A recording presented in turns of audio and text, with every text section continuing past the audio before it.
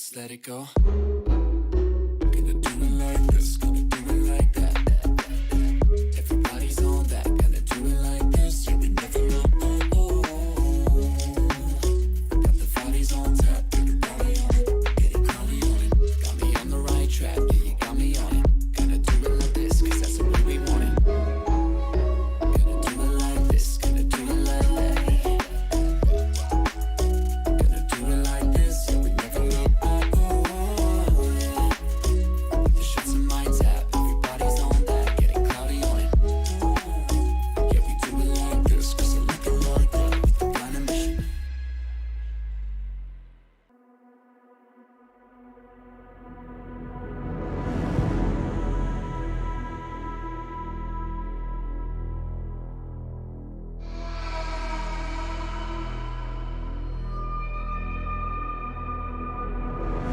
I fell apart when I saw you look at me that way.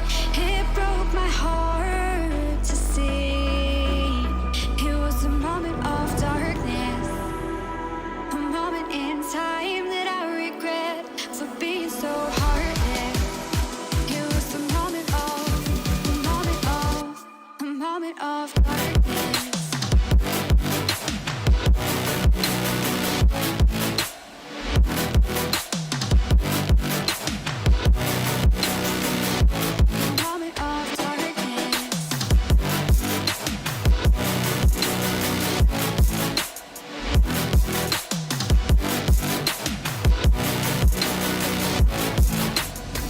I fell apart when I saw you look at me that way. It broke my heart to see. It's too hard, it don't come easy. I went dark, I lost it right away. And when it starts, God knows what I'll say. In my head, I had good reason. I went red so unexpectedly. I should have said that sometimes happens to me. It was a moment of darkness, a moment in time that I regret for being so heartless. It was a moment of darkness. Moment of darkness.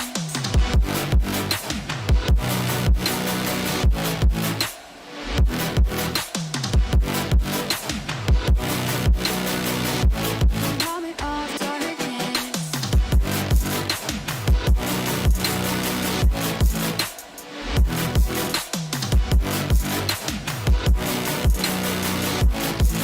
of darkness.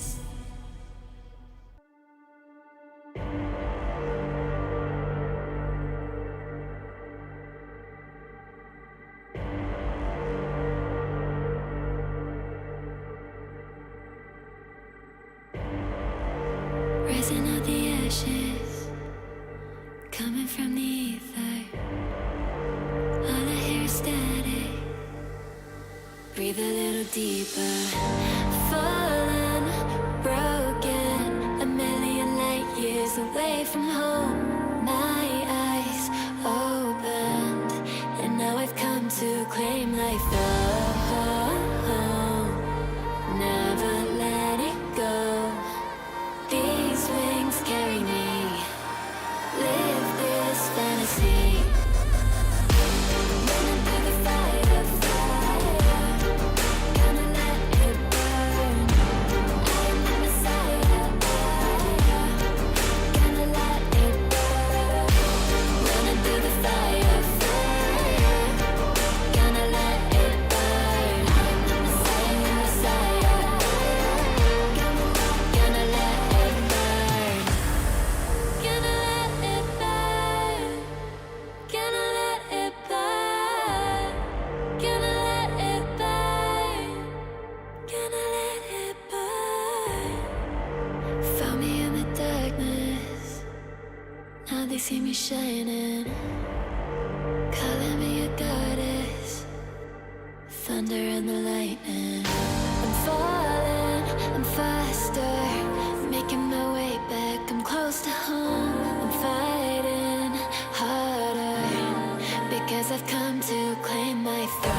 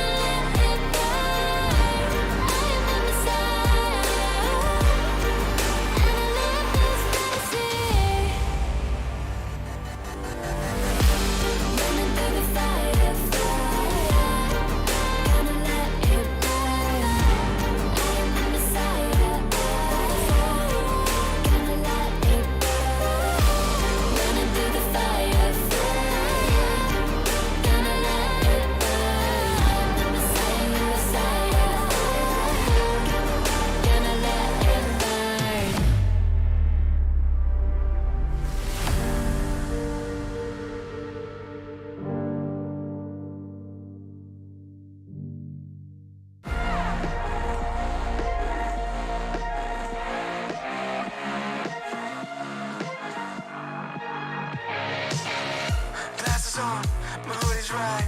Break the door, give me side eyes. Are you feeling yours? Cause I'm feeling mine. Slide back to the future, got my own time. It's different dope to feel right. Got my own high, don't need no lies. Sneaky bitches never ever acting so nice. Alright. You can tell me again. Come back when you got something to say. Just put the volume up, man. Take a seat in the back, yeah. You can tell me again.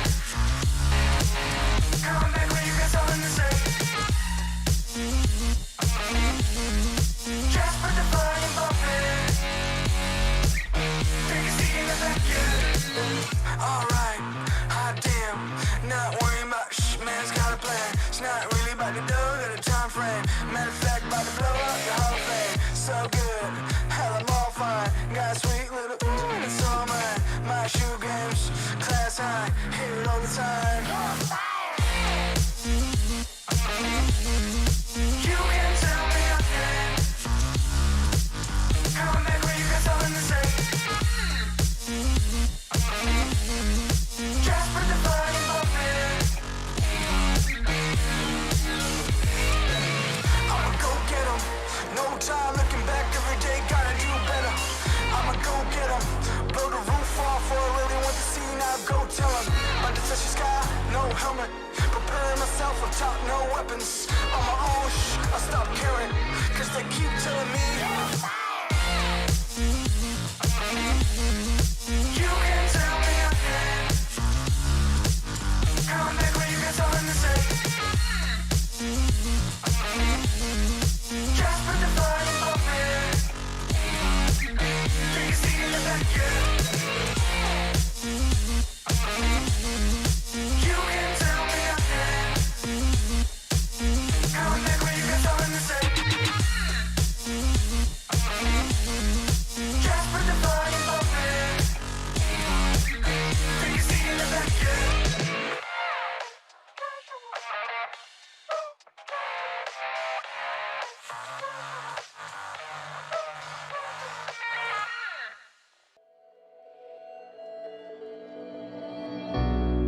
We're living for the moment now, we're one with the world.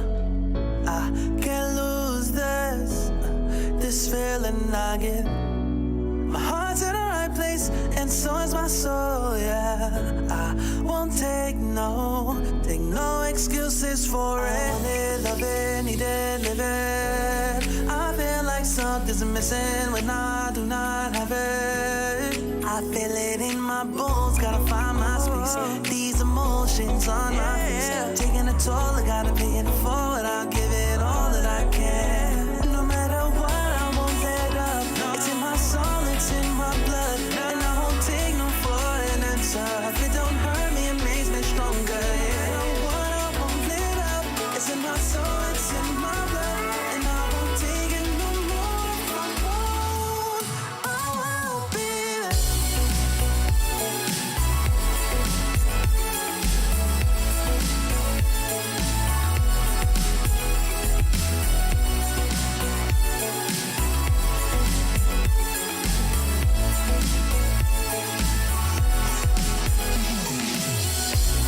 Just leave it to me. On Intel Extreme Master Certified PCs, you'll find a gold badge. It means you'll find brilliance inside, that you'll get high-grade components like Intel Core i7 and i9 processors that'll deliver the uncompromised performance you need to game like a pro. Not to mention, every purchase supports the prize pool of Intel Extreme Masters. Intel, unleash your brilliance. If you want to know what you're good at and, well, also what you suck at, check out csgohub.com. Coming!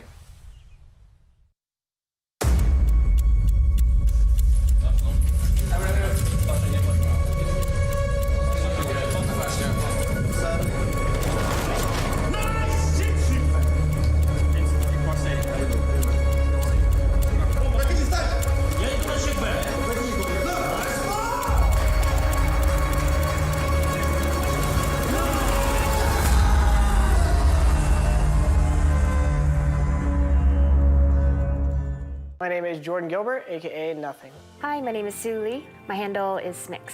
I think it's important for these initiatives to happen. Empathy really, really goes a long way, and it always means so much to us, and I think that's where initiatives like this really help. I encourage everyone in the community, anytime they see bullying, anytime they see someone getting called names, I encourage you to step up and say something. Good luck, have fun. Good luck, have fun.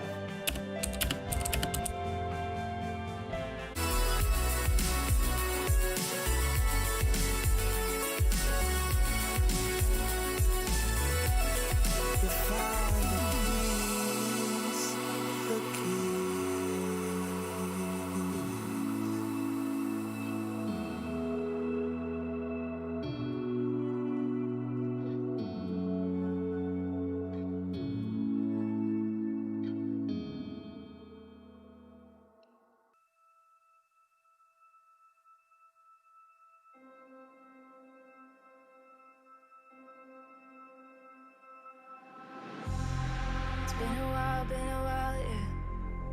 Safe to say over a year. Still it feels like I saw you every day.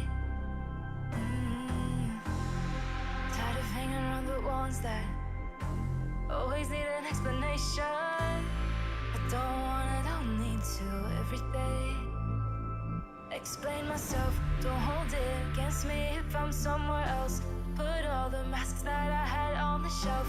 Wish I could stay, but it's bad for my head. Something's coming. I wanna be everything I thought that I can never be. Build me up, piece by piece. Figured out by all the parts that made me. Used to feel like I belonged to a certain place or a town. Feeling safe, feeling sound when I'm still around. But there's something in the distance. I wanna know what it's like. Don't worry, I'm still with you all the time. Explain myself, don't hold it against me if I'm somewhere else. Put all the masks that I had on the shelf. Wish I could stay, but it's bad for my head. Something's coming. I wanna be everything I thought that I could never be. Build me up, piece by piece. Figured out by all the parts that made me. Something's coming. I wanna be everything I thought that I could never be. Build me up, piece by piece. Figured out by all the parts that made me. Something's coming. I wanna be.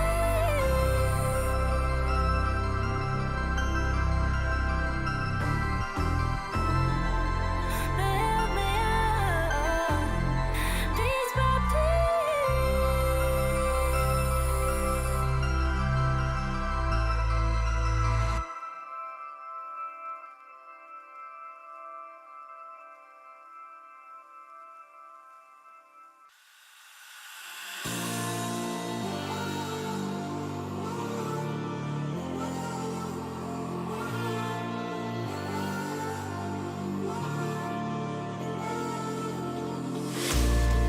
Will you follow me under when I'm crumbling? Every night I wonder, will it ever end? Sometimes I can barely breathe, dear. Sometimes I don't wanna be here. Sometimes I don't wanna be here.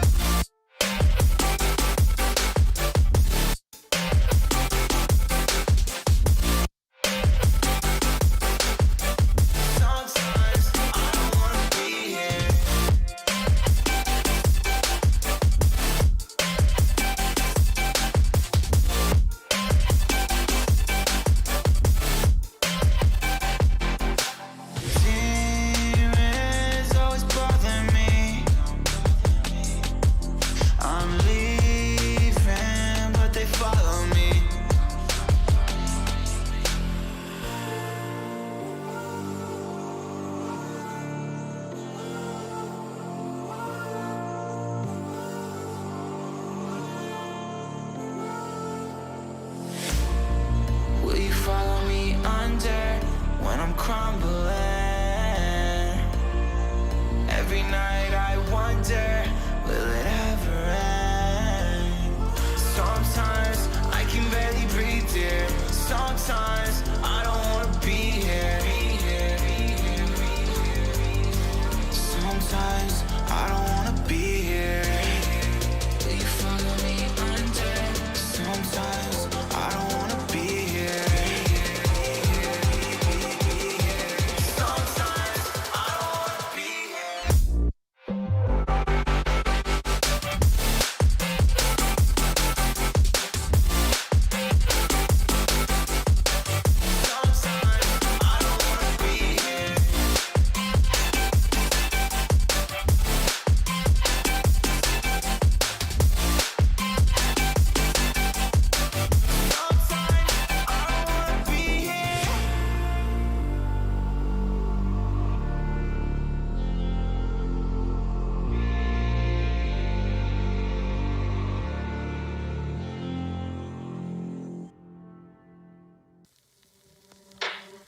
Out of the shadows, I've come to make a name. Ready for battle, 'cause I got a throne to claim. Think that I'll crumble, I'll show you in the slide. Where you see me coming, better run for cover, 'cause I'm not slowing down, I'm never going under. I survived the pain, I know it made me stronger. So meet the monster I came to conquer.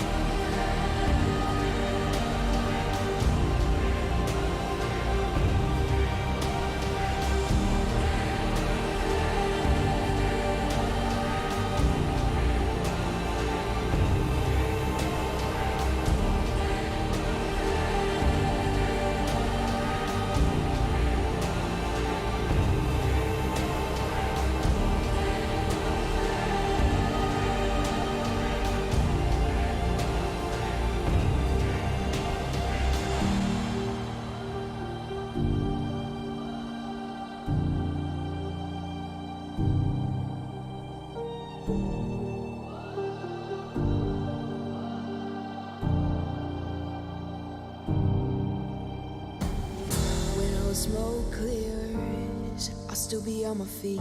Forget all of my fears, 'cause I know my destiny. I feel a champion waking inside of me. It's emotion, the legend's spoken. This is my moment.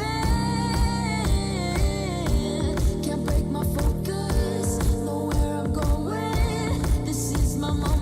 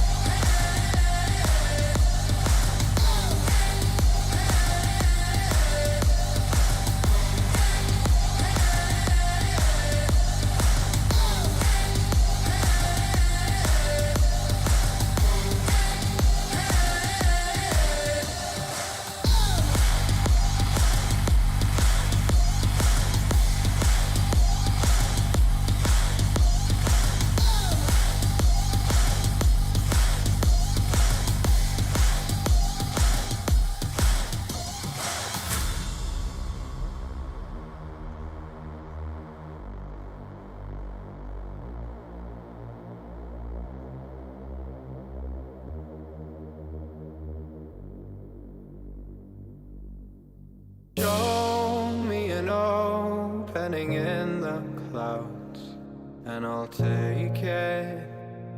Yeah, reminding myself to just let go.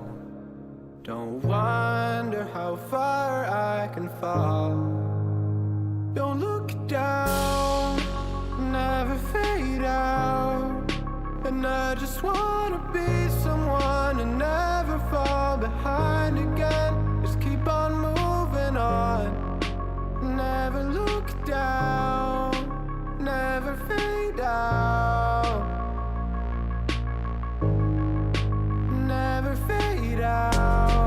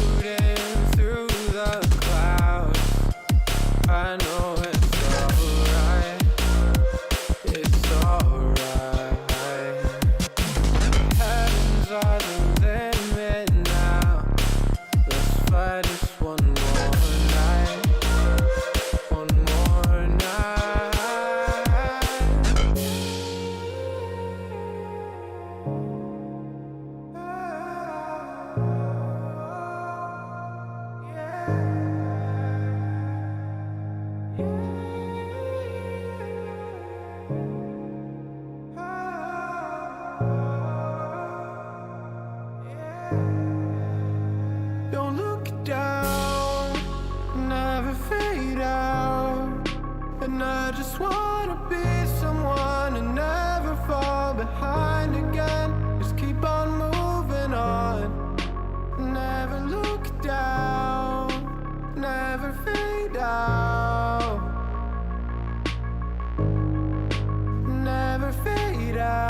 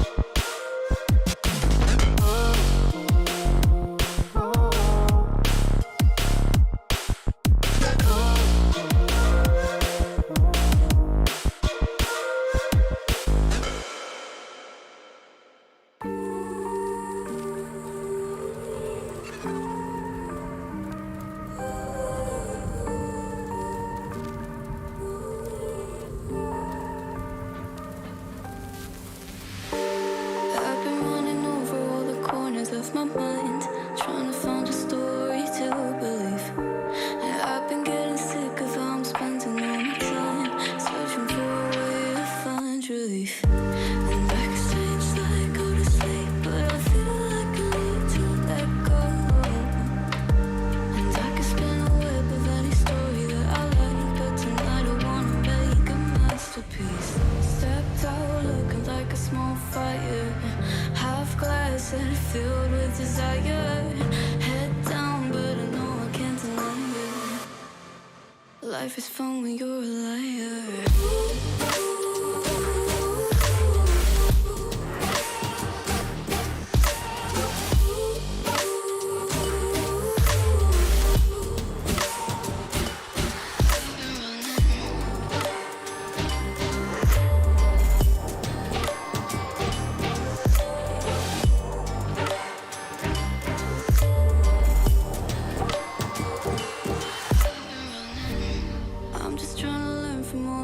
That I've been told I'm gonna paint a new reality. It doesn't take a lot to turn a person into gold. Yeah, I've been getting Intel Extreme Masters New York Online is brought to you in part by Intel, Acer Predator, Mountain Dew Game Fuel, DHL, AT&T, U.S. Air Force, and GG Bet. half glass and filled with desire.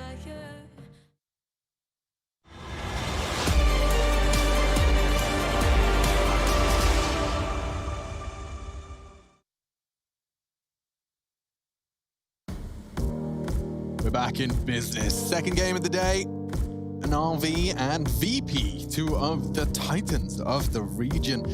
Of course, seeing the Vanguard roster after blowing up on the world stage in Berlin, getting to the grand finals of the Starlight Berlin Major and then falling just short of the mark. Regardless, though, that team now representing Virtus.pro, and they're taking on NaVi, the squad who I don't think needs introductions. I assume one has encountered them before. At least name or two. A player or maybe two, maybe They're in a three. grand final 2 weeks ago. That's right, Chad. Yeah.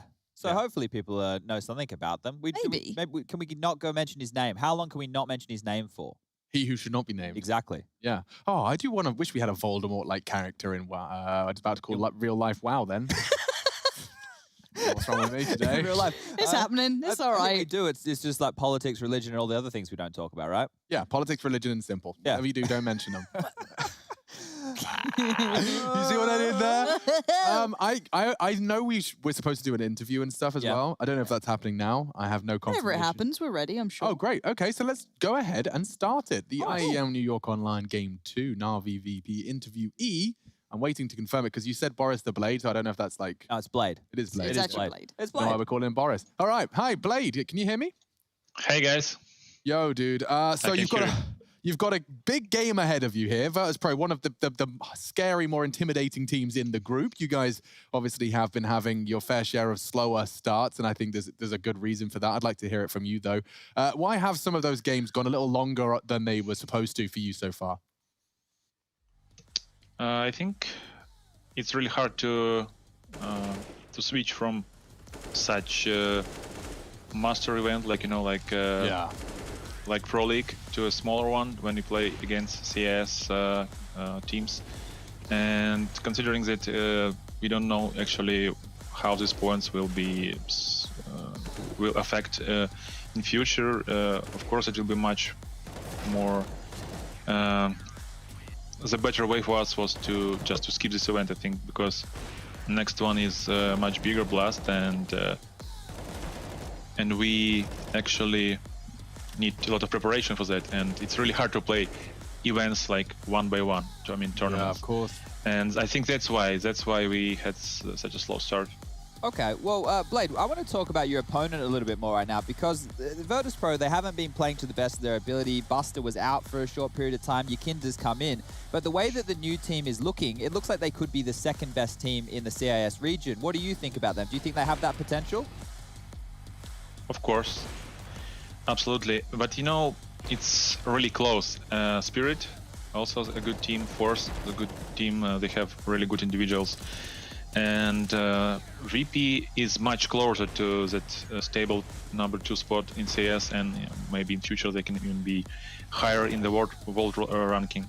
And they have everything for that. They have star players, they have good IGLs, and they're analyzing good, really good all teams, and they have a good preparation. So it's really annoying and to play against them.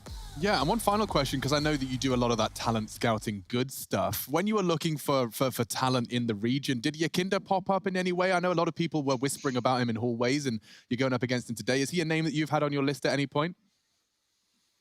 Yeah, I actually had his name, but at that point he was not so stable, really inexperienced, and he had really scripted and waypoints when he was playing before.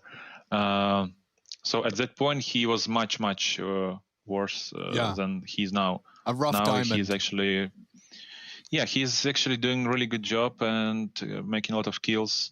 Despite this is online, I think he's still doing a good job. He certainly is, and I hope to see you two having a great battle today. Best of 3 between VP and NaVi. Blade, thank you for your time. Thank you, guys. Appreciate that. And I'm looking at the vetoes that was just happening. Chad? Yeah. Dust 2? Last map of the series here. But that's hype as hell, because I swear VP are on a bit of a run. Yeah, okay, so VP have lost 1 Dust 2 in the last 9 they've played. Yeah, they're pretty good on that map, but I guess they've had a chance to warm back into Tier 1 Counter-Strike, and I think that VP could actually be a threat within the world CS scene if they continue on their current trajectory. And just to give people a little bit of an idea, Chad? I did change my pick. I did. I was naughty. I changed it, and look. It's not a bad shout. The reason that I'm sitting here and I'm picking VP out of the lot is because NaVi, as what Blade have just said, they have a lot more on their plate to focus on right now. And this event, in terms of the RMR side of things, which is points for the major, which is, unfortunately, we don't know when it's going to be. If there's a bunch more RMR events between now and then they could have skipped this one and played in a later RMR event with their points. And, you know, if you win that, then you still get the lion's share, then they're still likely to qualify. Yeah. So their focus, maybe not at 100% for this tournament right here, whereas VP, this is. I would like to then flip a coin or kind of flip it to the other side of the coin. Not right now, thank you. But if NaVi are a team in my mind that, you know, when you can see they're playing up against a quote-unquote lesser opponent, they don't take it as seriously, not as, you know, sharp to it. And obviously the scheduling obviously leaning into that as well.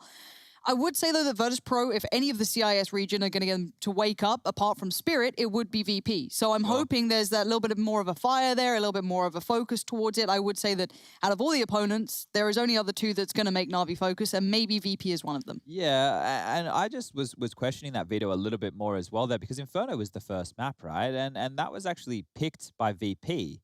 So I'm curious with that, because VP, remember against K23 just the other day, they were forfeit the first map because they were late, and then the third map of the series, which was Inferno, went to overtime. Now, VP picking into that, I don't hate NaVi's Inferno. I don't love it. You know, it's not their best map. It's more middle of the pack, but I think for VP, it's not a great map for them either. Yeah, I question NaVi's Inferno when it comes to T1 teams, you know, like when we saw that Mouse Sports moment, these sort of games where, yeah, you'll have a great IGL, you'll see them kind of, you know, potentially, you know, fighting for that banana control, the apps control, and some of the things that are kind of missing for NaVi for a little bit of time.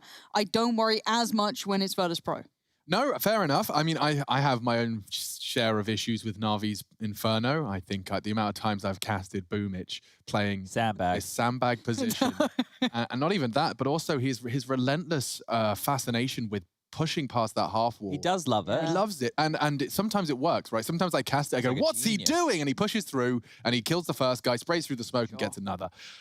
We do have the kickoff of DreamHack as well. We'll be checking in throughout. It is a Mirage OG Fnatic series. It's the first of the series by my count. 1v1 Can I add a bit of context for people at home who are watching this and going, what the bloody hell does this tournament have to do with ours? Well, the winner of DreamHack Open Fall actually secured themselves a slot at the IEM Global Challenge at the end of the year. So it's a big opportunity for one of these European teams to lock themselves in for that, whereas NaVi and the CIS teams, the ones that we're covering right now, are playing for RMR points and EPT points. Now, I know there's a lot of points, guys, but if you really just want to watch a good team win, well, maybe you get one team winning today. Yeah. Someone has to win. Someone has to win. That is how Counter-Strike works. And then we were flying through Inferno. Does that mean we're nearly there? We're nearly going to it? Because that was in the pit. I don't know why else it would be there. Yes, it sounds like... We didn't have to be in the other screen. What's wrong with us? Well, I'm getting fed up of looking at you guys. I'm sure that the people at home are too. Yeah, I mean, I don't know how they're not sick of us, to be honest. In fact, they probably are. Sorry, everybody. Sorry. We're just press X. Don't have to watch it. Or mute it. Mute. It's a good option. Just mute us. It's a really good option. Or use a voice changer on the stream. You're not allowed to tell them to close the stream and mute us? It's unadvisable. That's against our best interest. Please reopen. Okay, well, sorry, open the stream. Hold on. Don't mute it on Twitch. Actually, just mute the tab on whichever browser you've decided. It still counts as a viewer. Still counts. So, little tip. There you go. That's how you view that. Now that we've told you that we need as many of you as possible to open the stream up on your phone as well as your laptop and your PC. Oh, not again. We're not allowed to encourage them to open multiple streams. No. What are we allowed to do? The higher up. I think we have to just do our jobs, Chad. I'm afraid. Yeah, I'm afraid. I'm sorry. So let's do it. I'm going to take off my shirt. Here you go. Hello. Ooh, naughty. TOS. Absolutely furious. Okay. Close her off. Yeah, well, it's game time. It's game time. You don't hear the war drums bringing us into map 1 Inferno. There's Lauren. There's strings. There's brass. Is there a tambourine? Very orchestral. haven't really reflected upon the beautiful scenes that we have here. Virtus.pro apparently do not have a Twitter tag. I don't even know what it is. But we're getting into it all the same. Inferno, the first map of this series. NaVi definitely coming into this as favorites, but certainly acknowledging that their priorities are elsewhere, considering just how much Counter-Strike they've committed to across the spectrum during this online stage. Flamey has a gap in that smoke, and they're rushing up Banana. He's sticking around. He will get a frag before he goes down, though, and that is colossal. Could have been a all for naught. They still have 2 members stacked up on the site. They're hoping that Flamey's aggression may lead them to an overcommitment. And it has. They're going into the site now. VP crossing over. Kick it, hoping to find one, and they're going to get more than they bargained for. Perfecto. That was really not pretty. Simple, fortunately, has found 2 with that CZ75, and Electronic set up for success as well. Simple, making that look easy. Didn't quite catch where those frags went down. Rush.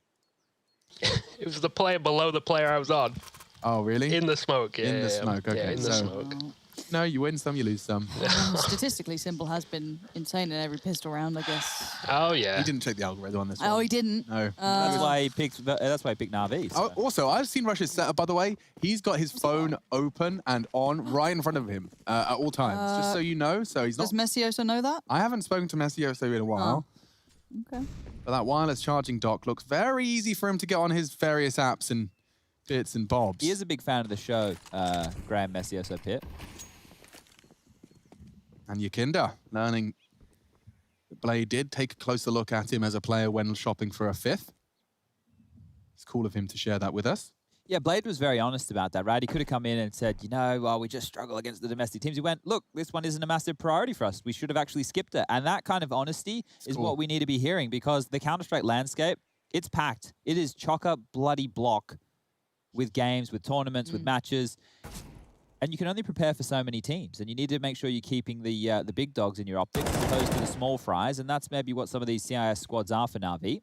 And I don't think that's bad manners in any sense of the word. I truly believe that this is just logic speaking. And anyone that takes offense, obviously not logically driven.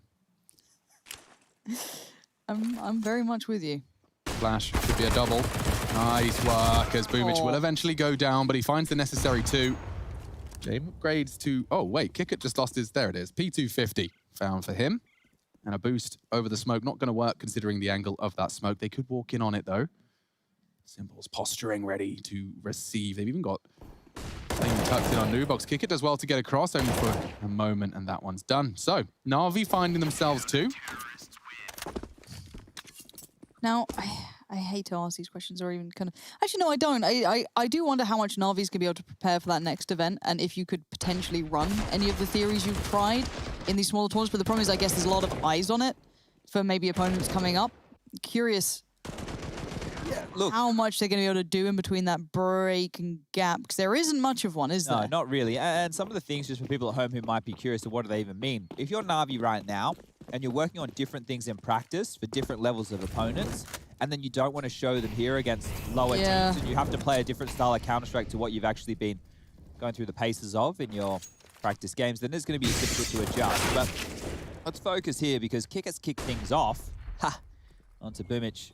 Opening kill towards top of Banana, and you'll be seeing that time and time again. NaVi have definitely changed their B defense, but over time, as Alex was mentioning in the pre-game segment, they just loved that sandbag position, and Boomich was exploited there time and time again. Something we assumed he got away with a lot. Oh, nice mid-smoke getting trickled out here from Electronics. So fantastic to be able to do that from the site. That's going to not deny Bracket's control, but at least force them up middle. I'd like to see how many times Virtus.pro are able to maybe exploit some of the tendencies of NaVi. The bigger problem is the fact that Electronic is still an incredibly good player, even as the one man, he was almost able to get a 3rd there. Jame able to keep control of things and drag Virtus.pro a little further forward in this round. Kicker going to move up, play on the edge of that smoke. Definitely here's Perfecto, and will punish Perfecto. And now a 3v2. Should be the save call coming out from Simple and Flamey now. Early stages here of Inferno, difficult to retake on a map like this. And if you haven't heard us say that before, welcome. You're obviously a new viewer. No way of getting back into that bomb site with the number disadvantage, and especially the low HP on Simple right now. We'll be holding onto that AK-47. They have enough money in the next round with the $1,400 loss bonus coming on through for Simple to drop a gun. Flamey could drop over an MP9 or something of the likes for his boy Boomich. And then just Perfecto Electronic could buy in with a FAMAS here or an M4 with just Kevlar behind it. So here was the opening. And as simple as you like, over towards the A side they went. Electronic eventually traded on out. Jane with a rifle. It's a bit of a rarity. You don't see that every day of the week. And that was all she wrote for round number 3. So getting into round number 4 of our highly anticipated NaVi versus VP matchup. We'll hopefully get some more of this as we make it into the playoff bracket. Some big names within the CIS region. You even heard from Blade mentioning the likes of Spirit, Fours in the mix. I'd even throw Gambit. I wouldn't say Gambit are a threat, but they're an upset potential team. Yeah. We do have some names to look out for within the CIS realms. Always a lot of big fraggers, but now I think we're getting more refined squads. It was in the past NaVi and then everybody else, and now it's NaVi plus a few. Glad we got to hear from Blade about the kind of dimensions of a player's capability, the familiar routes that they run, if it's maybe something that's gifting them some success earlier on, if it's replicated, and what happens when a team works that out at higher levels. Obviously, coaches and analysts will definitely be able to pinpoint those, so you can definitely see the players who they've able to kind of maybe bring a little more through from. And Kinder was the one they were discussing initially, but he has definitely stepped up that elevation and become a little bit more of a thorough player in maybe a more filled out role. However, into this one, we did have those apartments control garnered. So, of course, the T side now working up through middle. Looks like quad side is so far the port of call. Sanji playing through the apps. Interesting smoke towards the site. And Simple waiting. Do you have a player towards pit as well? The dastardly duo of Electronic and Simple always look Both good gone. together, but both have been removed very quickly. And again, we have to repeat the point that if you're someone like Virtus.pro, you will be putting your time in towards a NaVi because you simply don't play in the same vast tournaments that NaVi do. You have the time, and this is a very worthwhile endeavor. Yeah, VP have actually dropped down the rankings quite a lot. Now, previously, they were a team who were up there in the world rankings. They're currently 27th. Once upon a time, especially after that major run that they had, they were in the top 10. Let me check out what their peak was. Their peak was number 3 in the world. And that's was incredibly back impressive. Yeah, that was going back to the 23rd of September last year. So they managed to get quite high up within the rankings, and it's just been a downward spiral since then. The lowest that they've dropped was all the way down to 39th. Was there many events that, because this again is when I wasn't really part of the CS scene. After the major?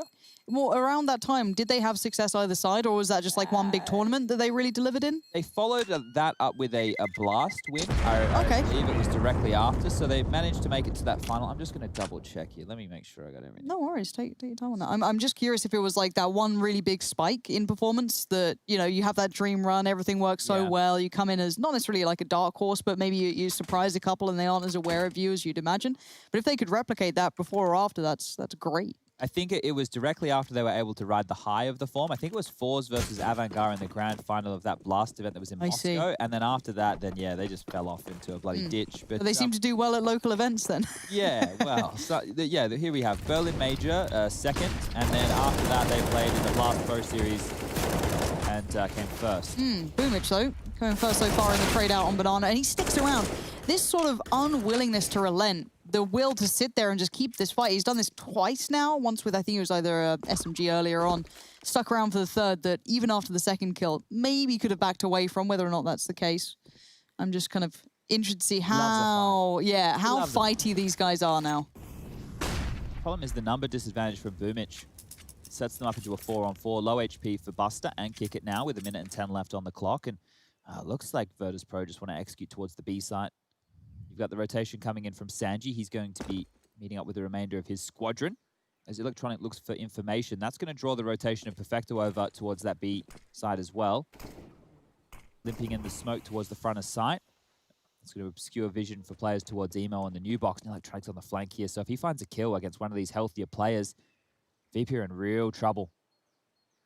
Oh, he's going to be right. Ooh, James keeping a little bit of consideration towards it, but it's dissipated. And that's the perfect find. Chips away at Sanji, slows him down. They have to go. Buster's low. Simple's boosted, hasn't committed to it yet. Wants them to check it first, and then he goes up. That's so smart. Kick it's low. 1 bullet from Simple. Deagle finds him. Jame trades. Now all on to Jame. Very winnable. 9 HP. Electronic, a bit late to the party. Previously spotted on Banana.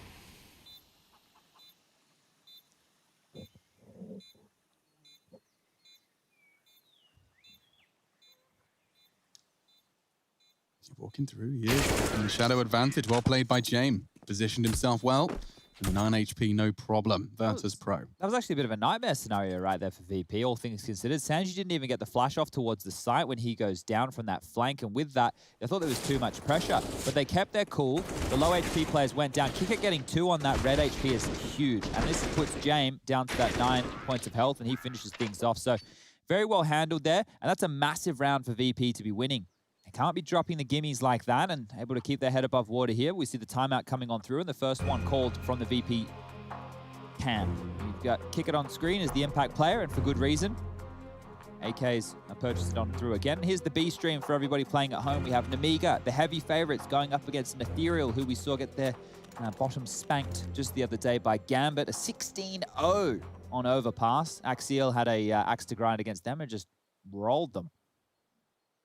Yeah, that was one of the quicker that we've seen. The long break they gave us after that one, wasn't it? It was. We do have the buy coming back out. CT side far from perfect. We do have the Alligator with Simple. UMP with Perfecto, but opting to get at least a good whack of utility to supplement. We don't like to find old boy Simple down to a shotgun. That's not his weapon of choice. It's normally big and green, but not the Alligator. Image again, the same aggression. This time it's not towards the sandbag, but it's all the way down and punished by Kick It again. So Kick It now 9 and 3, doing great on these entries. Yeah, magnificent stuff. Flash for Perfecto, and I imagine if he tries again, Kick It's going to blow his brains out. Yeah, he thinks better of it. Returning to the site. Flamey jiggling to drop his smoke. Simple's Alligator. It looks like an alligator. Yeah, he's ready to feast. Hoping to catch someone on that walk up. Nothing spotted. Yakinda retreats to where the smoke line up. Sanji and Apps as well. Simple. Not a responsibility on him. Electronics already starting to move in a position where he could probably rotate. And he is on his way now. 40 seconds, and they're trying to sell the presence on the B site. Simple still towards top mid means they can do this gamble stack with confidence. Execute coming through now. Who's the first contact? I guess Perfecto in this one. Everything else is mollied, smoked. You can even see Flamey burning alive. Perfecto good with one, falls back, finds safety. Flamey couldn't get involved, and Yakinda and Buster, that's beautiful work. 15 seconds, bomb to go down. Simple. Incredible as he may be, this one is beyond him. Another trash tier money situation for NaVi to find themselves in. If you're VP, you may as well just keep going for banana control, see if you can pick Boomage, and then go for a B-side execute. Why not? It's a recipe for success so far within this game. Scoreline about to be 4-2. And as we move forward in this, the second map will be Overpass. I'm not sure how prepared NaVi are going to be for the onslaught of the B plays. It is their weaker of the two sides when you consider the holds. You have Electronic over towards that pit position, and Simple, he's going to go down to James. Note that James hasn't picked up the T side at AWP yet. Normally quite ride or die, operating with that AK-47, and now NaVi will take a timeout. Need to discuss their options. Their money, it does not warrant a buy. It should be a save. And there's that opening from Kick It's perspective. Yakinda did a great job here to get multiple kills. Now, if we want to just reflect on what Blade was saying about the waypoints and what he was talking about regarding Yakinda, basically within the realms of Counter-Strike players, when they get to a certain level and you start seeing them playing team-based CS or even within pugs, they have go-tos. It's comfort picks or comfort... Yeah, imagine you've played 10,000 hours and the 1,000 that went perfectly for you influence where you want to play. It's your repertoire, right? That's the way that you want to, the positions you play or the lines. Find most comfort in. Yeah, you know that, let's use Mirage as an example. The top cat smoke lands on the T side and you run through it and you always jump out towards mid. That's your go-to play because you seem to have the most success with that type of a maneuver. Well, once that's red, then you can come into some real problems, right? Teams are able to go, well, this is his tendency. He's almost a free kill. But players, once they get an opportunity to play at the higher tiers, they know that you don't get away with anything twice in Counter-Strike. You need to make sure that you're constantly innovating and changing and adding more to your playbook. Tell Boomage that, mate. He's about to barrel down banana again. He's not getting away with it, is he, Lauren? He's a bit of a stubborn... He's going. He's going to do it every time. Yakinda, lovely. Really nice work. And I do love this consistent fight that Boomage is going for. Maybe opting away from it this time as they have lost every step towards A, excluding Perfecto with the CZ. Yeah, I'm not quite sure old boy Perfecto is going to be able to do too much. Yukinda's actually left behind his AK-47 in apartments, and he's doing a bit of a money man play over towards the A site, clearing it out, making sure nobody's home. And if he went down in there, he would have only dropped a CZ-75. Would not have been the end of the world whatsoever. Now, these last three, Boomich, Perfecto, and Flamey, think better of going for the retake. They only have pistols and light utility to work with, but that Kevlar is what they want to remain a hold of. The loss bonus they get in the next round will warrant them a buy, and they don't have to rebuy the $650 armor, which is nice to have. Yeah. So who'd you guys pick in 100 Thieves and Team 1? 100 Thieves. I'm going to change it to Team 1. Really? I guess it is the last hurrah for the Thieves, so maybe they'll play good. But they already did play with an IEM New York, and it was 16-12, 16-14. So there's a real opportunity to 100 Thieves. Yeah. There's a real opportunity that the Thieves could drop that. Let me see. It is Barton. It's the Brazilian kind of combo there. Yeah, You don't think you'd be in for any of that? I mean, T1 did beat the New England Whalers. That's true. Beat Chaos. And New England Whalers beat Furia. So... Counter-Strike maths dictate. You should be picking Team 1. It was a close game before, yeah. 16-12, 16-14, even if the Thieves did win. It just depends if the Thieves are going to give us a good, send-off or... Well, giving a good send-off to the org, to the boys. Last time some of these players play together. I mean, maybe if the pressure's off them. I don't know. I've gone for safe bets at this point. I'm just trying to throw Rush off. I want him to go for a bad prediction. So finally, the weapons are out for NaVi. That saved Kevlar has allowed Perfecto, Flamey, and Boomich to buy on in with almost full utility. No defuse kits in play once more. And take a little look. Simple has the big green. Flashed off the line. All bullet rings out. And fast, Yukinda wants to go. Flash, jump, everything you want. Look at this pace change. All right, Simple. See if you can control it. One down, readjust. Second on the board, gets it too. Wow. Oh, the third, I thought it was there. It was Simple. You can't blame me for having faith, but James doesn't care for it. Already going to push up Electronic in no man's land and gets removed from it. Plant goes down, and it is winnable. Very winnable here. Is this the execute Cyber Legacy did? VP just ran a similar execute against NaVi. Could be. Very well possible. Learning from Seized's gang and what works and what doesn't. James deploying his util, stops the Apps walk up, a flash for control, but no, James opting to return to the balcony position where he had once mollied. They're expecting short, expecting Apps. A flash into Apps does force Boomich to tuck in, and he's not going to expect that. Pushed up, finds the frag. Now, a even keel. Sanji's doing great work, keeping him at bay. Now one slip the net. He knows it's possible, but they ain't got time. And on the retreat, Sanji finds one. Flamey will get away, though. Sanji, not so lucky. Massive round for VP to win, even after Simple's two openings towards that arch side. Flamey does save the AWP in the final throws of that round just there. So that's going to be great for them to bring on through into the round number 9. Thought Simple had done enough here, especially with Electronic getting that third frag from the Moto position. But it will be a force buy from NaVi. So interesting decisions coming on through. Did NaVi have somewhere else to be? Well, look, they always love a janky buy. They do. They can pull a miracle out of any hat, even a hat that they don't own. So they haven't loaded the dice on that one. Kinder lobbing out the flash. High in the sky. Not tickle up either of the defenders towards the B side of things. And this time we have 3. Perfecto, Boomich, both with MP9s, and Flamey the Overseer with the flash. It'll come on out. It's not too bad, but Buster's taken space. Boomich needs to be careful. Oh, never mind. He doesn't need to be careful because he's dead. Just another B execute. That's what I'd do if I was VP right now. It makes so much sense. It's working incredibly well for them too. There is the additional man pushed over here. But even at this point, look at the buy they've got against them. It's not going to be fun. No. They can wait this out. They don't even need to leave Banana as long as somebody watches the flank. And if you have a look at the utility they still have with 55 seconds left, they could throw this for days. Looks like they're committing, though. Feels a little bit reminiscent of the NaVi Dust 2 long tape. Just 5 people sitting on one side of the map. Rounds 1. I don't think Perfecto and Electronic will be able to do too much here. I'm kind of surprised they're contesting to this extent. Yeah, Simple saving is a Ooh, you might get an AK out of that. Maybe Perfecto's just proven exactly the answer to the question I was about to present. Simple's still not moving. Just obviously looking to find some financial damage. Unfortunately, though, I can't help but feel that that financial damage, whether it happened or not, would be redundant. Yeah. It's VP very, very set in their ways here on the T side, and NaVi, we knew this would be a tough task for them. So much so Chad changed his prediction halfway through. Is that allowed?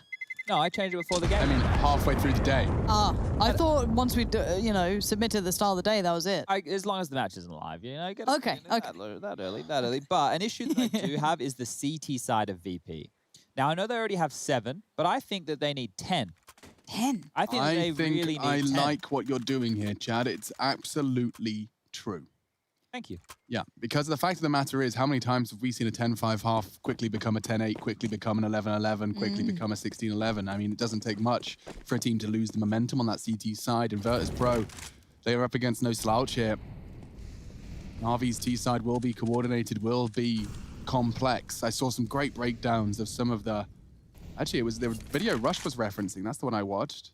The Mahone one. The Mahone, NaVi. He used the NaVi round on train to explain pushing from 3 different angles, basically. 3 points of contact. That one, yeah. Very whatever. good, very good videos. Very much spoon feeding a very simple concept and making it sound more complex than it needed to be. Sure, but it was still good. Yeah, really overcomplicating, basically saying peak at the same time from different angles so they can't hold all of them. I mean, we understand that. All right. But it was actually very insightful in the sense of how layered NaVi's T side was in the supportive utility. And they're simple, finding your Kinder. That's been a big entry factor. Yakinda's had 2 big multi-frags on entry to these sites so far, so he's going to step up to the plate. Kicker's going to do his best to get a kill over towards B, and he might even be able to do so. This boost and the timing, this might be a pounce. So a flash and go, or is it a full set piece? Looks like the set piece. Well, VP have successfully, or rather have aimed to, hit B practically 10 rounds in a row. Same again. And Buster just blows Boomich's head off. He just finds a way into the site. A lucky spray from Perfecto. That ain't gonna save ya. Electronics slow to the rotate. They haven't done any lurks, any nonsense. It's just been 5 people gathered in Banana and pushing. Jame, I fancy his chances here. He's known for a cheeky repeak as Jame, and he does strafe on out in the pursuit of greatness. Costs him his life. Quicker to trade. Does find the necessary shadow visible. Simple fragging. Sanji to clutch. Not fun. Not fun at all. Hoping Simple doesn't check this. He can hear him, but he focuses on the first fight now. He's isolated Simple, but it is Simple we're talking about. Pushing now, and in the off angle finds it. Simple just crouched there, Rush? He did. Yes. What a naughty boy. Popped his little head up. Poor Sanji. Okay, just taking a look in. We're on the 2nd map right now. This is DreamHack Open. We have that going on. Inferno all around. The RMR event. OG versus Fnatic. First map went in the favor of Fnatic. And this looks like it will be the Swedes' pick as they're on the T side. So if you want to check that one out, I don't even know what the URL is for DreamHack. I think it's DreamHack CS. You guys know why pictures of me do better than random pictures of rusty pipes on Instagram? Yeah, because people follow your account for you, not for pictures of rusty pipes. Could you combine the 2? Maybe I'll yeah, you're right. I'm just going to take a selfie in front of a green screen and then just impose me over my photography. Perfect. I see no issue with this. It's wonderful. Those couple of followers who love a rusty pipe will Honestly, be loving it. I can see the average. There's about 500 of them that like my rusty pipe, and the rest just like my face. Kicker again, Boomich. It just feels like a continuing fight that is won in a very similar fashion. Now, there is always going to be the element of maybe Simple does it again, but we don't love to just bank on that. No, I don't even want to build that storyline until it's happening and before our eyes. Correct. Flamey has a good shot here. Really good shot. Kicker, Buster, both names, both dead. Needs an AK, can't find it in time. Yakinda bests him. Nade does inflict a little temporary damage. I don't know whether or not it will be converted. Simple's AWP certainly not going to benefit from that scrape. And look at him go, pushing in on the flash. He's going to get them both. Jame says no. 1v3 now. Finds the first and a second as well. Perfecto's gone. He knows electronics. And Jame, last man alive, but the last to leave. Magnificent 8 for VP. Love that. Yeah, I mean, like, he just looks so comfortable. Like, this duel onto Simple was the hardest of the 3. He finds that. That's a great reaction shot, not letting them set up. And then the fact he doesn't freak out, he knows it's electronic, but he chooses to re-peek. And Yakinda, hype as hell. Oh, I'm kind of getting invested in the VP storyline already. It only took me 12 rounds. I love the return of VP. I think that they're definitely going to be heading in the right direction, but Simple has actually gone for the hero AWP. This is wild right now. NaVi clutching at straws with their buy. They've lost the half. The best they can muster from this point onwards will be 7. At VP, I set the bar for them at 10. Chad, 2 away. In CS, can you be, like, if you're keeping a track of the money to a professional tier 1 level and you see Simple with an AWP after the rounds we've had, could you piece together and have someone saying it's probably hero AWP, play away from the AWP? Yes. You could have had that. You could know, like, okay, AWP's A, let's go B. The thing is, with the amount of money they have, they could have MP9 for sport, so there's always fear. Oh, yikes, I'm getting sketched out here. 3 of them pushing into the site. Simple's arriving. Kickit's found Flamey. Boomich going down just in the nick of time. The smoke has not faded, so Simple's AWP about now loses all of its impact. They can plant. Retaking with an AWP, not fun. His teammates miles away. He just wants to escape at this point. The molly was to contain him, and he is going to be allowed to escape. I know we've had those highlight Jame rounds, but Kickit has been keeping this together for them. Fair play. That play on Banana he's been having every single time. Shuts down Boomich, cool. But then even into the site, that moment right there was great to keep it together, because how many times have we seen, oh, Simple, yeah, he's going to bail him out with that CZ up. Here we go, suddenly it all gets a bit, cappuccino-y. But no, Kickit's been absolutely brilliant. Now, Simple going into that round had 7,300. I don't know if that's how much cappuccino costs, but it's just so everyone understands, and we're not completely making, because I'm glad it's making its way into the broadcast, but just so everyone understands, it's a cappuccino. That's a K-A-P-P-A. Yep. You know, as in you're throwing around. It's a kappa in the chat. It's a cappuccino. Feel free to use it in your own vernacular. It's very funny. Obviously, that's my opinion on something that I say. So if you hate me, that's okay too. You don't have to hate. Hate is a very strong word. Commiserate. Yeah, man. Yeah. Birchall on the mic. So Electronics thought that the AUG is the answer here, so he's brought out that bad boy, and Simple will be carrying that saved AWP through this time with a defuse kit. But some of the issues, and this is where your question's asked as a coach, Alex, is if you want to keep track of every single type of kill that they're getting in rounds. For example, Buster's found an entry. That's a huge one through the smoke. Boomich, Banana, dead. Haha. But no, if you're a coach and you're keeping track of, he got a kill with an XM. They got 3 kills with MP9s that round. They did this, they did that. You're going to spend your entire time just counting calories, as it were, right? Like you're just literally just counting the way the money's going. You can keep a pretty good idea of it, but it's always going to be difficult to keep at least in your mind of how much money they've spent. Ooh, Perfecto blew his load a little early there. Nothing to be ashamed of. I'm going to see how many times Boomich has died first. Yeah, that's a fun one. Go on, Flamey. Go on, son. Lovely control. Your kinder swing, and I don't think Flamey's afraid of him at all. All right, this one might just be a gnarly round here. Here he goes. Jame wants to go and make another mad round and turn it on its head. There is one close on site. I imagine he's heard that. Yeah, I think so. If he's heard that, this is on. He's gonna look. Simple's gone. Didn't anticipate the cold Zera box. So a necessary 4th, but don't forget the margin, or rather the line that Chad drew in the stand regarding VP's required 10. Not far off now. Not far off at all. And of course, it is all conjecture, etc. But you'll get over it. I don't know if other teams have, other viewers out there have noted this, and it's probably going to be a little bit more difficult if you have only been watching the CIS Counter-Strike with us. But some of the things I've noted in more recent times, especially when we had Astralis versus Heroic just the other night, we've had the EG versus Furia game, Furia versus Liquid as well. I don't know if the people at home feel the same way, but the games feel like they're getting scrimmier. And I don't mean that in a derogatory fashion. What I mean is teams are getting so good when they have the set pieces and all the room on the T side that for CTs, some of the options are literally just becoming push and fight. I like that. Me too. I love it because it's going to give us a bit more excitement within the games. It's something it felt like we haven't had for a long time. And really, I just remember that Astralis Heroic game. I was loving every minute of it. Is that the Mad OT sort of one? Yeah, the Vertigo game that just would not stop. I love watching matches like that where they're taking so many risks and the aim is on point. And this is the scores on the doors from the Ethereal versus Namiga game we have going on. 8-5 right now. This will be in your Group B. We're focusing on Group A now. So you can take a look here if you want to head over there, live.intelextrememasters.com. And we were talking about some of those DreamHack games before. Lauren, did you find that URL? Which one? That's right, I found it. It's twitch.tv. Oh, did you ask me to find Twitch.tv/DreamHack CS. Yeah. That's DreamHack CS. No underscores, No funny business. No. But for the B stream, for them, they have a B stream. It's DreamHack CS2. Oh. Oh, they've gone for the 2, not A and B. CS2. Yeah. It's one and there's 2. It makes sense. Call it the 2 stream though. Doesn't sound as cool. Yeah, the B stream. But the B stream, like always, because there's the A Sounds team. kind of patronizing. Yeah. So maybe we just like, what if we start at the end of the alphabet? I usually call it the secondary stream. Secondary stream. Nice. I feel like that's the least patronizing because it isn't obviously a case of which match is better. It's often a case of there's 2 good games happening. That's true. And we want to show you them both.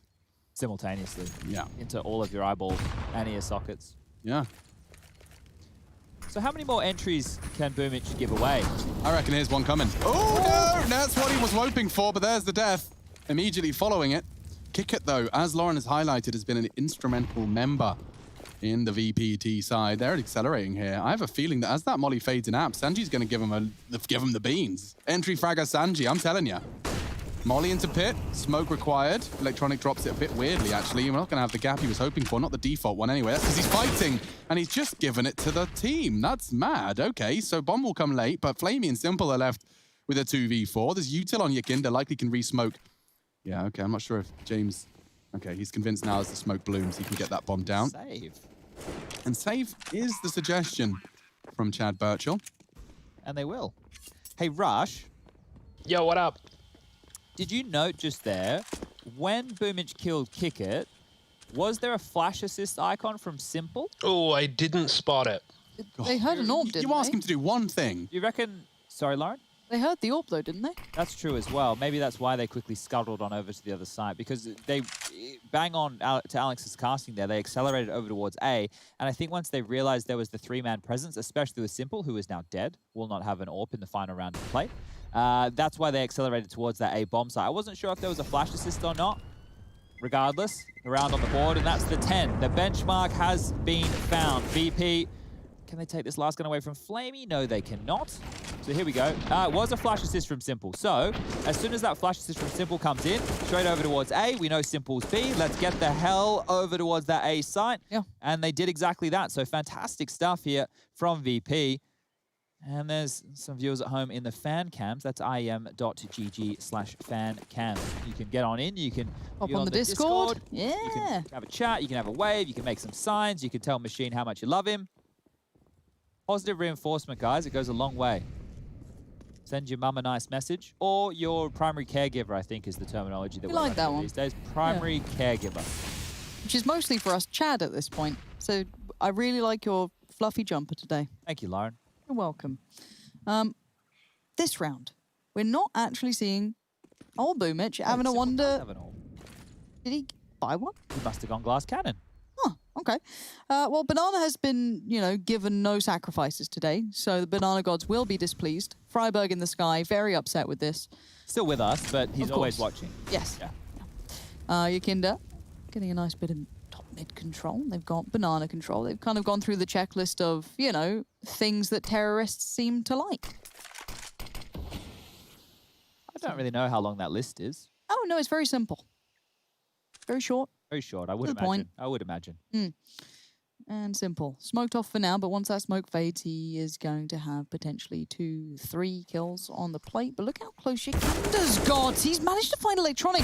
And yes, Simple gets involved, but they've lost a lot of presence towards the site, forcing Simple to play forward. Perfecto, tucked in on the box, did well last time, needs to do well again. Cheeky one way. Yeah, that's going to hurt Buster.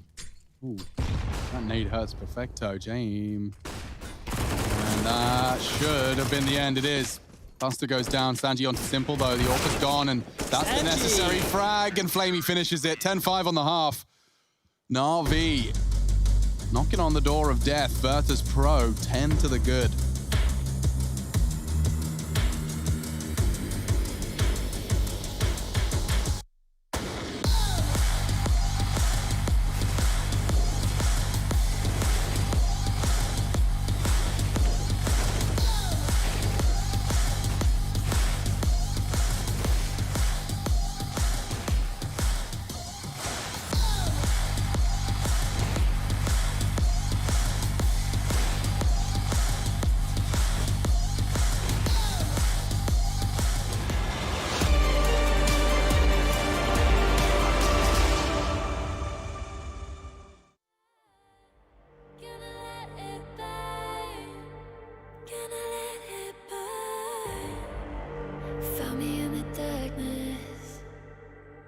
see me shining, calling me a goddess. Thunder and the lightning. I'm falling, I'm faster, making my way back. I'm close to home. I'm fighting harder because I've come to claim my throne. Never letting go. These wings carry me. Live this fantasy. Running through the fire, fire. Gonna let it burn. I am the Messiah. Gonna let it burn.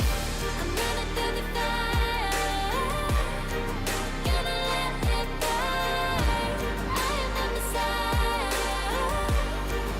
And I live this fantasy. Running through the fire, fire. Gonna let it burn. I am the Messiah. Gonna let it burn. Running through the fire, fire. Gonna let it burn. I am the Messiah, Gonna let it burn.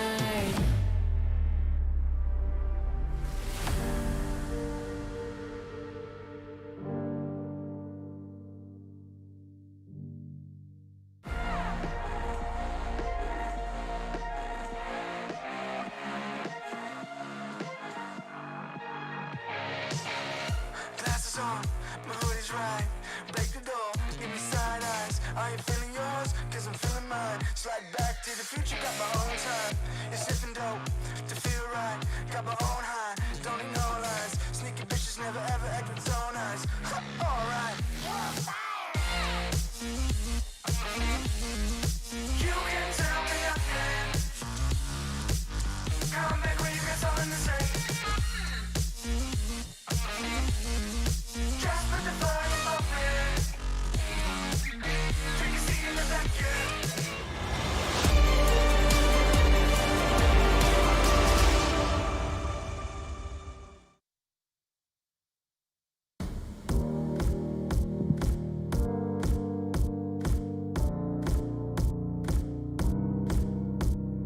A 10-5 half.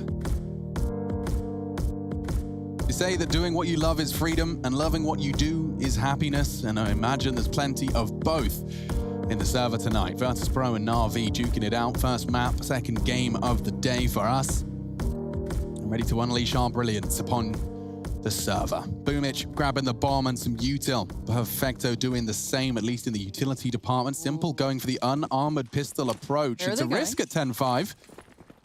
Might be required to be the hero, and that armor could cost him, but they are waiting in spawn for this aggression. There's 3 of them there to receive. And this is a brawl. Simple. Now actually head back to T-spawn and buys a P250 armor to deal with them. That's interesting. Lots to be said about this pistol, but let's let the action unfurl first. Oh, this is mad. Flamey's, I guessed, unseen so far? Okay, hello. That's one. Now they're going to run B. It's like the craziest thing. I swear Simple was on 800, then went back to spawn. I'm not making that up. I'm watching it now back on the Skybox. Have a little watch. I'll keep eyes on Kickert here because like they called him in aggression and he still had time to go back to high.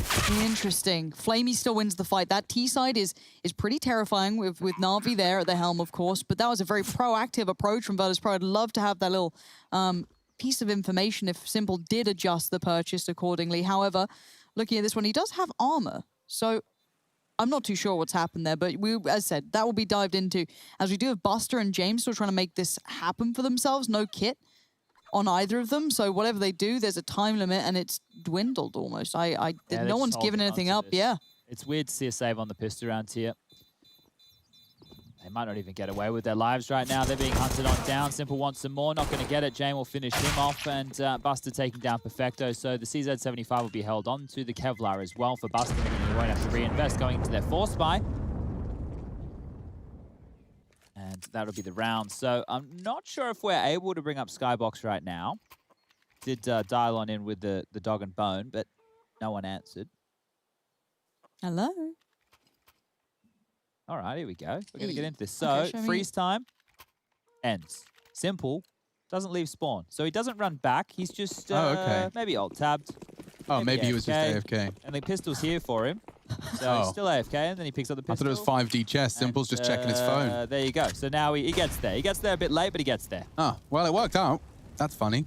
By hook or by crook, I guess. That's what an interesting way to start it. Let's and get back underway here. Hmm. Okay, so the force buy will come through from VP. They've invested on everybody besides Jame, and Buster's been able to hold on to a little bit of residual cash because of that save. Kevlar, Deagle and a smoke, CZ and a smoke. You've got yourself a 5-7 in the mix as well. Jame onto that scout. If they can get a couple of tags here, things could be looking decent for VP. And a force buy back with the scoreline currently at 10-6 could be instrumental for them taking map number 1. And a nice little peek on the nade from Kickit will do some damage down to Electronics. 74 points of health now. Note James' position, because if he gets smoked off and isolated, he becomes useless in a round like this. I would like to see him postured a little bit more forward. But he's currently playing swing in rotation over towards B. He heads. Oh, Sanji's got to be very cautious here. Yeah, just enough an angle to give away the game. A filthy gap, isn't it? It doesn't feel fair, but it exists. Okay, so they're rotating back over now, Lauren. They Yeah. need to help him out. I don't know what the read was to go for that heavy lean towards B, but it's already been called off, and Yakinda finds Electronic. That's mental. Yeah, it is, because now with the 3 on the site, James actually tucked in passively here. Yakinda filling that gap on long. Buster's here too. All 5 are here. Nice catch from Simple. Wants to wrap into the site. Now the damage is getting inflicted. Simple got dinked. Perfecto needs both of them, and they will find it. Hey, he hit him! He actually takes down Simple. Maybe Buster can do something about this. The chances are Flamey will release his crouch key, though, and get the trade. Buster would have to have a very quick reaction shot onto the second here, and Flamey's not chosen to fight. There we go. That's the swing. As anticipated, 7 for NaVi. Now, with all 4 members of NaVi going down there, Flamey the only one to survive and scavenging an AK-47, VP might think better of going for a buy themselves. You can see the cash money at this stage. For most individuals, sitting around that 2,500 mark, and that's exactly the loss bonus they'll get going into round number 19. So being frugal with their cash here is advised. They did their best. They had the stack onto the right side, but they were unable to convert. And you can see some upgraded pistols kick it onto a Deagle. Buster has a P250, USPs for the likes of Jame and Yakinda, and Sanji with a P250 in the mix as well. Or is that a P2K? Show me Sanji Rush. P2K. You can tell by the notch, ladies and gentlemen. There's a little dip, isn't there? Yeah, there's a little notch on the P250, whereas on the P2K, the notch is not as prominent.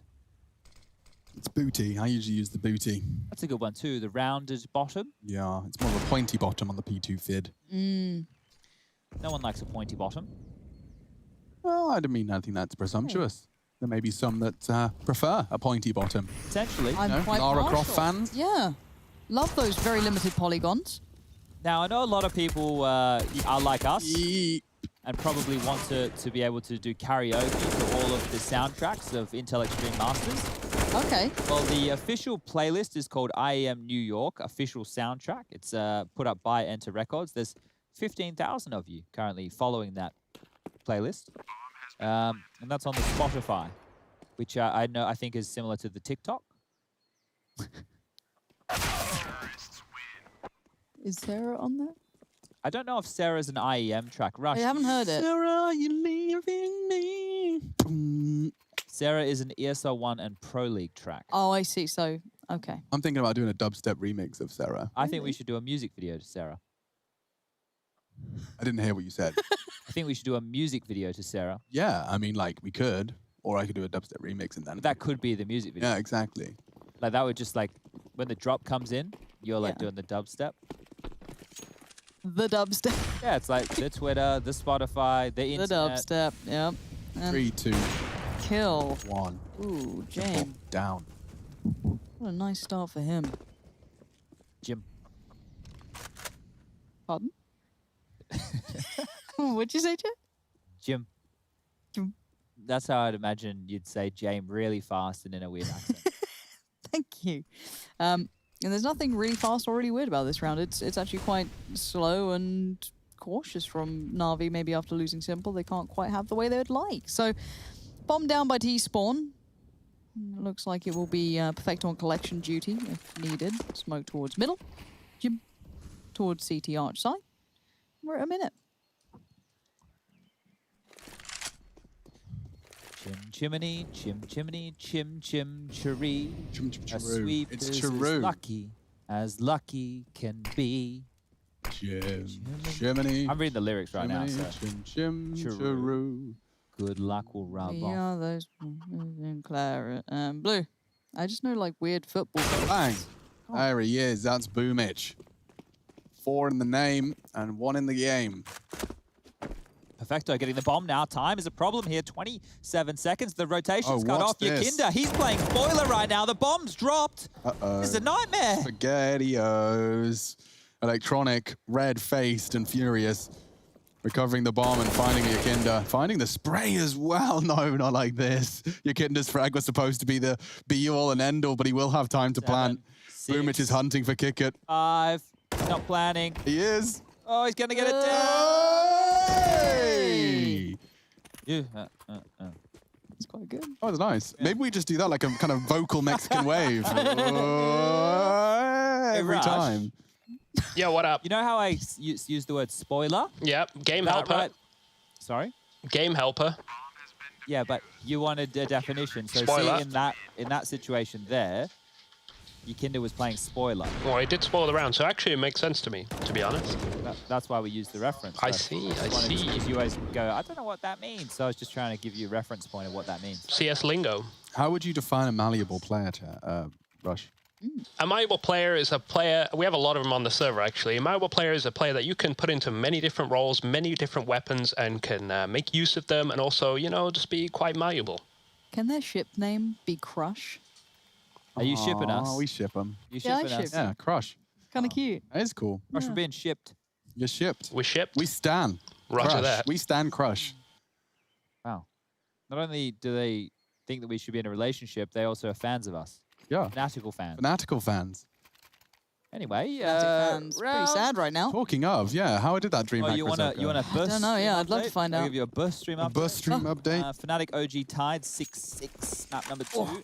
Heroic took map 1 off of G2. They're currently playing on the second map of Vertigo. I think that's how the Swedes say it. And scoreline there is currently 11-6.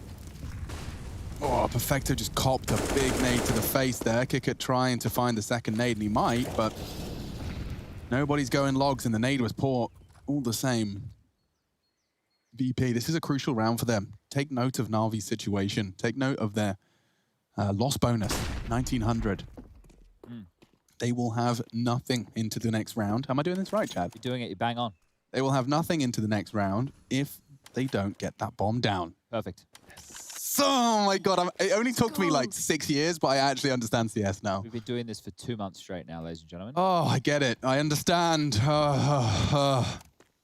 What a relief.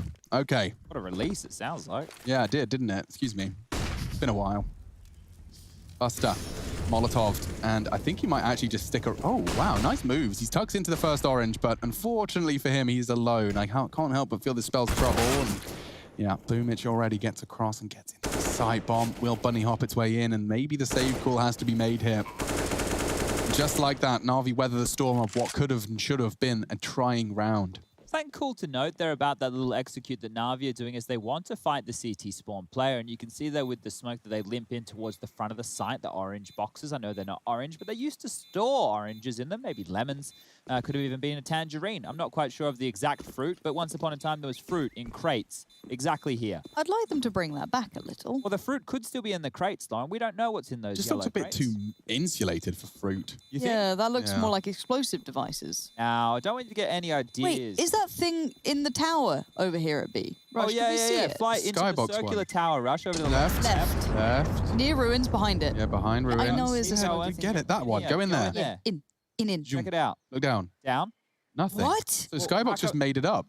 So why would they do that? Skybox? Why would Anders do Added that? an extra little... Oh, is wait, what about there there? room below it? Yeah, Go go there. below it. Yeah. Yep. There. Is there a window open on the right? Is there anything in there? No. What? Rush, get in there. There's a cannon in there on Anders' little program. He's bloody lied to us. Anders B. Loom. That is unbelievable. Unethical. Unethical, unreasonable, and unjustifiable. And that's just Anders Bloom as a person. Ooh, kicker. Come on now, let's get this started. Oh, he's heard that. Yep. Oh, the timing is horrible in Counter-Strike, and he didn't even stick to He it. have a look? Yeah. So, sounds cute of someone in apps, he just decides to back away. Now, this is where I was pointing the fingers for problems for VP. We knew that there were issues with their CT side. Buster was left on an island towards this B side of things time and time again. I thought Yakinda was well and truly in float too much. A player who probably should either be going hyper-aggressive or anchoring down to a site was constantly torn between the A rotation and the B side of things. I don't think that VP have a very good CT side, and that's why I set them the bar of 10. I would be surprised if they get more than 13 rounds in total, as NaVi are starting to mount their epic T sides.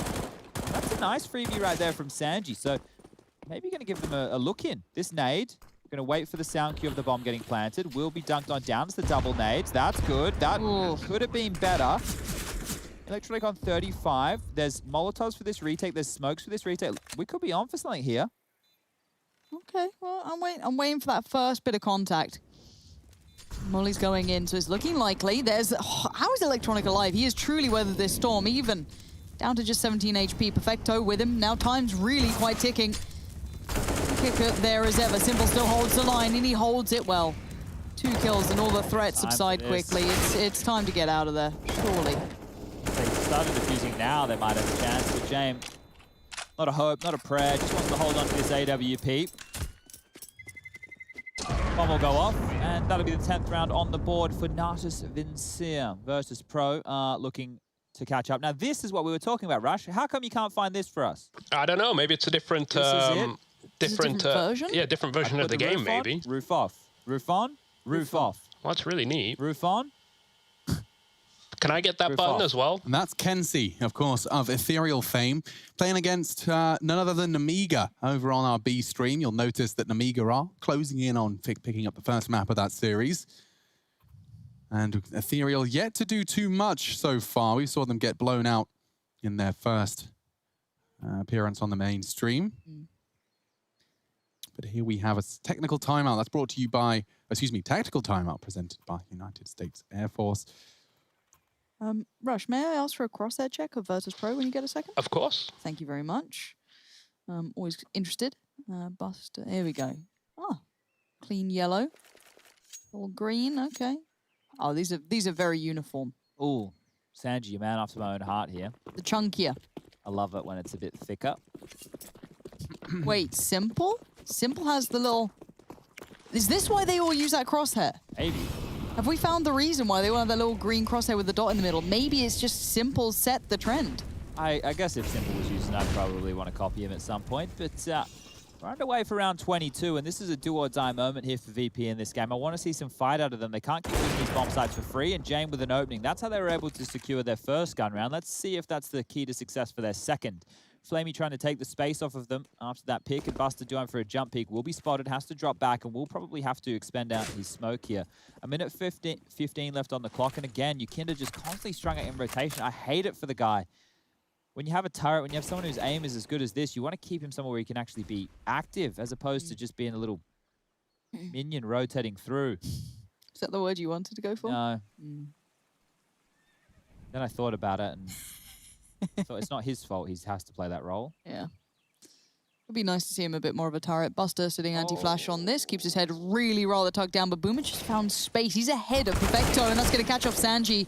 I'm going to continue to pressure forward, but Buster sitting, waiting patiently, has at least provided something in this. Now, the 3 players remaining, keep your eyes on Flamey. He has the bomb, and he's gone through towards CT, losing the fight and losing the bomb. Flamey? Flamey? Hello? Anybody there? So that's a round where Flamey is going to be like, sorry, guys, I didn't realize I had the bloody bomb.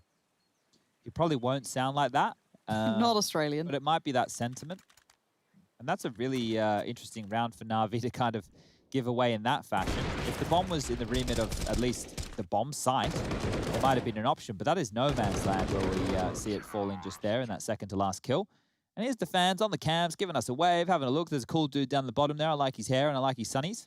Got a Jame time sign in the fray as well. And NaVi now, Flamey has 6.2.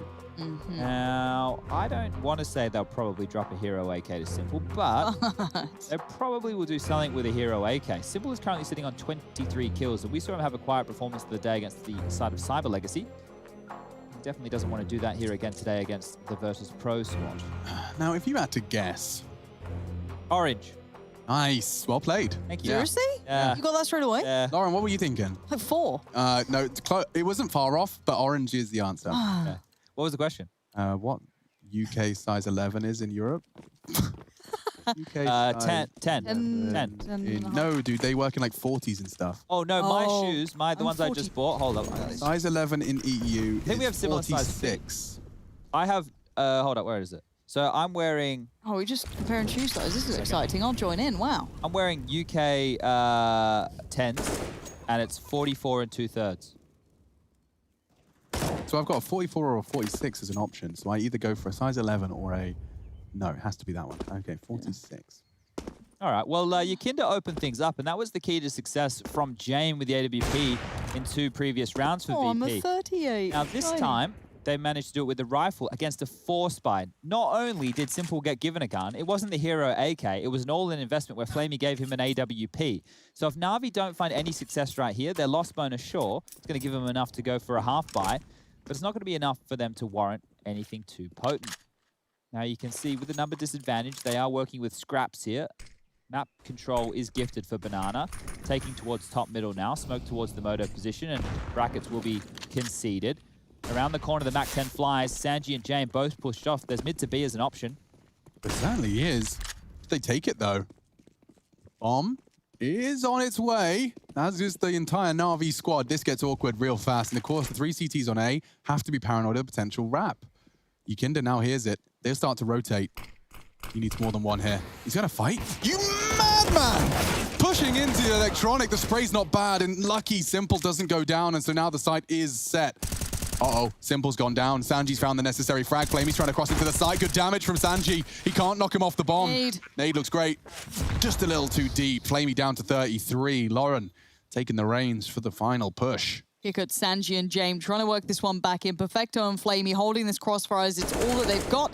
And Kicker's just removed part of it. Perfecto having everything to do, and none of it works out for him. And a defuse quickly to follow.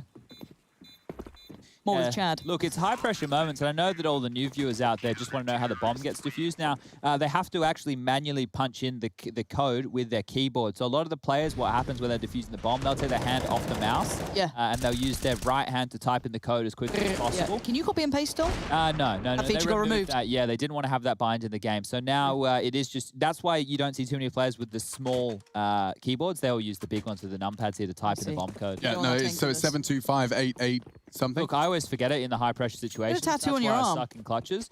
Yeah, on your fingers, I was thinking as well. Yeah. Yeah, no, man, that makes sense, yeah.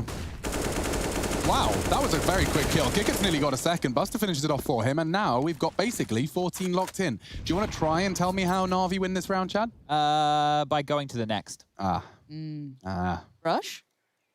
Well, Simple, he's got the deagle. 2 quick shots. No one found yet. So the bomb code, for those of you playing at home, in case you need to remember it, is 7355608.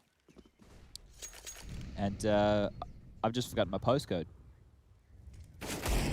I always do get slightly scared that I'm going to forget things when I have another bit of information in my brain.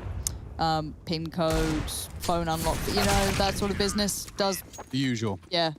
I still know my Australian phone number, not my mobile, like my I literally remember like a childhood TV show phone number. Used to, like, I think it was like not CBeebies, but like the random stuff in the mornings. I still remember the advert for Hastings Direct. Oh, hit me with it. 0800 00 1066. Oh, the 1066 really got me. Yeah, wow. that's because that was the year of the Battle of Hastings. Wow. So they were called Hastings Direct. Smart. Yeah. Yeah, no, it is mad how much I get sunk in your brain. So I did I just did an image search of my old phone number, and then there's these weird images, nothing to do with the number at all. So don't do that, guys. What if you Yakinda's gonna knock it over. Boomage is actually gonna burn to a crisp. So Boomage pirate is gone flag. for the classic one, the pirate flag. Lauren, I like see the icon. It was good. I like that. He's rocking around with a wooden leg and a parrot on his shoulder and one eye as old Boomich, because he's just 1G'd himself right here. Every time on Banana. If we had to just like the heat map of just death, it'd just be one very red banana. We get EBS in there just to have a compilation when we get the first death segment of Boomich dying in Banana. Just the death of Boomich. We play like a Viking song as we sail him out. Send him off. Oh, Perfecto's at least going to find one back, but I do like what Electronic's up to. I want to keep eyes on that. It could maybe add some additional pressure towards this B hold. Buster's over here, but they seem cautious and hesitant, maybe buying time for Electronic to come around and have some presence noted. And once he gets there, NaVi, very favorable numbers towards this B site.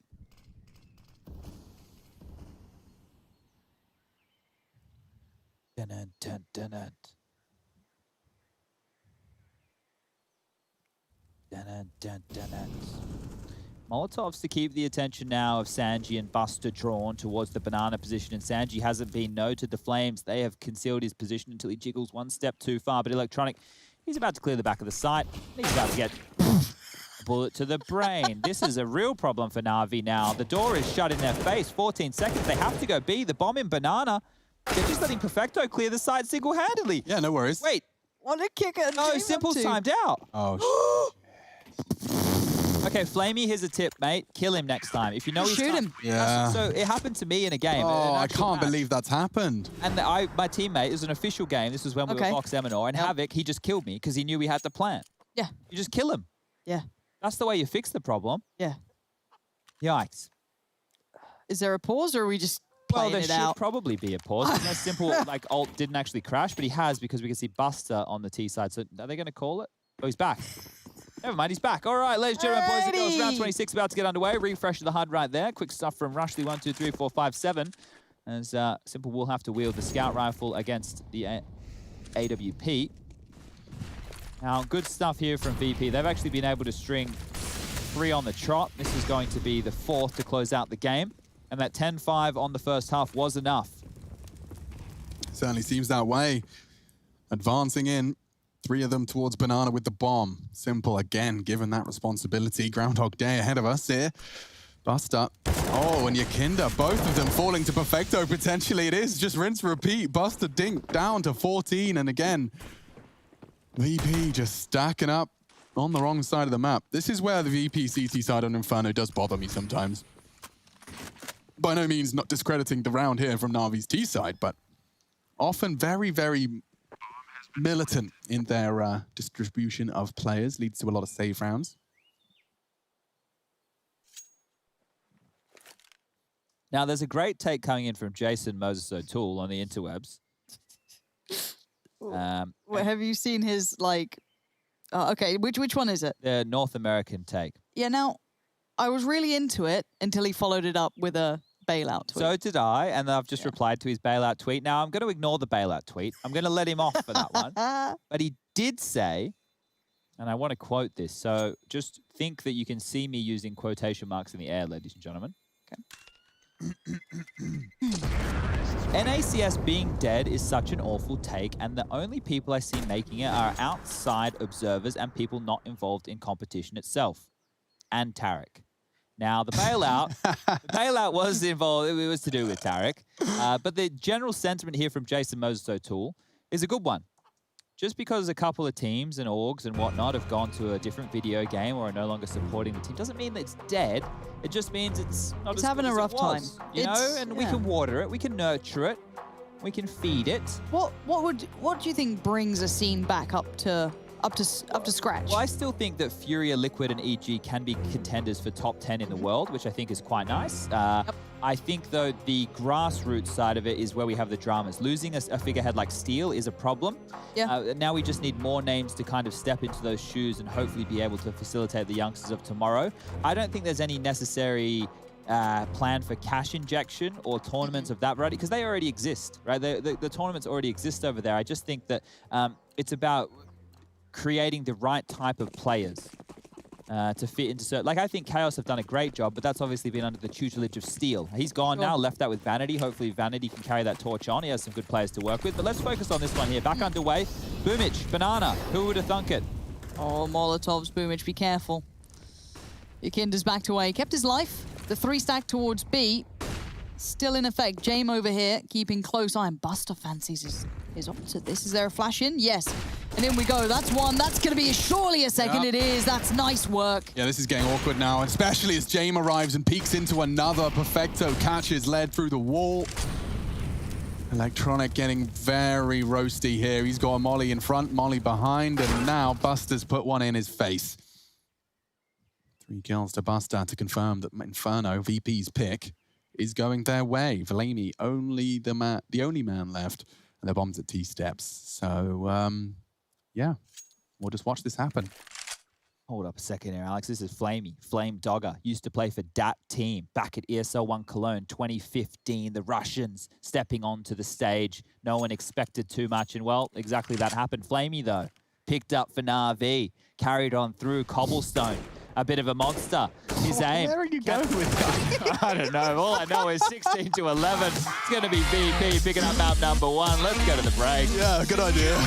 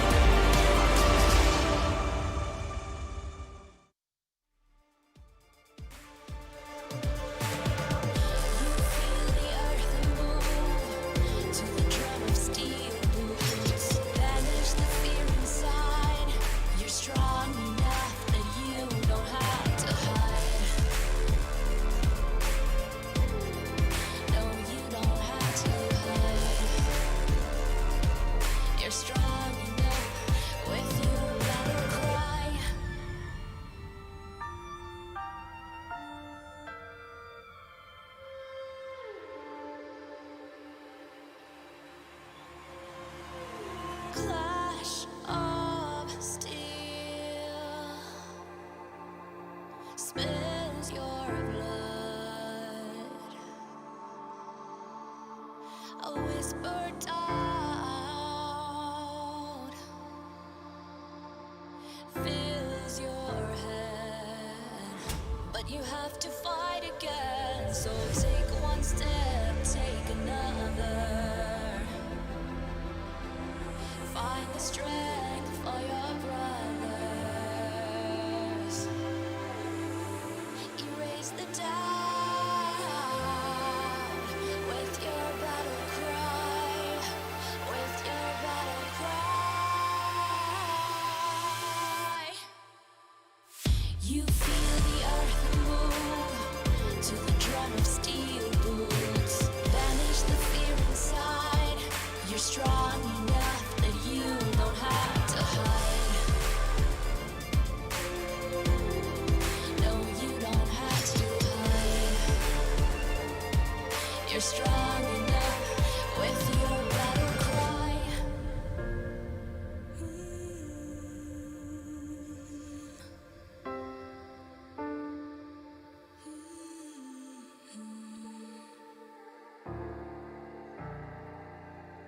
Brings you to your knees.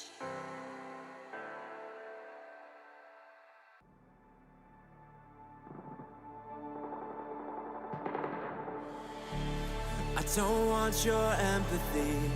I just want another enemy. I'm not gonna change a thing for you.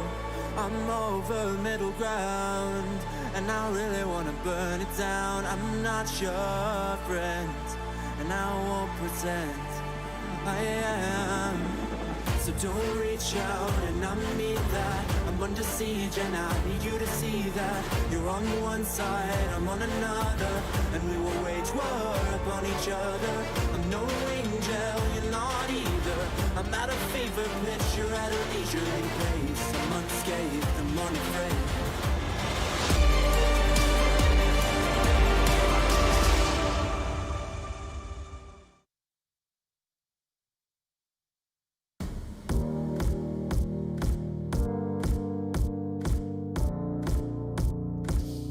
Want to see how weird it would be if I didn't talk when it's panned in. It wasn't that weird. It wasn't that weird at all. Remember when you, me, and Sean at that Belloc event, like we did that walking intro? I remember when you were like that was when Chad was at his peak, like kind of goofiness. Well, it's because of Sean. Did Madness end, or is it just Sean? No. So like Sean Gares, he's a sucker for a gag. He loves a little bit of He's a trickery. sucker for a gag. He is. Okay. I think it's ever since he kind of Family-friendly, started doing the but yeah. family-friendly gags. And I remember that. I remember Chad wrestling with an inflatable crocodile going saying crikey and doing a backflip off the sofa. Yeah, and I stabbed the crocodile. Stabbed it with a fork. I think it was pen with some form of a weapon. Is it a real weapon? Oh, it might have been just like a catering dull knife. catering knife. Butter knife. We also did one where we put a Cloud9 logo on a pillow.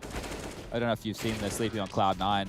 I've seen the meme. Yeah, that was a good one. We did one with on them. telephones. What did we do with the telephones? The telephone gag, couldn't tell you. Can't have been good. No, Can't have been good. didn't You land. know what? Swings and a miss. Jane didn't in this clutch. And of course, VP have taken Inferno. Yeah, I think Jane was instrumental into a bunch of these early CT rounds they were able to pick up, and you can see how close the scoreline was getting there. Head-to-head of Jane and Simple right here. This is their stats throughout the tournament. So Jane with a lot more sniper kills than that of Simple up to this point. And Jane is more of a ride or die AWPer. If we want to talk about a malleable play, you don't get anyone more malleable than the likes of Simple.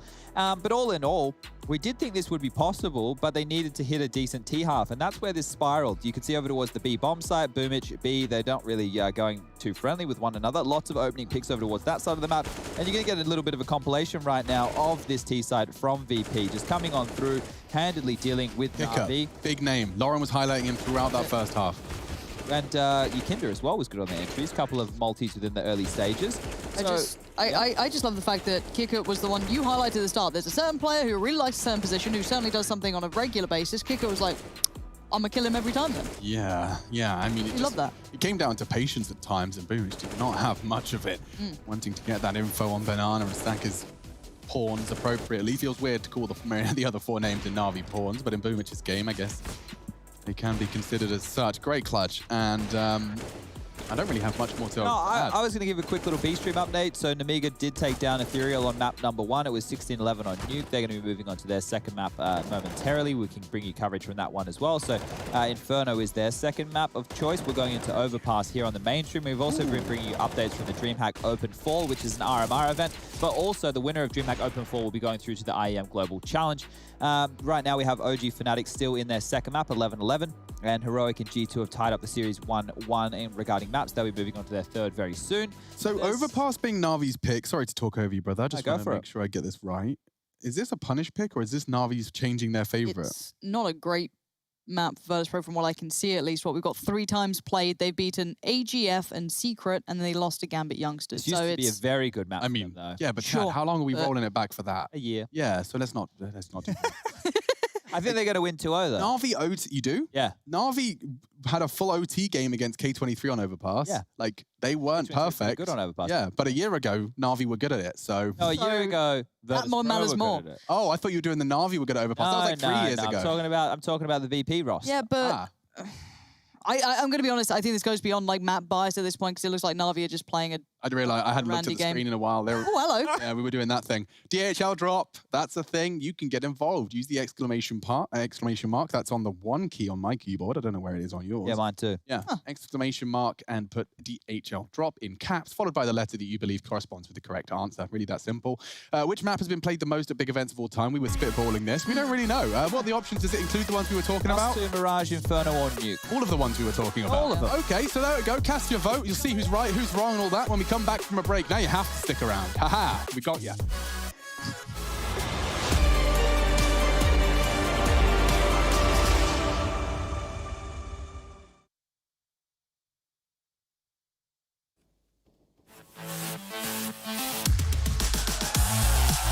Are you the biggest CSGO fan? Then look out for the DHL Drop Quiz and show off your incredible CSGO knowledge.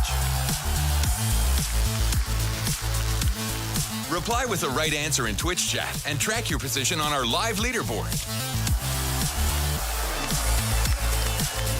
Will you make it to the top and win the €1,000 prize? Hashtag Gamers Unite.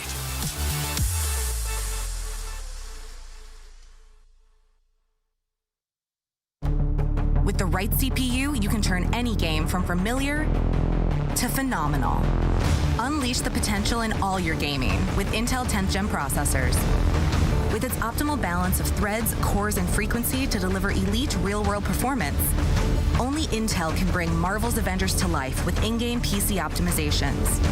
Supercharge your Marvel's Avengers experience with Intel Core i5, i7, and i9 processors.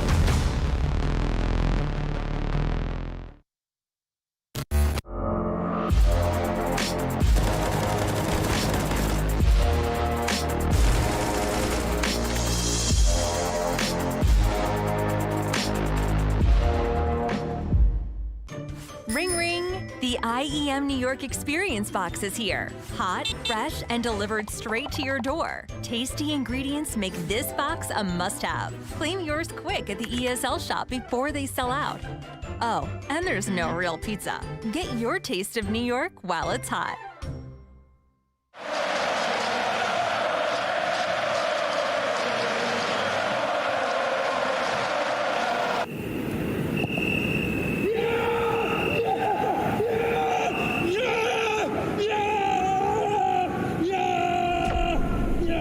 Start your esports career now at play.eslgaming.com.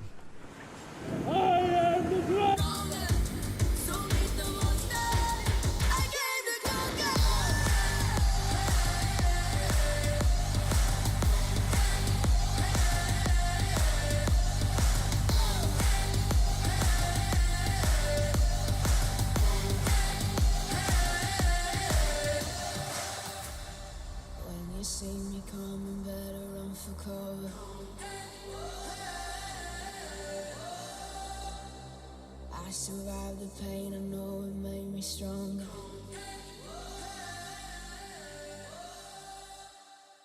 Show me an opening in the clouds, and I'll take it. Yeah, reminding myself to just let go. Don't wonder how far I can fall. Don't look down, never fade out. And I just wanna be someone and never fall behind again. Just keep on moving on. Never look down, never fade out. Never fade out. Oh, oh,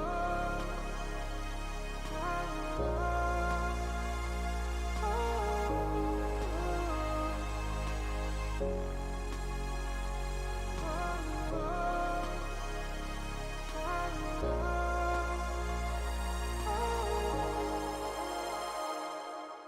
shooting through the clouds, I know it's alright, it's alright. Heavens are the limit now. Let's fly just one more night, one more night.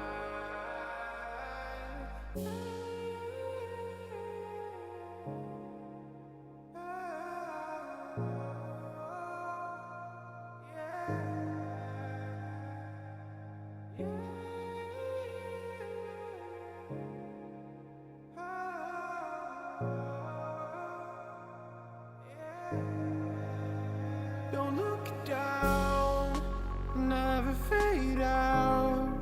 And I just wanna be someone and never fall behind again. Just keep on moving on. Never look down, never fade out. Never fade out.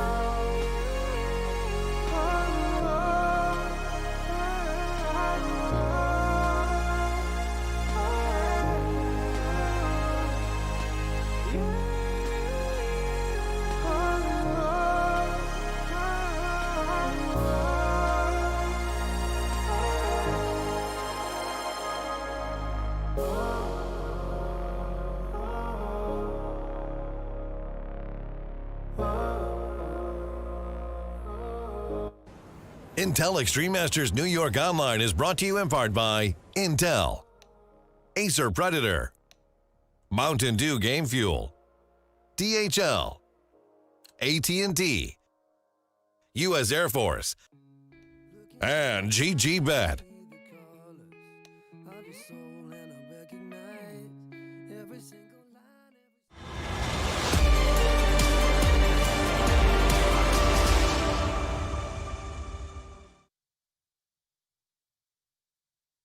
No, seriously, guys, I actually don't know. Mirage, it could be Dust 2. Yeah, but I'm trying to think of like Inferno maybe. What about... Okay, well, we asked you guys before the break, the DHL drop, we asked you Dust 2, Mirage, Inferno, Nuke. Which one of those is the most played map at big events at all time, of all time? That's how English works. The answer was Inferno. That was at the tip of Chadney's tongue, so congratulations. That was Adamant. If you guessed it. Adamant, I wouldn't say, it's more mithril, if I had to put a number on it. Adamantium armor. Adamantium. Adam the Ants. Adam the Ants. And that... looks smaller than you guys? Not really, actually. No. Perspective's not working. It's not. I'm further away from the camera. Do I look visible to you guys? All right, guys, we're getting ready for the second... Please, Alex, take us in here. I think it's time to get in the game. VP, NaVi, IEM, New York. That's what's happening. Chadley's, this is 2. It's overpass. It is NaVi's pick. They got a 40% win rate in the last 3 months. 5 maps played. Falling into OT before they could close it out against K23 and VP, boasting quite the roster. Let's see how this one shapes up. GG.bet thinks they got this one in the bag, in the sack. Now, I think that VP have been out of the spotlight of Tier 1 teams for some time now, and this means more to the Virtus.pro squad than it does to NaVi right at this current juncture. So VP are going to take it to their idols. Or maybe once upon a time as Kick It and Buster. They're going to be pushing through the tunnel. Flash on over from Sanji. It's a good one. Flamey, blind, lost control. Backyard is gifted. It's given up as Flamey. Cool. They can stack. Look at that. So Sanji throws the flash and immediately, as they confirm it's only one, rotate a player in, the guy that threw the flash. Flamey could not be any further away from the fight. He is so disconnected. Electronic wants to help him, but he's got the bomb. And Buster a little pushy here. Oh, and Simple's hitting shots too. Getting awkward now for VP, despite having a great start in terms of map control.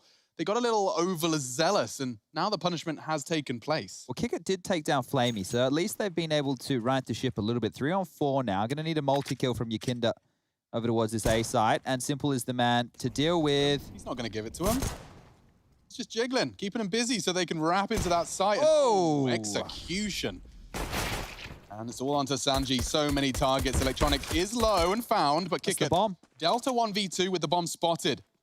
Boomich in the smoke is spotted, and Simple's vulnerable too, who doesn't blink, doesn't hesitate. Triple kill. RV setting Simple up for success, and Armored P250 is definitely the recipe for success. Now, you know I like setting bars in terms of the amount of rounds required. Well, I think the VP need to make sure NaVi do not get more than 5 rounds here on their T side of Overpass. If they're able to hold them to 5, I will even give them 6. 5 or 6, that means we're looking at either a 10 or a 9 round haul for VP on this CT side. There is a real opportunity for them to lock this away in 2. I think that they could exploit NaVi's willingness to buy round after round on the CT side. But first, let's focus on how this force buy goes. Deagles and Scouts, same recipe for VP. Head's been spotted. Flamey has noted that. The grenade, well, is bloody good. And so is the damage on Buster. He's dead. Oh, look at this. Flamey's going to turn around. Yeah, it's easy. This is comfy so far. No threats, no dangers. The players on the other side will be James and Yakinda. I hope we have those sausages. We do have the sausages. Want to give people context? We don't. Do we have to? Oh. Nah. Jamin Yakinda. Just saving. As we watch this round end. I'm really excited for the onion rings. There are onion rings. Did you say something about mushrooms? Not really a mushroom fan. Did you say something about mushrooms? Yeah, they seem to have like the garlic and herb mushrooms, you know, on the grill. I am partial. I love a mushroom. I like a fried mushroom. Struggle with a raw one. Just tastes like it hasn't been cooked yet, you know? Yeah. Oh. There is a Mac 10 delivered. Rush, are you here? Yo, what up? Just wanted to make sure you're alive. Oh, okay. Do you have any topics for us here, Rush? You have any questions for us? Especially Alex? What do you prefer, mushrooms or onions, I guess? Oh. Well, Rush answering that question obviously is something I'd love to do. I was hoping you get a bit more creative with it, but Yeah, I was kind of banking on something a bit more of a spark. do you have a story, Rush, maybe about your 3D printer or maybe anything? I'm having a little couple of problems with my 3D printer right now. This is the content we're looking for. It's basically the plastic is not adhering to my bed at the moment. I'm heating the bed to about 60 degrees. I'm extruding the plastic about 195 degrees. And I don't know what's going on, but I tried printing something the other day and it all spiraled up. So you heated your bed. Yep. Protruded. You protruded in your heated bed. Extruding, boys. All right. You extruded. Extruded. You extruded on the heated bed, and it's just not adhering. Yeah, it's not adhering to the bed, and I'm not 100% sure why. I might change some layer heights, maybe even Do you re-level have to the use bed. the bed, or can you get more creative? You have to use the bed. Okay. Because the bed is on a platform and It's it goes... compulsory. Have you ever tried a table? A table? Sofa? It's not a bad shout, honestly. Yeah. Even you a know chair? what? I might have a look at this later tonight. All right. All right, man. All right. Good luck. You guys having a good day? Yeah, I mean, it's a bit of a down moment at the moment because it's the second map and a bit of a technical timeout has occurred. So we're just kind of a bit low energy, not much Counter-Strike to talk about, and that is our only purpose in life. That's Lenergy for those of you playing at home. I checked the logs real quick. Oh, yeah? Yeah, so the server conditions. CS crashed for Flamey. Just generally. Just generally. But he's back in now. Oh, I'm happy to hear it. Simple said reset. Okay. I don't know if he wants to reset back to 0-0. Well, I don't think that's advisable. No, probably not. Like the currently challenge. winning. He does like the challenge. They got a 2-point lead, though. A 2-point lead. Oh, wait, I don't think... yeah, there we go. I'm seeing a lot more typing in here. Reset, backup, tech. Backup. Tell me what you're gonna do now. Breathe in, now breathe out. Hands up, hands down. So we're getting quite singy lately. We've been bringing in a lot of musical elements to the show. Yeah. And I was wondering if the three of us, obviously including Rush in this, would be interested in doing some form of a musical. Sure. Musical number, because it is IEM New York. I thought maybe we could bring something from Broadway, maybe something from Chicago. I don't know much Broadway. Well, of course, we're going to go and we're going to do lessons. We're going to I can use my mother's dance. What about coordinated dance troupe instead? Yeah, we can do that. Riot did that. Surely They've done we all of can't- it already. They've done everything. They've got a band already. They're called Electronic. Yeah, but why don't we just do it poorly? Whereas, because they tried really hard in this, we can just make us look like really quite. That anyone can make a bad music video, Chad. It's impressive when people that can't sing make a good one. That's the whole point. Is it? Can any of us sing? No. No, but that's the point, isn't it? Yeah, but bad people singing badly is what you expect. It's subverting the expectation that people are entertained by. Okay. Well, I'm quite entertained by this force For example, winning a pistol round would subvert the expectation, and that would be exciting. Yes. However, they didn't, so it's not. Well, the orb comes out. We're on the same page? Yeah, is that interesting? The orb being out is something to be excited about. James brings it out. Buster yet to frag. James 2. 2 members yet to do damage. He's got his own model out today. Rush, someone suggested using hairspray. Don't know if that helps you. Hairspray onto the bed. Yeah. So Maybe it's that does help with the adhesion. the adhesion. That's what I was thinking. Again, this is random person in chat. Don't know if you want to trust them. Grain of absolute salt. It's up to you. But Maybe it will cause a fire. could do. Have you ever made a flamethrower out of an well, anyway, I was we'll always stop convinced. there. I was always told the old wives' tale that it would suck back into the can and explode in your hand. There is a chance of that. Yeah, so I was always like, that doesn't sound like a fun way to lose a hand, so I No. never did it. It's not a fun way to lose a life for Flamey either. Tries to walk up. He was feeling a bit bold, little, bit brave. Billy bold. Big Boots. Bit bold. Bit bold. Hey, governor. Why did you sound like you had socks in your mouth for that? Hey,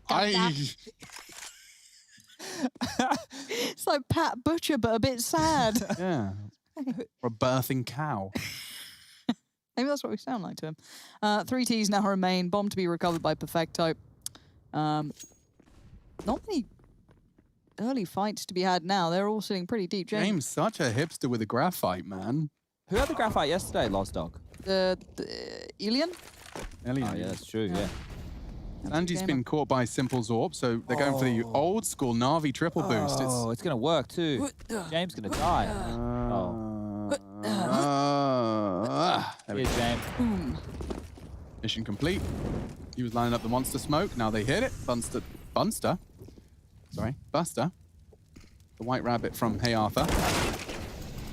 Oh, he's dead. So going to be 4 rounds on the board here for NaVi. No, don't speak too soon. Have I not told you about Kikit's flank 1v3? I haven't heard about it. Tell me about it. Let me tell you about it. So what he did was he put the... Round 5? No, I think it was a different round, actually. Round 7, I believe. Okay, so a bit further down the track. How do you guys feel about a whole new world from Aladdin? It's a strong jam. Yeah. Strong jam. I prefer the 40 Thieves one. I'm trying to think, is there like a high note in there that's going to throw us off? Yeah. But you know the lyrics. Yeah. A whole new world. That's where they start going a bit higher. So who's going to be Jasmine? Well, Rush? I was hoping to be. Yeah, okay. And you can be Aladdin? No, well, I was thinking Alex would probably be the best fit for Aladdin. Can I be the carpet? Because I feel like that's you've got a magic appropriate. rug. Yeah.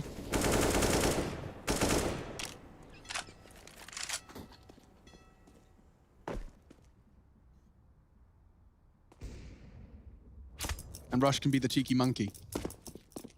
I was really hoping for just Rush and... I can't remember what the monk is called. I think it's Abu. Abu. Abu, that's it. I forgot all about that. Well, I'm really unengaged by this. I need to kind of strap in. Hang on. I'm trying to... my interest in this was piqued by Virtus.pro looking really good on Inferno. That's where I really attached myself to, right? Next round we can get excited. Yeah, because right now this is just another partial investment. Let's see how far the Deagles go. Yukinda taking a lot of space. He is, and if he works on his flank, I don't suppose they'll be expecting this. He would have to start running, though, and... Oh. Yeah, maybe NaVi will press pause before they fully commit. There are 2 casualties on the map so far, Flamey and Buster, down in that exact area they currently reside. Oh, if they go connected back up, Yukinda's going to be salty as. Yeah, Electronic just called it clear, so... Oh, Yukinda's actually just come from that position, and James now dead. Oh. That's a huge frag. That might change their plans. They are coming. Good molly. M4 picked up. James needs another here, though. Played this so well. He definitely needs another. Yeah, 100%. Kikit's working on the flank. They ain't got time for this. They might not be able to check it. There's James. Oh, found. Perfecto. Finished off. Bomb down, though. And it's a 3v1. Just Boomich. You were right. The flank from Kikit, it was around early. Around early, but he's going to get his 3rd frag here. Sanji actually makes it his 2nd. So, great. I mean, I have to give all the credit to James. I'd love... All the credit to James. That was a great dismount there from Alex. That was nice. Just check. I'm so scared you're going to bite through your tongue or something. I'm very experienced falling off. Okay, okay, I'll have more faith. Into the desk. It's just like a little bomb. I've spent 27 years of my life as the person I am today. Sure it's 27? Touche. Nice. Touche. Well there. 27 years of my life, and I have innately had a clumsy bone in my body. I haven't... How many boo-boos have you I haven't broken a bone in my body yet. That's incredible. Touch wood.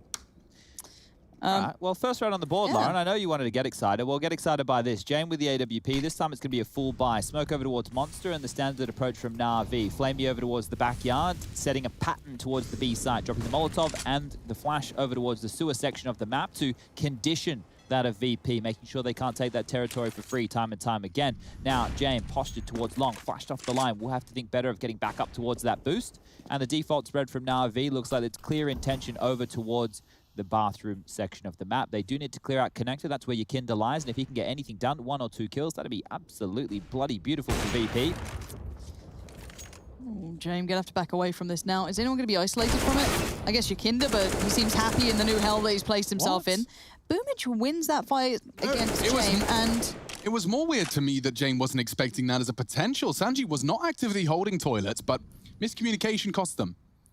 I'm wondering if you put a lot of credence in Yukinda's position, but I didn't get enough context to how he got down there. Maybe, yeah, very curious. I'd like to see that back at some point. But Electronic for now with Simple and Flamey. The bomb's going B. Is it? Simple's way back. Simple's just holding spawn.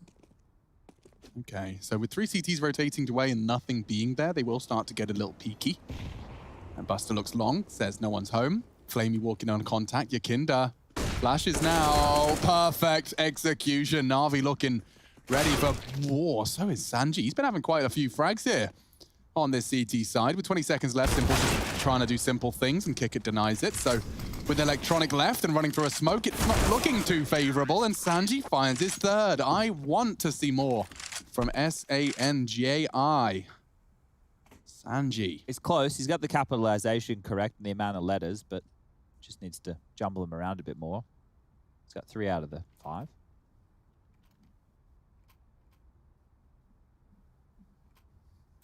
Don't give me that look, Lauren.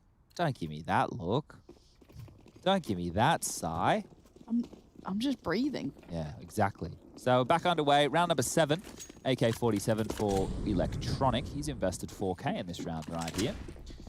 Pickett, he's quick to the mark, and actually will be taking Simple out and following up onto Flamey. So 2 big kills, very, very fast as Buster with the MP9 as well. Lots of cash being found as Electronic eventually finds the punish, but it's the MP9s to find 4 frags. Yeah, that's really successful. As long as they can wrap this one up and get Electronic down without conceding a round, they are set for success. Part of me gets a little nervous, though, because of the amount of liberties Electronic can take.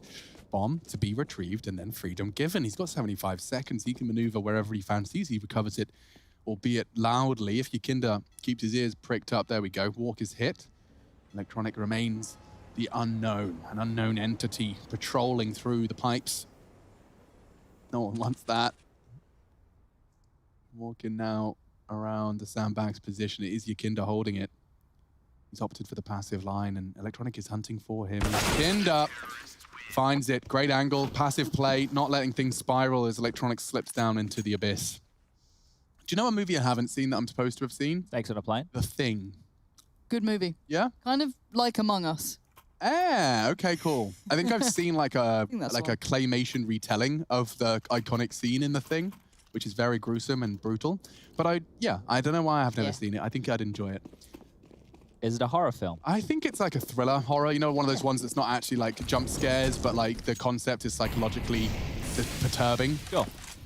Disturbing? I don't even know what perturbing is. I just wanted to use it. Wanted to see how it felt. Perturbed.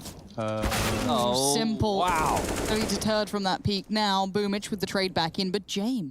Oh, I was right. Troubled in mind, feeling or showing agitation. Go off.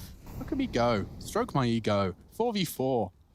James. This is a big kill here. Has to find this one. Oh, SpaghettiOs. Dead. Oh, no. What? God. Well, it's human beings making decisions after all. Alles gut.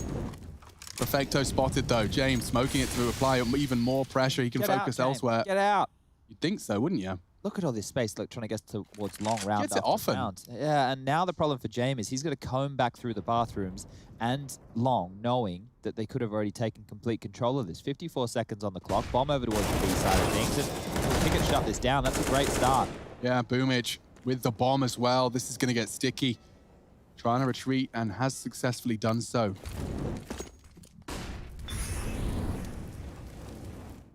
Electronic.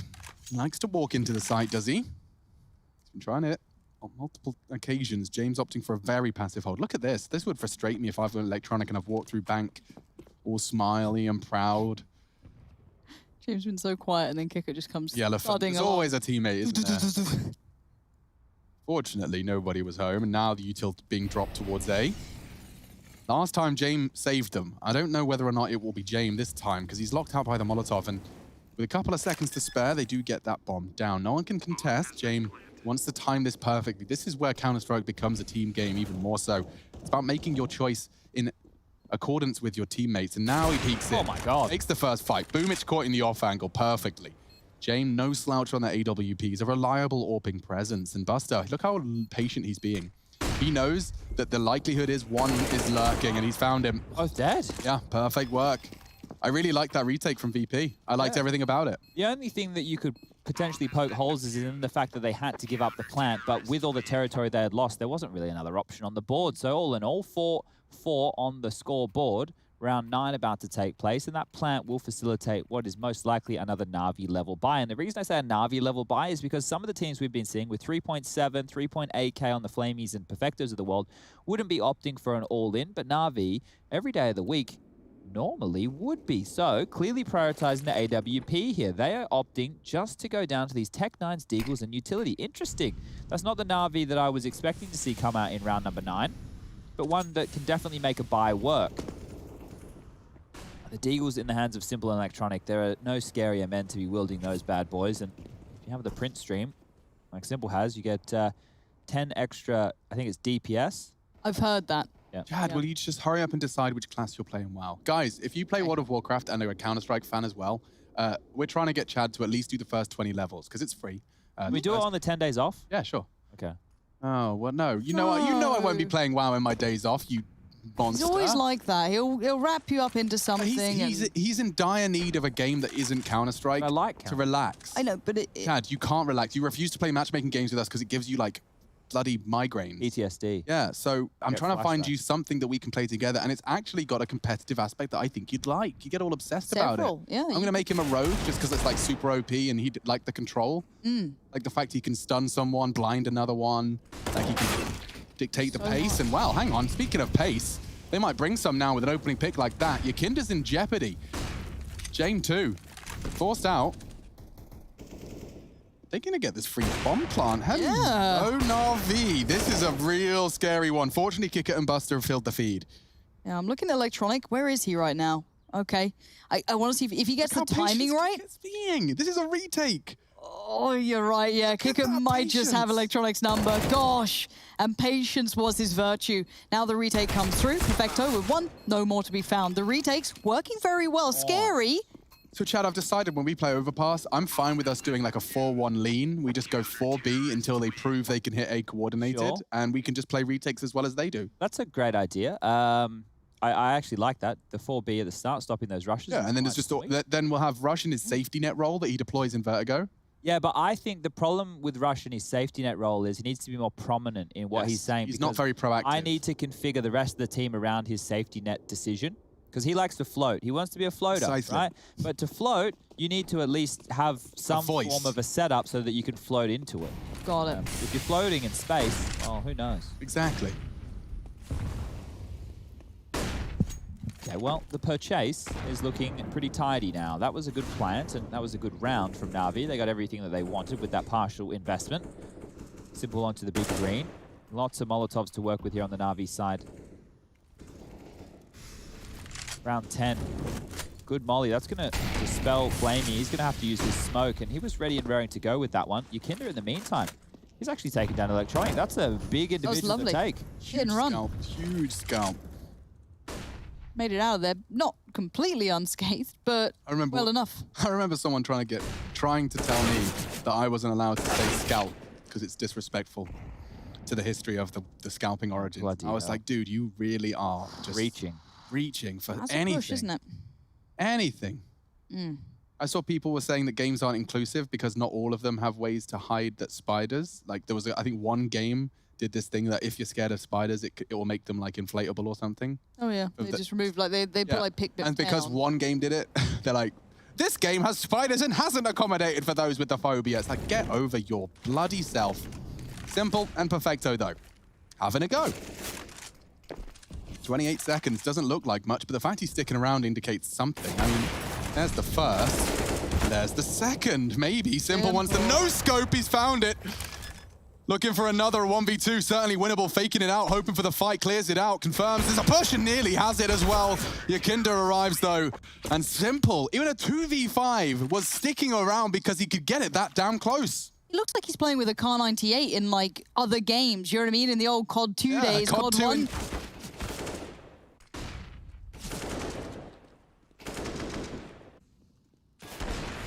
We're back. Hello. Back. I'm just going to warn everyone while they can hear us that last time this happened, we came back and then it carried on being weird. Yeah. Like this. So just so you know, if we disappear, it's not here I go. See you later, guys. I'm getting sucked into the void.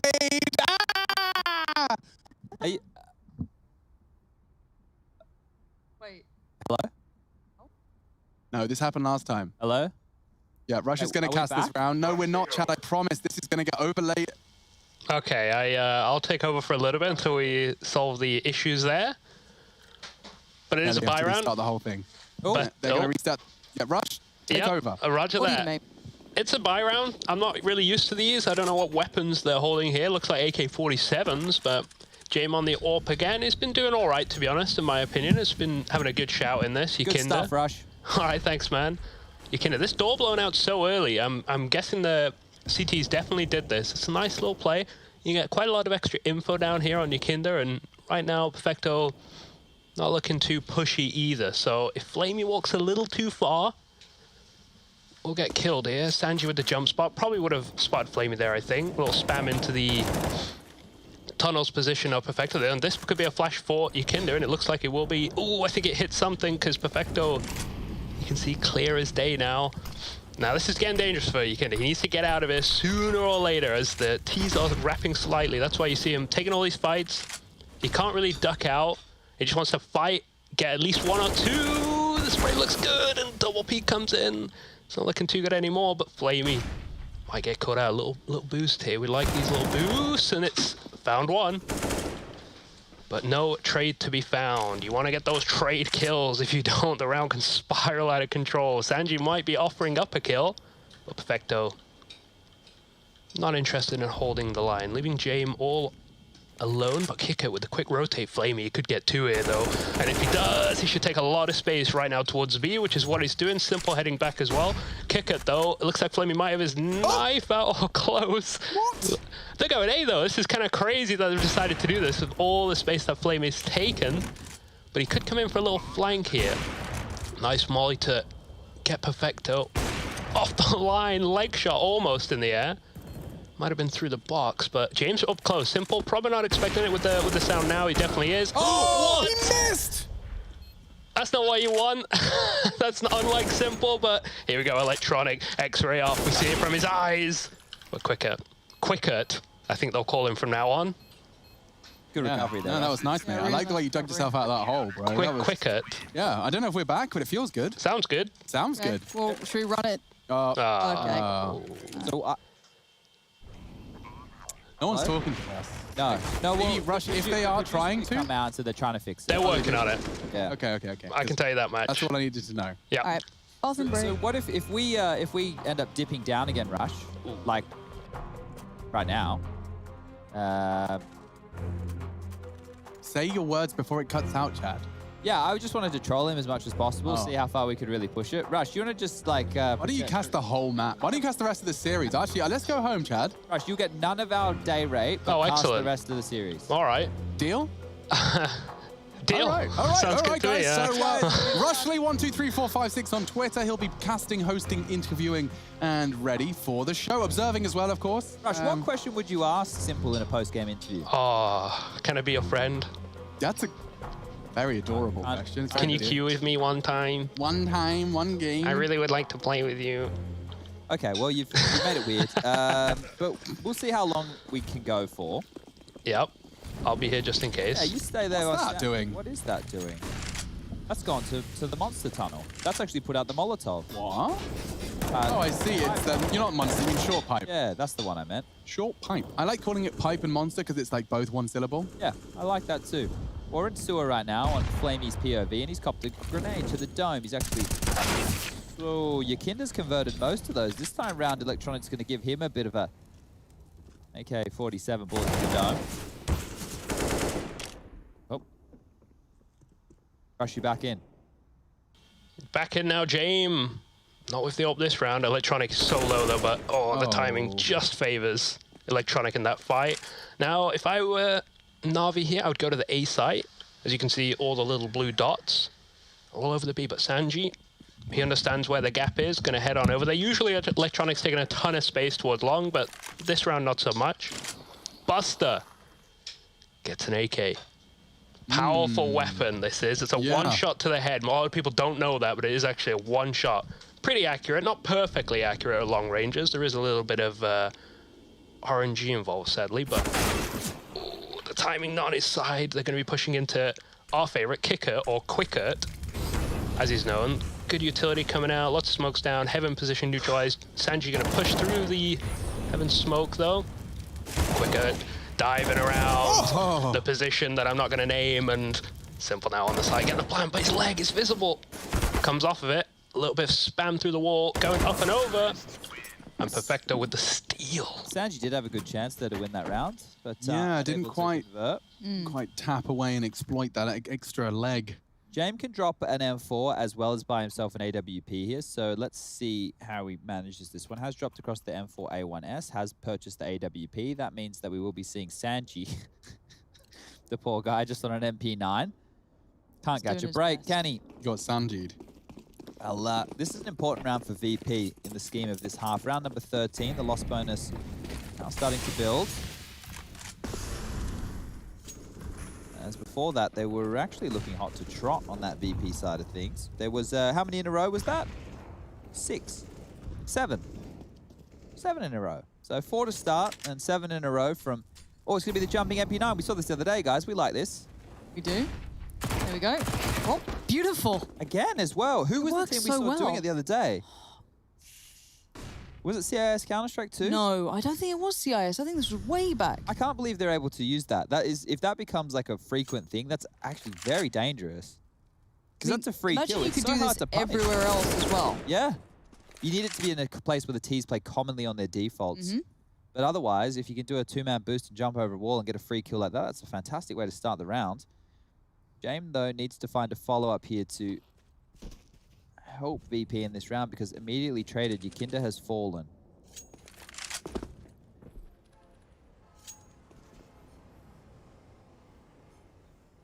James about to get surrounded. And yeah, Sanji en route. Timing on this is everything. 30 seconds left. He's just going to get there. Sanji with the flash towards long, aware of the problems they may face. Now position noted, rotations need to come in. Sanji going to try and defend the side. James on the cross, but timing is going to be a factor with Perfecto. Lovely work from Sanji. Really good work. More than enough. 10 seconds. Off. They have to plan. Boomich will do so. There's no one to contest. The smokes are good. I have to worry about CT and Bank here. Yeah, I really like Kicker here. Look at that. Taking initiative. One of my new faves. But Perfecto certainly can clutch this one up. He's got 2 duels. He knows where they're both coming from. He's hoping Kickit gives him this duel before James starts to get into position. James taking his sweet-ass time, isn't he? There is a kit on Kickit, so there's no rush just yet. Smoke on the bomb. Position known. Nice. Kickit finishes it off, and the defuse is good. They'll even pick up the AWP. Money for both teams is subpar at best. You can check this out. We'll see a buy come through from NaVi. And for VP, well, they're going to be really just scraping this together. Kickit will drop the AWP. He can rebuy a rifle. This is Sanji. I love this. We've seen this a couple of times now, and I hope we see it a bit more. Yeah. Has someone tested jumping accuracy on that thing to like a It's not good. It's not bad. They get so much. Yeah, I mean, it's SMGs have innate jumping accuracy. That's why you see people bopping around corners with Mac 10s. Yeah. But it's certainly not perfect. And I've seen teams try and fail at that, but Sanji managing to connect. That's the smoke they're throwing to extinguish the short pipe smoke. Yeah, very simple. Very simple. Very cool. Quick nade towards that boost position that previously cost them. Sanji with a triple kill in that round to secure the 8th for Virtus.pro on this defense. I think a 10th certainly would make this a more of an open and shut case. I don't think it's going to be 10. I think these last 2 will be as unbelievably contested as before. But Chad, if you were NaVi, and you've only got a single flash smoke and molly at the start of your T round, how do you find a way into a site? You're going to brute force your way around for picks here, put your body on the line, knowing that you have the AWP in the hands of Simple, even a shot, right? A jiggle on a corner, a run boost like they did just then. That is the best way to demand some respect, and so is a fantastic trade. Jam will get Boomich, Flame will find Kickit, and now this is where space can be taken from Electronic and Simple over towards A, and they're doing exactly that. What's Yakinda up to? Back turn to the smoke. Yakinda is playing spoiler right now because if he stops them getting onto the A side, Yakinda. He's surely not going to walk into Simple here. Yeah, okay. Now, I'm very interested to know if Simple checks his corners here because... okay. Perfecto's the one required. Yeah, Yakinda's had a couple of those fights. In the early stages of this half, he was taking down Electronic, but now unable to convert in a couple of very big duels. And this is going to leave VP scratching their heads. Save? He should probably save. Yeah, I mean, unless Buster stops the plant. Oh, he might. Oh, that was so close to the chance. But now Flamey gets it down. He is low. He should go down here.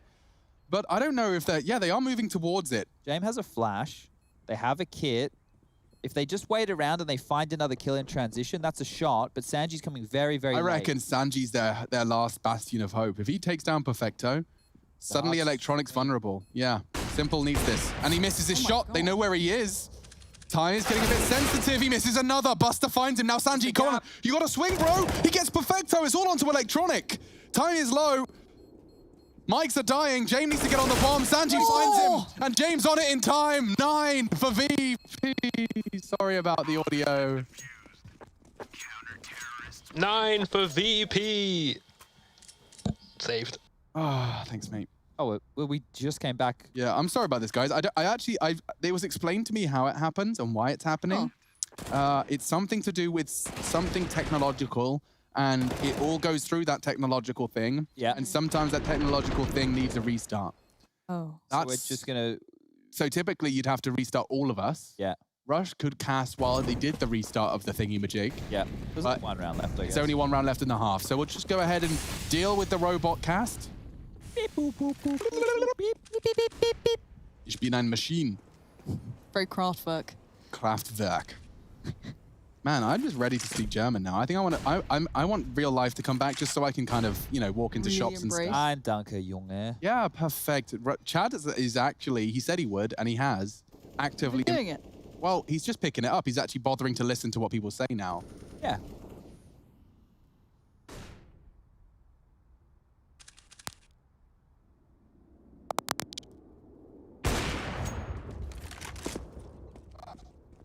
Hopping in here real quick. Got a cast, Rush. We assume they can't hear us. There we go. Well, they can. Casting now. Are you and casting? A side is lost. Keep casting. It's looking good here for the side of NaVi. And Bomb is so far away. This is kind of looking a little bit rough. It could still get stopped. Simple playing a bit up and close here towards the bank side. Kick it. Taken down by Simple. And now the Bomb can come on through. They do have a molly, so then maybe they could stall the plant out, but it does need to be thrown already, and it looks like they haven't thrown it. And Simple with the nice clean on the end. And that is halftime. We got a break at this point. We play some highlights, and I like all that kind of stuff, so we'll be right back, hopefully with casters rather than observer talk, and we'll see you after the break.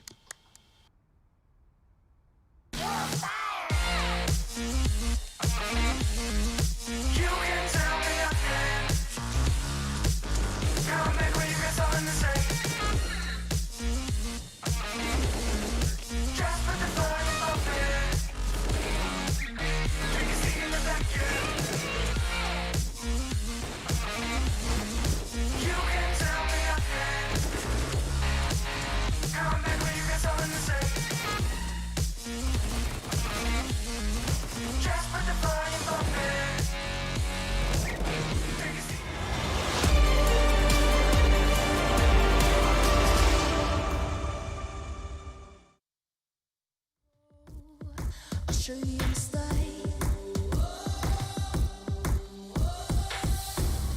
Where you see me coming, better run for cover. 'Cause I'm not slowing down, I'm never going under. I survived the pain, I know it made me stronger. So meet the monster, I came to conquer.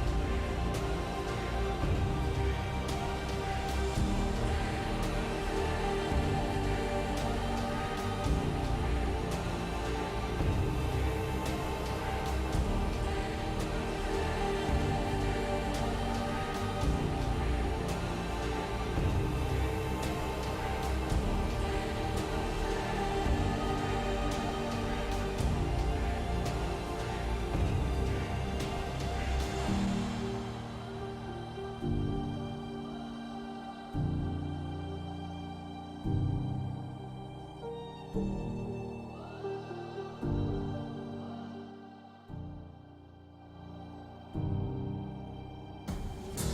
all the smoke clears, I'll still be on my feet. Forget all of my fears, 'cause I know my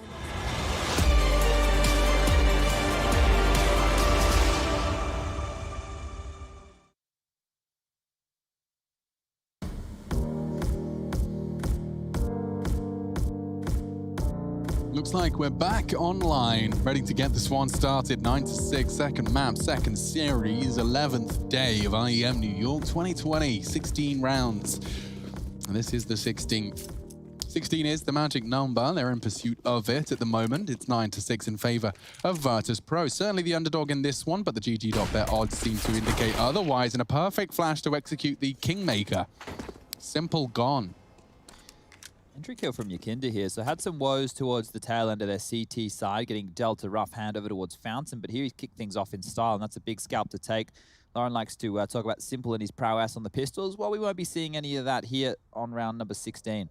Why do I feel like Flamey's going to find two here? He's got a lot of, it was misplaced. Sanji catches him as he turns, and so now with 5-man advantage, not losing a single player. Perfecto doing his very best to contest. I don't like the look of that. Oh, and neither does Boomich. He turns the corner into a silenced USP. They're happy to have upgraded. They want him. They really want to push him. Look at that. Overwhelmed. Electronic. Uh-oh. Reloading. Oh, maybe a third. Not this time. Kick it denies. Could have been. Should have been. But Perfecto, no armor. Already just getting chipped away. Every bullet hurts even more. 10. VP, they needed that. That is going to be a necessary component in the 2-0 conversion. I love those smokes and like everything they just put down. You could see instantly how paranoid he was of Monster, turning around, expecting a normal kind of set piece from that. It was different and it caught them completely off guard. I absolutely, Virtus.pro, beautiful stuff. Now this is the one we really want to keep our eyes on here. The pistol rounds, people say they're a bit of a coin toss.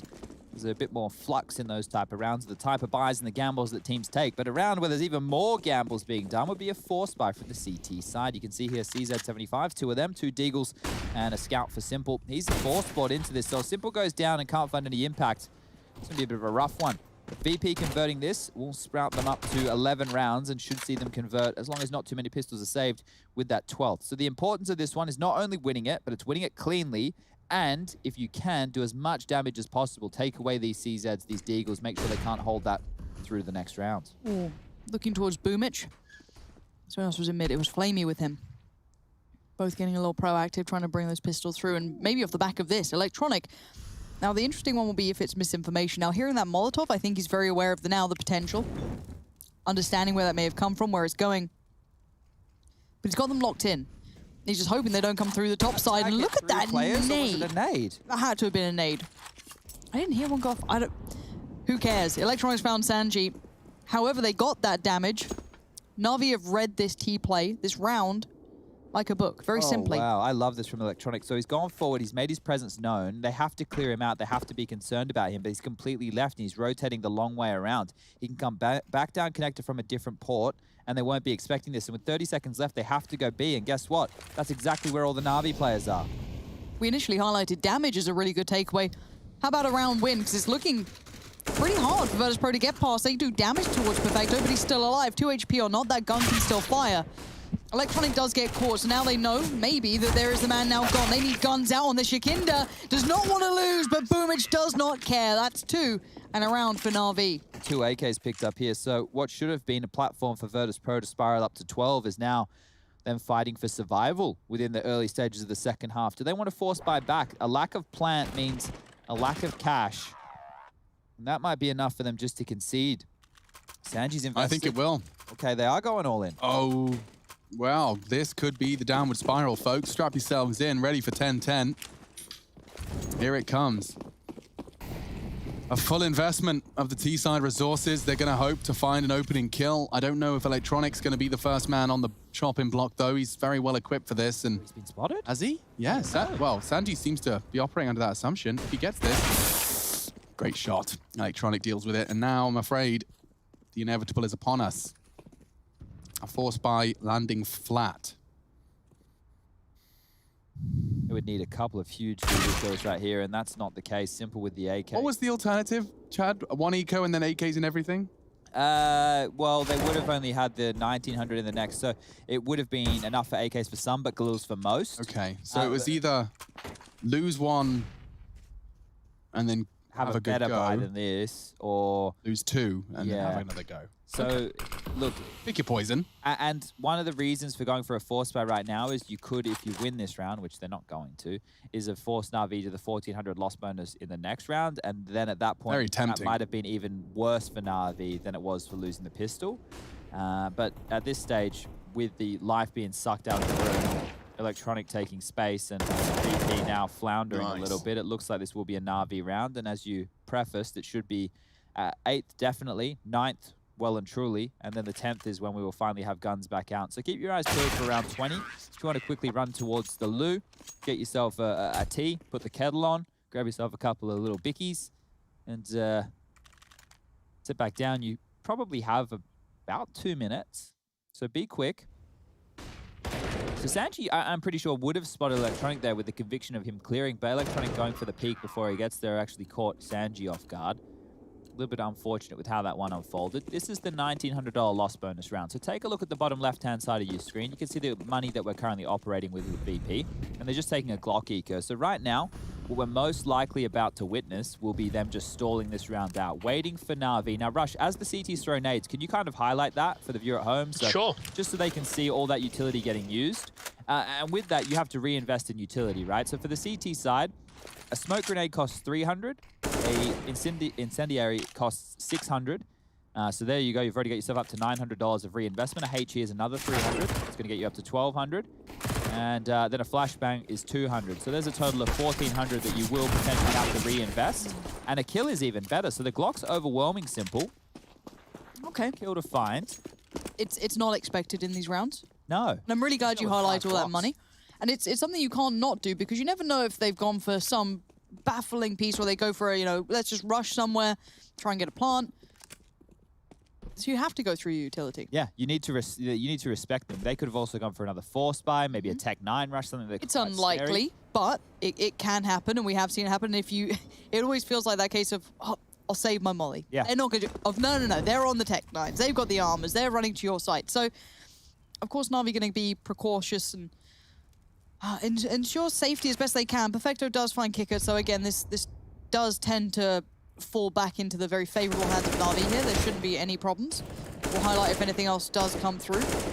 But now, not the case. Very well handled. Yes, Simple got overrun, but the rest picked up the pieces, controlled all the threats. Oh, and a check-in. Wow, this is getting much closer than expected. I thought today's game, the NaVi Virtus.pro game was the one to, if you want to go for a cheeky pick, maybe a risk, this would be it. However, Amiga game I really didn't expect, and that's DreamHack as well. So countless amounts of Counter-Strike going on. Plenty of CS to watch, ladies and gentlemen. The 24-hour Counter-Strike network does not never stop. stops. After this game here today, we will be having 100 Thieves in what will be their last match. Last chance to dance. Potentially their last match against Team 1. They might make the grand final, but speaking of final, it's the final approach towards the B site. Yakinda quick through the mollies. It will do damage, but Perfecto still lives. Kick it's low, and he's going to fall. The spam is great. Perfecto finding 2 more. Jame and Yakinda fall, and this looks like round 20 falling flat. This was meant to be the fight back in. That's what Virtus.pro saved all their coins and gold for. Kept it in the coffer safe, but found nothing with it. Flat B hit. Nothing exciting about it. Buster now gets too much attention from Flame. He doesn't love it, and now he's aware that there's a chance of someone else nearby, and there was. Pick your poison. Do you want Simple to kill you, or maybe a Flamey? I feel as though at least, Simple would give you a clean kill. Yeah, he'd be a quick death from old Simple, unless he's going for a knife. And Sanji's finally removed Perfecto from that barrel position, but that's probably all he's going to get as Electronic mounted on towards the heaven position, hits a lovely shot with the AK. And now we're tied up at 10-10. And the woes for VP will continue because the AWP cannot come out right now. Next round, they'll get that 3,400 loss bonus and cash injection. But this is great from Perfecto here, getting very lucky with Yakinda running on into his line of sight. And there was Electronic just grabbing that gap. Nice tight little slither gap there, being punished.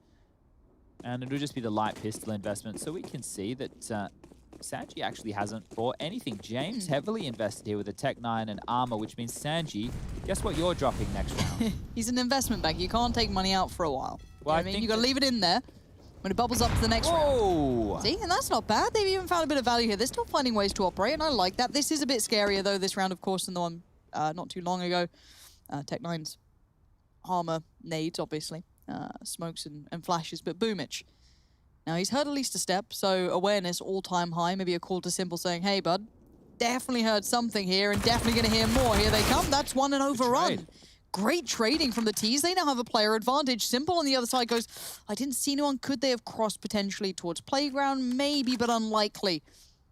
How else do Virtus.pro find another pick here? Where do they go from this? They still have a smoke and 2 flashes to work with. So if they could get sewer control over towards the B side of the map, what they're able to do is smoke off heaven and then opt for some good flashes to take space away. But as we can see, NaVi are gamble stacking towards the B site. Simple's rotated over. He's helping out his boys. Flashes to dissuade and actually a boost here to help them mount on up and get ready for this defense. The bomb over towards the backyard of B is telling us the commitment with 40 seconds left will be towards this site. And that's problems, because VP would have had a shot in this if they've headed towards the vacant A bomb site, but they're not to know. Yep. We obviously get all that treat of information, however, they have to operate under the best guess they can have. Maybe hearing a step or two. I don't know if they could really extract that information, but the timing has at least cost Perfecto a little bit of placement. He's fallen away. Now let's look at that bomb. Does it make it to site safely? Misses. Does look like it's going down. Yakinda just found Perfecto, and suddenly we're in trouble. Street Electronic only one alive. Yakinda stands tall for Virtus.pro. This round was never meant to be theirs, and they make it theirs through all the right ways. The perfect play coming through. Even then, going against a stacked up site, they come out the victor. Line him up, knock him down. Yakinda bowling to kick her off, and then the Deagle. Look at this. Easy as you like. Yakinda just showing some prowess in the aim department here today. Simple and Electronic, the final 2 to find a bullet. And NaVi, yeah, I'd take a timeout too. That one's going to shock him to the core. Okay, Virtus.pro, we've got a game on our hands, maybe. I was getting a bit worried, if I'm honest. I thought, right, well, it's third map. Yeah. It's one round. Let me believe in the one round. Let me ignore the 4 on the trot, yeah? And just overly commit to the one round for the storyline's sake. All right, I like that. Tell me a yarn. I ran short there. Spin me a yarn? Spin, Spin me a yarn. Ran a little short, of course, and there's the head-to-head of the AWPers here. Now, I would say, of course, Simple. Notoriously one of the best, if not the best. You could argue it if you want, maybe, but I'd say you're a pretty safe bet banking on him. But in this game, in this moment, who knows how this goes down. Flame is joining on the AWP, even Electronic scoped up as well, but attention towards middle. 2 players post up quite aggressively. Looking towards Electronic here. Is he taking an early fight? I don't think he's going to be able to refuse it soon. This is a hard swing for Yakinda. We saw Sanji struggle. Yakinda might have a better shot at it here. Those young, keen bean marine eyes might be all they need to find this frag, but never mind. Flamey, the protector, won't even allow them to cross, and now Electronic will swing for a second. Beautiful. So NaVi, after the woes of the low buyer, well, back on top in round number 22. Perfect stuff. Simple. Does find Buster, and so, yeah, we return to normality. I think NaVi, you've got the lockdown. Third map of Dust too. Could be a Just around the brawl. corner, Could yeah. very well be a brawl. And both teams really enjoy that long approach as well. So once we get there, we will have to kind of dissect the type of plays we'll be looking at. And it shouldn't be too long now, as Simple starting to get a little bit more vigor in his step. He's spotted here, but it's only a matter of time before he goes down. Has a chance for the kill, won't even finish it off as Boomich is there to soften him up, and Simple will put that no-scope icon to good use. 11-11, and the money situation for VP, well, because of their low buy win, they can actually buy. Jane could even get into the AWP, but he will be working with either utility or armor, not both, in this next round. They've gone for another low buy, so thinking they can repeat the success that they managed on round number 21. Legs 11 is where we're tied up to right now. More utility purchased on in, and back towards the B site they head. And it looks like the stack from NaVi's over here, so trouble for VP. Oh dear. Buster's down already. Yakinda does well again, but cost him his life. Didn't get to drop his util, and yeah, just slams to the slaughter. Wow, they got the bomb to stand vertically. That's like rare. It's like flipping a bottle. Yeah. New CSGO TikTok challenge. I mean, James is worth continuing to talk about. The fact is that he's walked through being called it clear. Now, of course, that's because the bomb is lying, as we said, vertically. Very cool. Really cool. Like, honestly, overwhelmingly cool. It might get a but kill. he could get a kill in a weapon. Okay. And that makes things like a bit weird. If he lives for a second, Sanji can try and work a pick. They have 56 seconds. There's no rush. Cool your jets for a moment. Oh, they've smoked him off. That's helpful. Right He's even got a gap. And a molly. What a dream. So Sanji needs a kill now. Yeah, and I don't know how he's planning on getting it. Boomich might push for info. Oh, that was his chance. Sanji squanders it. Boomich with a triple, though. And James walking into an AWP. No fun for anyone. Using the Tech 9 for the mobility. Baits the shot, then takes it. Oh, no! Simple has to tuck in. Boomich to take the next fight, and that's finished off nicely by NaVi. Boomich gets all the credit. And the vertical bomb returns to spawn. So this is where the buy from VP and maybe their last-ditched attempt here on the second map of the series will be coming on through. You can see the purchases now as we get the highlights of Boomich able to quell this with the flashes, smokes, Molotovs, nades all coming his direction. That's the final frag. So check this out. They have the AWP. Kickett's just down to that Galil. And the AWP is the key here because James only with 11 frags. We need to see him come alive. The T side for AWP is on a map like Overpass is where they need to find impact, need to find some picks. Now they're setting up this triple nade again and, well, guess what? He's actually backed on away from it this time. It will not be landing on the head of Flamey or Boomich.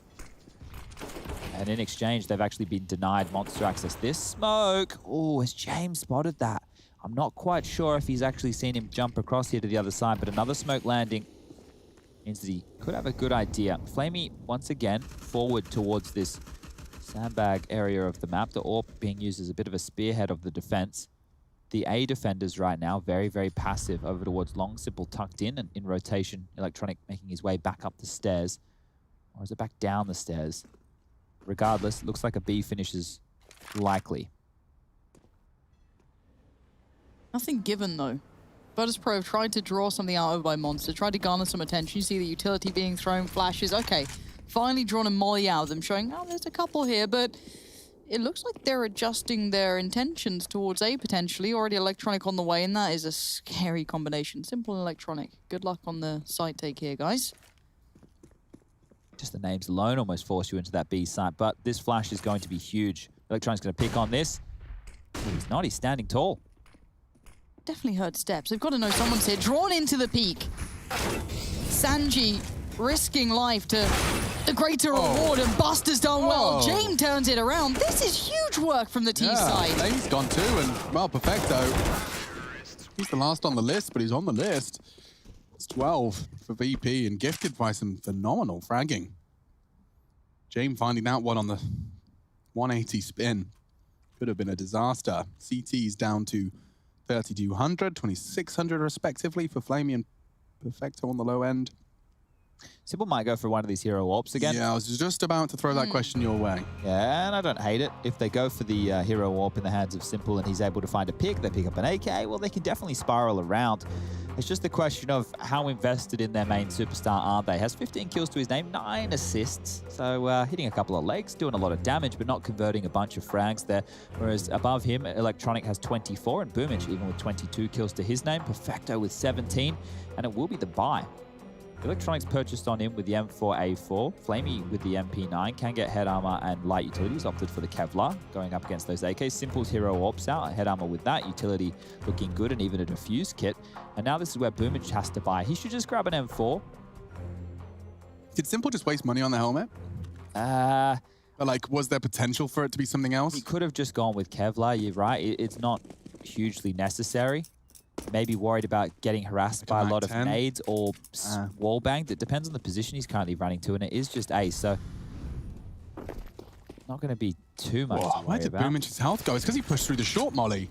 Yeah, he's brave boy or Boomich. Yeah, but like, I don't know if they're going to expect someone to be tucked in this corner. Look at, no way. No way.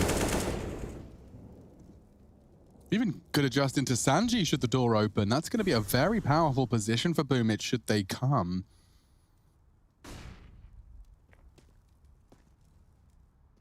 He's cleared close monster. His HP, though, is just so vulnerable. Simple, tucked in on heaven.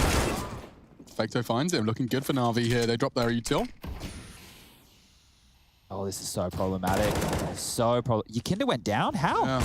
Simple found him. James trying to dig him out and has found 2 kills. It was a 2v5. Now looking a little bit more manageable. Now a 2-on-2. Oh dear. Disaster strikes for Na'Vi after 3 opening kills.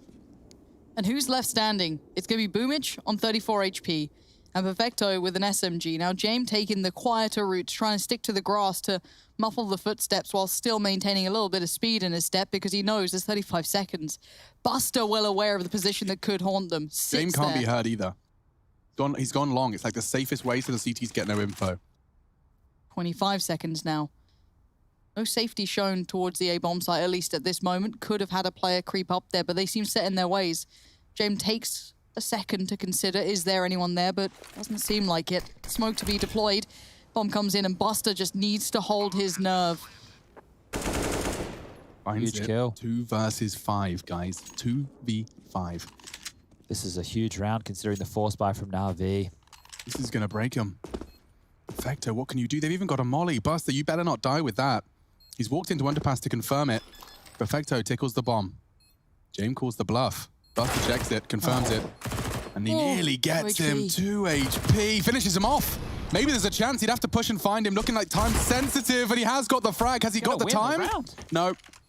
No kit. Molly on the bomb, just finished, and no kit. All right, well, that is going to be... That's a consolation prize, though. Yeah, Simple's going to be very happy with Perfecto after this one. But, man, he had done a lot of work there. And I'm surprised they're able to pull a round like this out of the bag. It all came down to this kill there from Buster. If he didn't convert that one, there was no way in. It had to level it up for that 2v2. So VP, well, the money situation for Na'Vi doesn't warrant a buy, but I was thinking before it didn't warrant a buy either. They might partially... Simple's gone all in again. So Hero Orb. I guess he has to. Their loss bonus next round is 2,400. What's the call if you've got a Hero Warp against you? Group up, execute? Yes. I mean, an execution doesn't hard. suck. It's very hard on Overpass to do that. And if you decide to just go for B, that's where they can do a 4-man lean with just pistols. And that's very scary. So I think the idea is just be very diligent with your flashes and make sure that you're able to identify the AWP. Maybe he'll be sitting on a corner and he'll take a pot shot while blind. And then you go, okay, well, now we know where to go and what to do. So they're just working out a bunch of different run boosts here. So giving him, I guess, a diagonal line forward. It's not maybe as easy to track there. I'm not certain on the thought process. But he was trying to tell him, like, come to the shadow. Do this one. So this is a great approach. Scary, yes, because the AWP could be long, probably one of the key places for the AWP to be, but they've lent towards that B bomb site a little bit more, and they've actually been able to avoid Simple's AWP up until this stage. Now, if they execute A and they do deeper wall smokes, I'm talking about bank and CT smokes with Molotovs littering towards Optimus, behind the dice boxes, then they're actually going to be able to take a lot of these pistols out of the equation.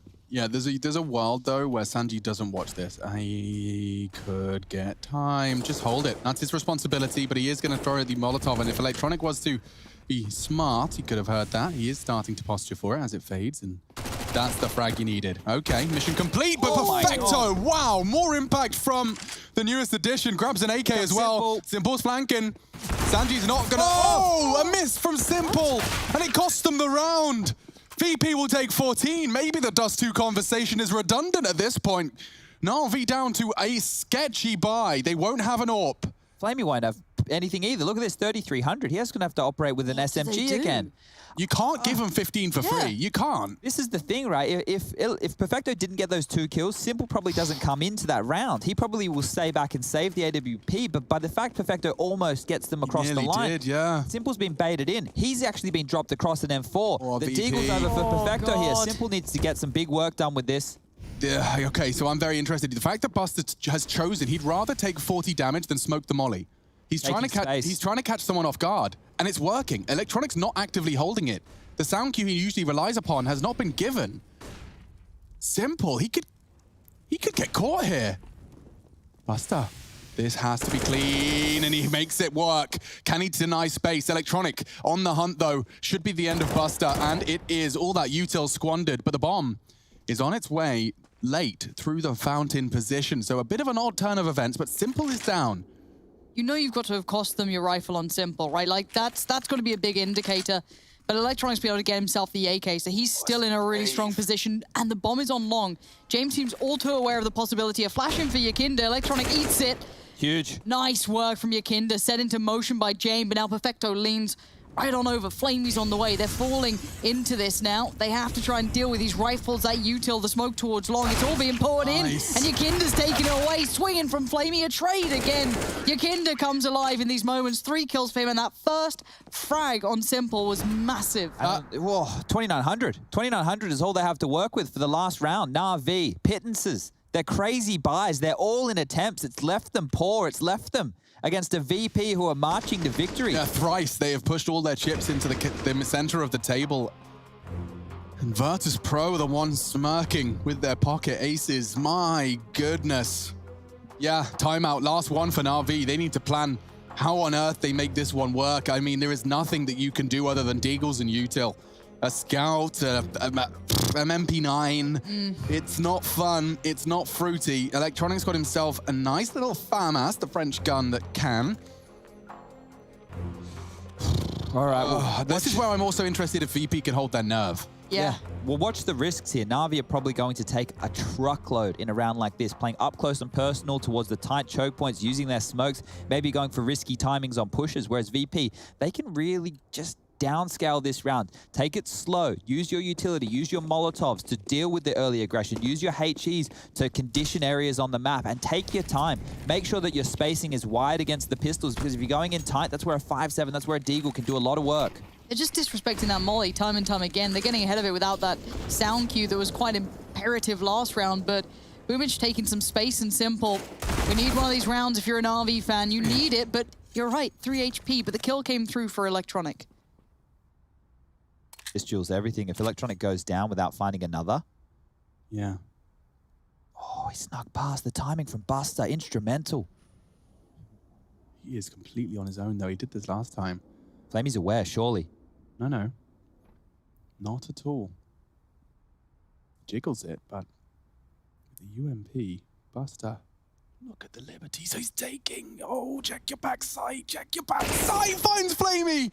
Colossal find. Now everyone. Panic buttons are hit.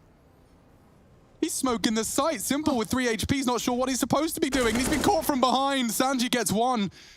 Is he anticipating Electronic? Oh, dinked. Dinked him somehow, just through the corner of the wall with the AK.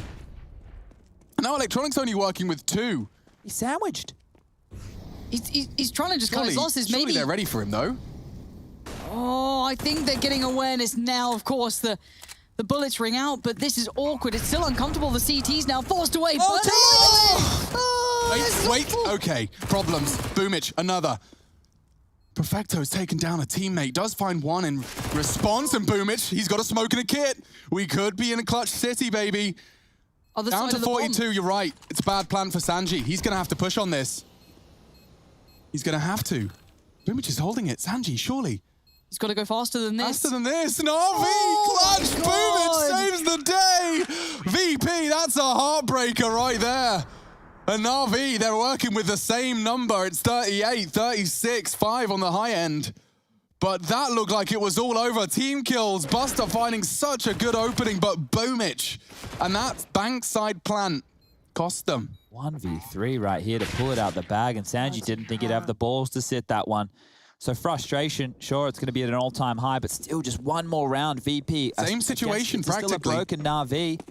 They can't push this molly again. Well, this time the molly's not even getting thrown, so room being granted here, but they can't squander this now. NaVi get stronger the longer this game goes, and if we get to overtime and the cash, well, we'll be dealing with the 10K. Simple can really come back to life. High-octane moments like this bring NaVi to life, though. That's what scares me, and the more pressure that mounts towards Virtus.pro, do they have the wherewithal to deal with it? Going to be a topic for our conversation, I'm sure, depending on how this goes, but Buster was the player finding that space. And for now, they look towards long. 3 players heading up this way. Yakinda's there, James there, Buster's there, the bomb tentatively walking behind with Sanji. And Kicker's just got a freebie. That's everything you'd ever want. Boomich for free. Not even a fight, not a bullet back, nothing. Simple isolated towards the bathroom side. They don't really want that direct fight, and I don't blame you. If you can find an easier way to fight Simple, more power to you. And Yakinda thinks he's got it. Kicker might even sell himself up the river for the sake of the betterment of the team. He does go down for it, but... Has been hurt. He's definitely oh, the nerves. Simple's re-peeking, but Sanji's got him. And now suddenly it's game on. Get to A quickly as you can. That bomb's still in the hands of Sanji. He's being protected by Yakinda. And it looks like VP might have just done enough. Maybe. Perfecto wants to change it. Redemption being sought after. Won't be fun. They've got util. Yeah, drop it now, Buster. Perfect. Oh, knocks his head off. VP taking it to their domestic idols. Flamey does find one. Buster's head through the smoke, but he's got to defuse. He's got no chance. There's bullets through the smoke, and it's Sanji to confirm it. A 2-0. Virtus.pro have done it. You can tell me again. Come back when you got something to say. Just put the fire up there. Do you see in the back yet? You can tell me again. Come back when you got something to say. Just put the fire up there. Do you see in the back yet? Alright, hot damn. You can tell me again. Come back when you got something to say.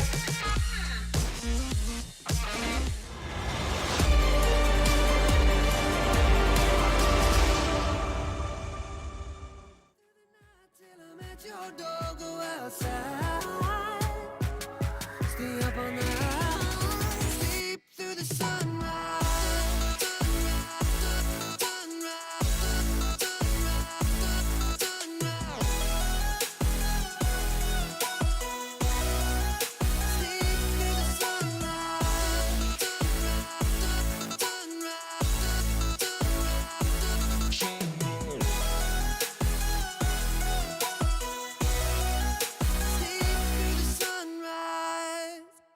In paradise, the sun never goes, it's a feeling.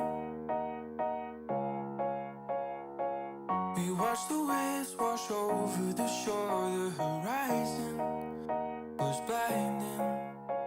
This could be the end of the world as we know it. Or this could be the end of the world as we know it. And we never thought we'd get this far. I'm gonna stay true. These songs I wrote for you, oh, they make me blue.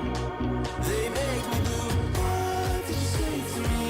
You wanted to be free. Do you believe? I want you to believe.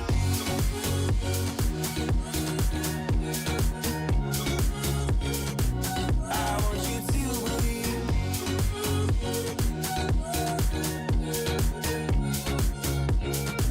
I want you to believe.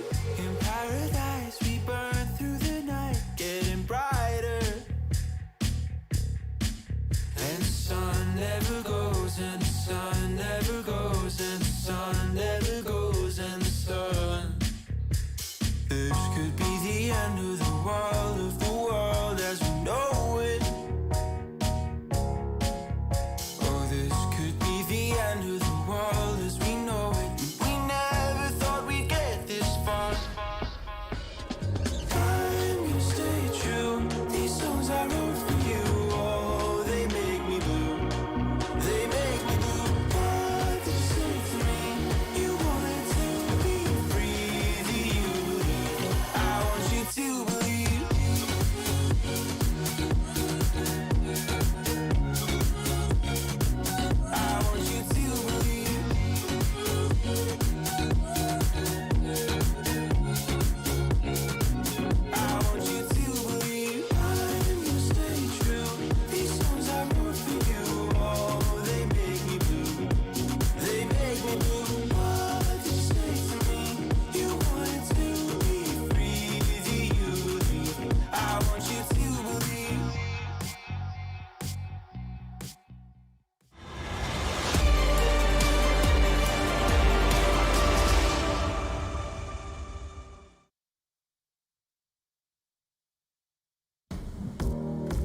Mountain Dew Game Fuel post-match. We're back.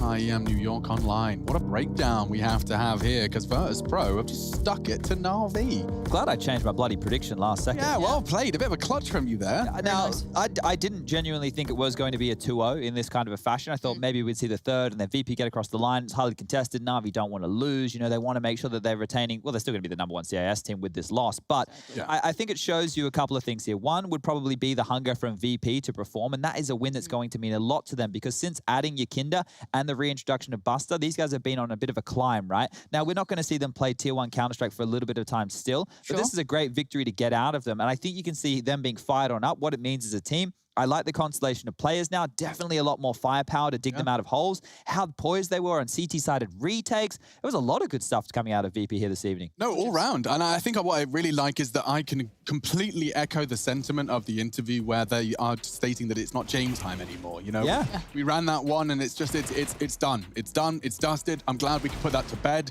in the same way that we put to bed the NIP are the legacy. We've got rid of that. It's gone. It's all gone. And I'm glad. I'm just happy to see that VP can now be considered a CIS contender and doing so against the world's best.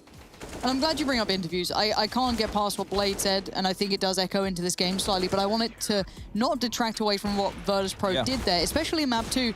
You saw these players starting to come online. You saw that NaVi started to build up. They started to get those rounds on the board that you expect. Once they got, you know, onto their T sides, they started to roll a little bit there. But honestly, at the end of the day, I've got to say Virtus.pro came in and they played a brilliant game of Counter-Strike. Buster, the ability to find that space to exploit it. The amount of liberties he was taking towards the closing stages of that T side, it's almost as if they watched some demos.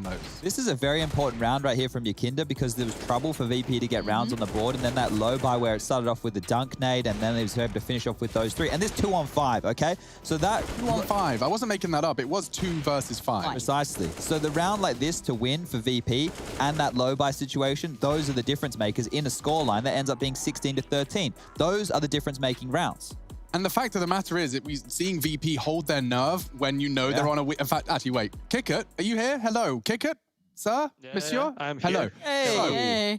I was about to talk about a round, but I'm going to talk about it in front of you. When you knew NaVi, like, broken economy, it's like FAMASs, MP9s, and then you lose it, right? You get caught out. I can't remember exactly how. Thank you. Boomich 1v3. After the Boomich 1v3, oh, how did you manage to just keep your cool and be like, it's fine. They're still on bad money. We could do it again. Because you guys just look so clean, so unwavered. You feeling good?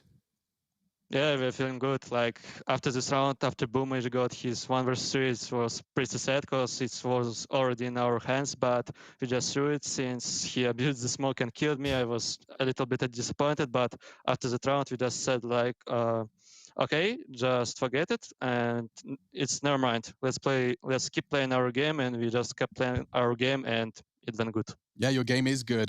Buster, taking all of those liberties, he was taking a lot of space. You had a lot of NaVi stacked on B. He was getting up onto the A site very comfortably at times. Was that, you know, demo review, like a gap you planned to exploit, or was that just Buster being crazy and trying to exploit some of that space? It's not like demo review, or it's like a role. It's like not even a role. It's like systematic of the map. There is always one guy who is just creating space on A, or we are just creating space on B, and he just sneaking towards A and how it goes. So he was just doing his things he's supposed to do. Okay, so he got away with a lot of space there, and that helped you guys get across the line. Now, we saw Yakinda with that Deagle round on the B bomb site. That was huge. Talking about Yakinda in this team now, if you guys look at statistically, he's actually your highest rated player. Is it really good having a firepower upgrade like Yakinda in the team? Yeah, it's a big addition for me. It's like when Australia said it Magisk and they start winning a lot. Ooh. So I think we have the same situation. Okay, I like it. I can even see the comparison. You know, you've got Sanji, the role-playing Zipnix. Yeah. You've got all the ingredients now. Oh. Do you feel as well with Yakinda, because he does a lot more entry fragging, that takes pressure off of, say, you and James? You know, you guys don't have to go for as many entries now. Yakinda's doing a lot more of that work. Yeah, he is space creator as well as us. So space creator, and it's very good for us. Okay, well, it's looking there's good. One more guy who does entries, but there is a Buster who does entries on his spots as well. So we have like 4 entry fraggers. Nice. That's good to have, isn't it? That's a perfect way to summarize CIS Counter-Strike. 4 entry fraggers. 4 entry fraggers. Perfect. Thank you, Kickit, for the interview, and I want to congratulate you because that's a big scalp. To take down NaVi, that really sets you up for success here at IEM New York Online. So congratulations. Thank you a lot. Have a nice Cheers, day. man. Bye. Thank you. Have a nice day as well. He's definitely riding a high. cute. A sweetheart as well. Yeah. Like, I will never, ever, ever mock anyone for stepping into an interview when they're doing it in a second language, and he's doing that with conviction and confidence. So big respect to Kickit. And confidence is needed now. They're top of the group. They're currently sitting at 3-0. They have 2 more matches to play, one of which I believe will be against Fours. So that's going to be a game to keep our eyes on here because this group, now with the Sparta in the mix, upsetting Fours a little bit earlier, gets blown wide open because if NaVi can't convert against Fours either, we might have a couple of wobbles, right? Now, next week is the playoff bracket, and some of the biggest names here are VP, NaVi, Fours. Here's Group B, Spirit, Gambit, and then we think maybe it was going to be Windstrike, but now it could even be Namiga or even that of Hellraisers to come through in that 3rd slot. So Group B is going to be a little bit more open, but the names, once we make it to the bracket stage, are very interesting, right? We get to see Gambit going up with Shiro. Imagine Shiro versus NaVi. See, I think, though the CIS group stages for IEM New York have been unpredictable and weird, I think the CIS playoffs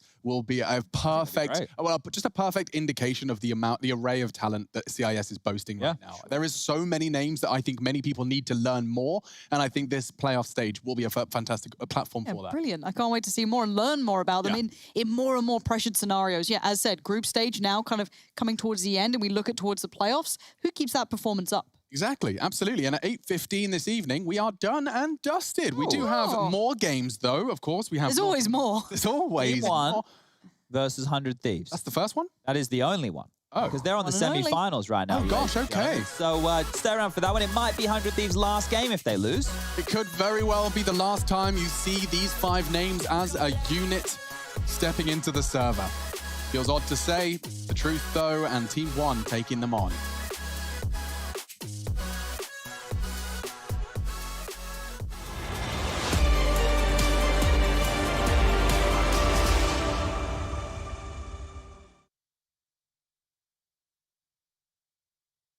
My name is Trace Saranthus. I am building a PC for Jordan Gilbert. My goal was really to get something that was no compromise, super powerful, and ideally not built by Trace.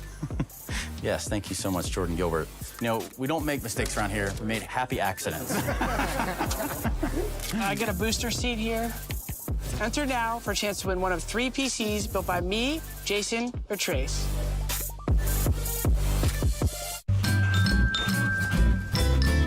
You ready? Huh? Hey, easy boy, huh? You ready? Huh?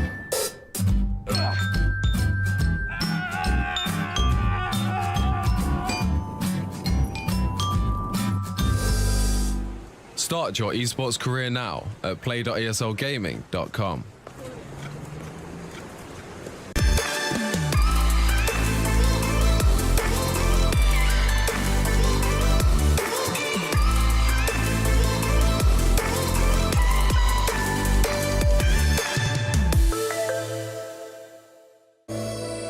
They shut me down, but I got this vibe.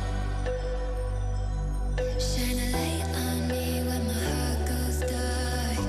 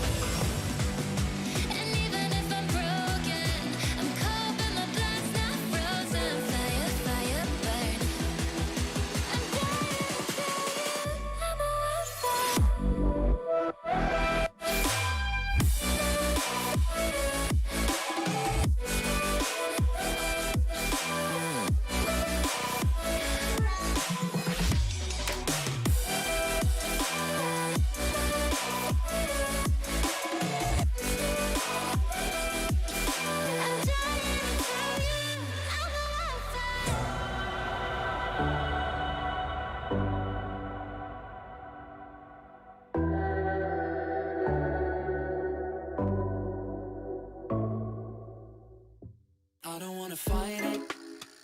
It's time to let it go. It's time to lose your inhibition. Developing a blind ambition. If you got a match, just go ahead and light it. I wanna see where this is going. We're done with playing games now, knowing, yeah. We've nothing to lose. We're lost at the night. We're feeling alright. There's no need to choose.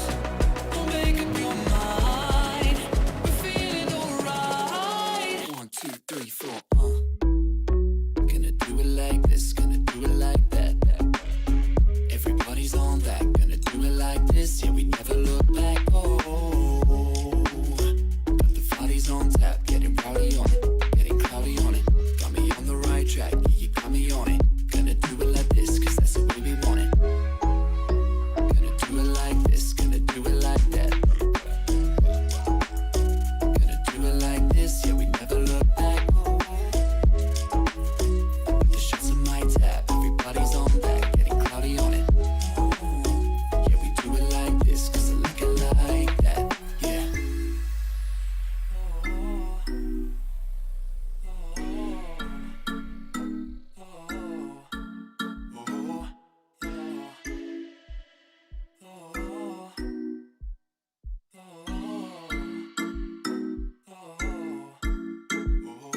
We're going through the motions, in super slow motion. It's time to lose your inhibition. Developing a blind ambition. Fire it up, ignite it. I don't wanna fight it no more. I wanna see where this can go. I'm done with playing around, not knowing, yeah. We've nothing to lose. We're lost at the night. We're feeling alright. My eyes are on you, and yours are on mine. We're feeling just fine. Just let it go. Gonna do it like this, gonna do it like that. Everybody's on that, gonna do it like this. Yeah, we never look back. Got the bodies on tap, getting rowdy on it, getting cloudy on it. Got me on the right track, yeah, you got me on it. Gonna do it like this, cause that's the way we want it. Gonna do it like this, gonna do it like that. Gonna do it like this, yeah, we never look back. Yeah. The shots on my tap, everybody's on that, getting cloudy on it. Yeah, we do it like this, cause I like it like that, with the blind ambition.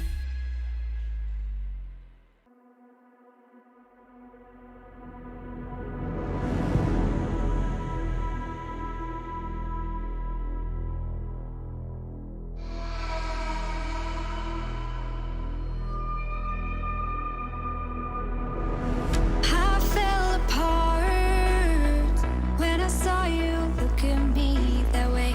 It broke my heart to see.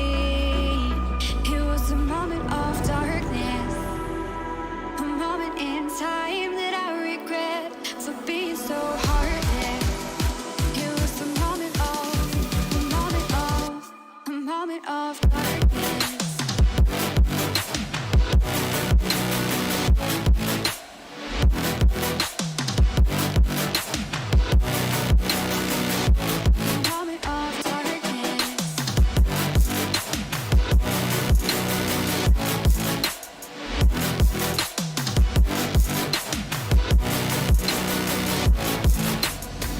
I fell apart when I saw you look at me that way. It broke my heart to see. It's too hard, it don't come easy. I went dark, I lost it right away. And when it starts, God knows what I'll say. In my head, I had good reason. I went red so unexpectedly. I should have said that sometimes happens to me. It was a moment of darkness, a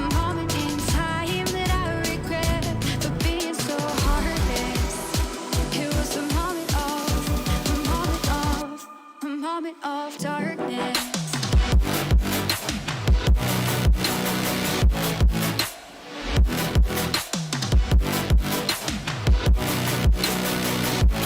Vomit of darkness.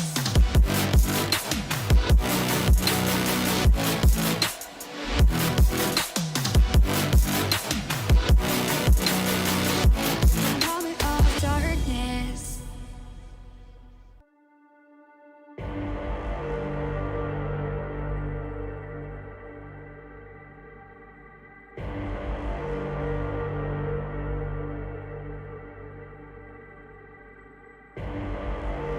Rising out the ashes, coming from the ether.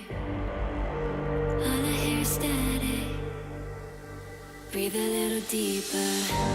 Fallen, broken, a million light years away from home.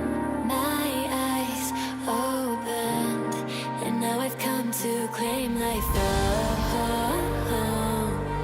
Never let it go. These wings carry me. Live this fantasy. Running through the fire, fire. Gonna let it burn. I am the Messiah.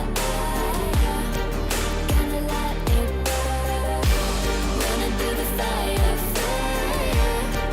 Gonna let it burn. I am the Messiah.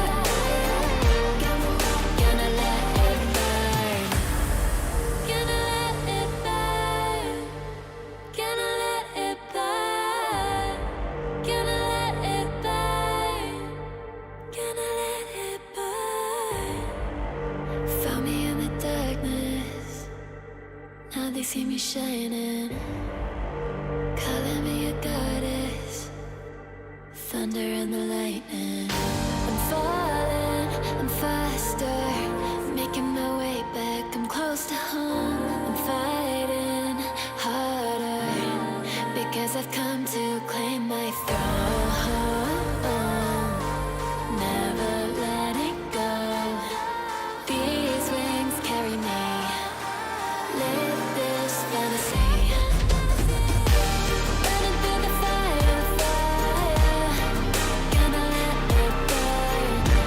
I am the Messiah. Gonna let it burn. I'm running through the fire. Gonna let it burn. I am the Messiah. And I live this fantasy. Running through the fire, fire. Gonna let it burn. I am the Messiah. Gonna let it burn. Running through the fire, fire. Gonna let it burn. I am the Messiah. Gonna let it burn.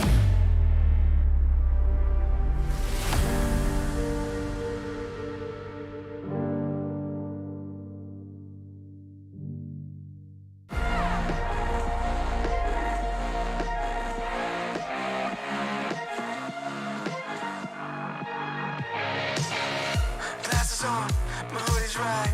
Break the door, give me side eyes. Are you feeling yours? Cause I'm feeling mine. Slide back to the future, got my own time. It's sniffing dope to feel right. Got my own high, don't need no lies. Sneaky bitches never ever act with so nice. Alright. You can tell me I can. Come back when you got something to say.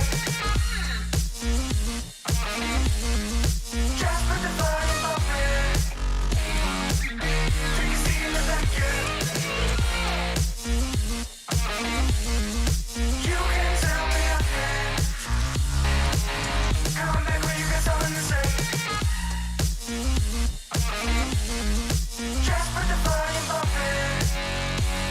You can see in the back, yeah. Alright, hot damn.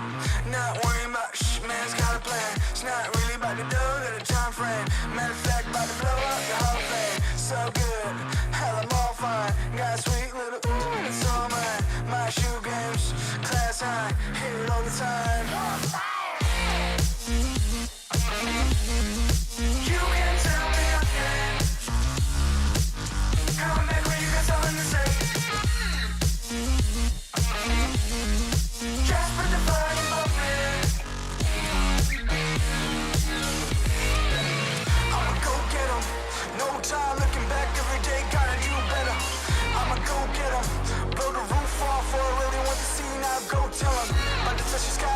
no helmet. Preparing myself with top, no weapons. On my own, I stop caring, cause they keep telling me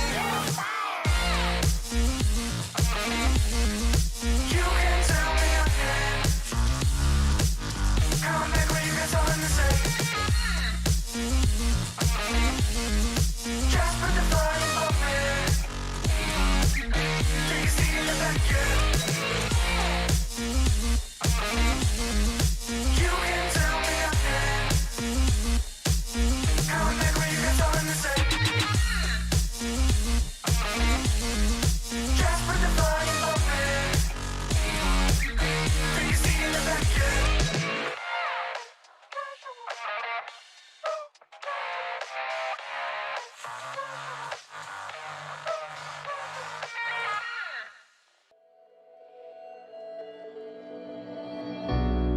We're living for the moment now, we're one with the world. I can't lose this feeling I get. My heart's in the right place, and so is my soul, yeah. I won't take no excuses for it. I want it, love it, need it, live it. I feel like something's missing when I do not have it. I feel it in my bones, gotta find my space. These emotions on my face, taking a toll, I gotta pay it forward. I'll give it all that I can. No matter what, I won't let up. It's in my soul, it's in my blood, and I won't take no for an answer. If it don't hurt me, it makes me stronger. Yeah. No what, I won't let up. It's in my soul, it's in my blood, and I won't take it no more. I won't be there.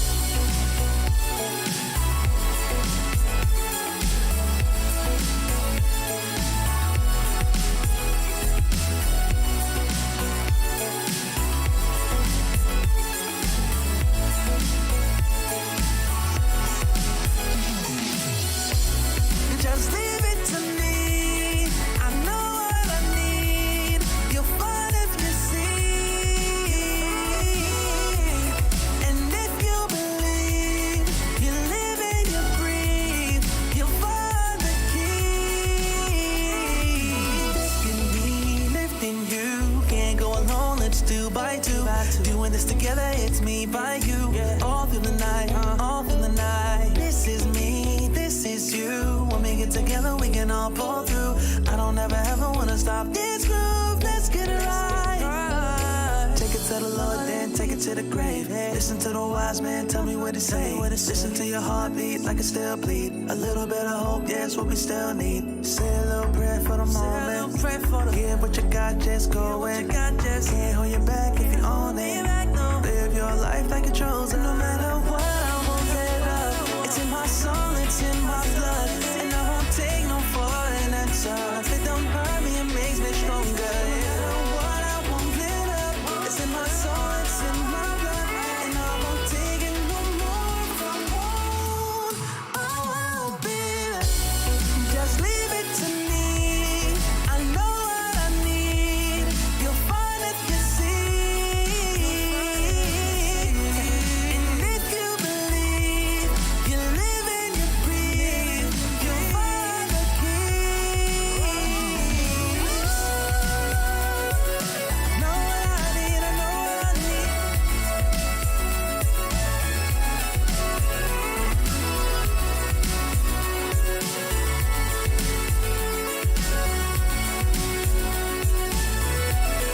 You'll find the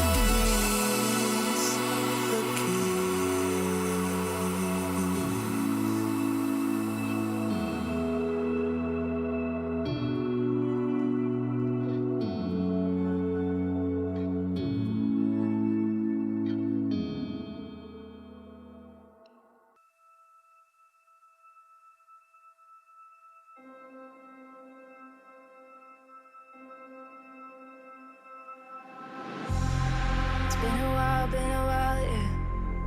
Safe to say over a year. Still it feels like I saw you every day. Tired of hanging around the ones that always need an explanation. I don't need to every day. Explain myself, don't hold it against me if I'm somewhere else. Put all the masks that I had on the shelf. Wish I could stay, but it's bad for my head. Something's coming. I wanna be everything I thought that I could never be. Build me up, piece by piece. Figure out but all the parts that maybe used to feel like I belonged to a certain place or a town. Feeling safe, feeling sound when I'm still around. But there's something in the distance. I wanna know what it's like. Don't worry, I'm still with you all the time. Explain myself, don't hold it against me if I'm somewhere else. Put all the masks that I had on the shelf. Wish I could stay, but it's bad for my head. Something's coming. I wanna be everything I thought that I could be. Build me up, piece by piece. Figure out but all the parts that maybe. Something's coming.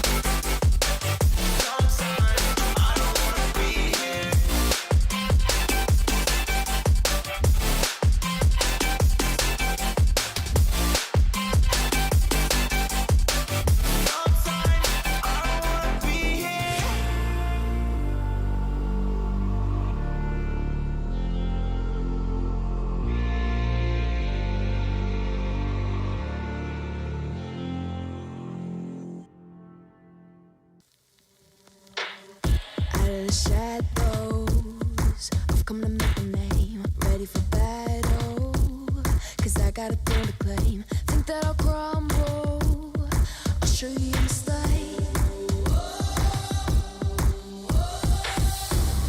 Where you see me coming, better run for cover. Cause I'm not slowing down, I'm never going under. I survived the pain, I know it made me stronger. So meet the monster, I came to conquer.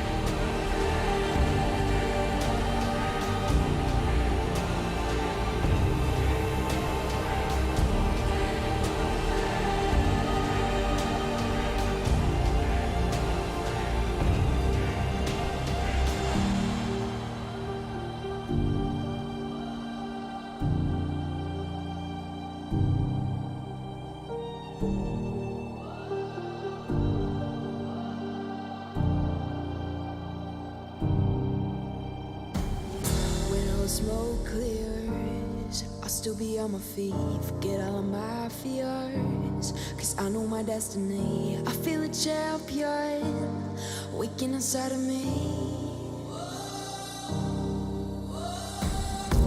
It's set in motion, the legend's spoken. This is my moment. Can't break my focus, know where I'm going. This is my moment.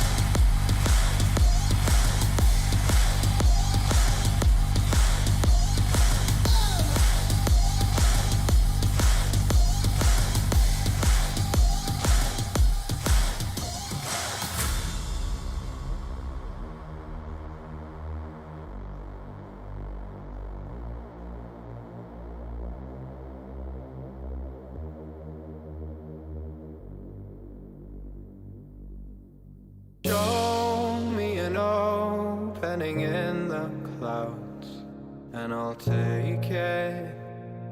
Yeah,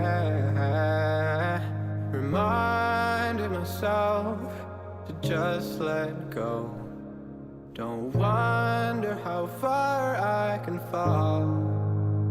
Don't look down, never fade out. And I just wanna be someone and never fall behind again. Just keep on moving on. Never look down, never fade out. Never fade out.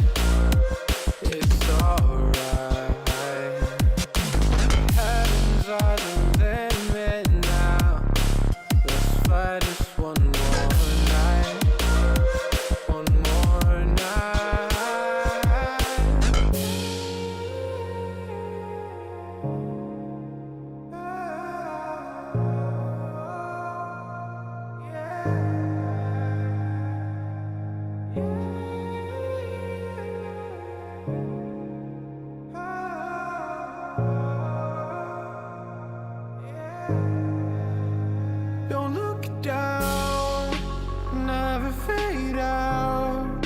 And I just wanna be someone and never fall behind again. Just keep on moving on.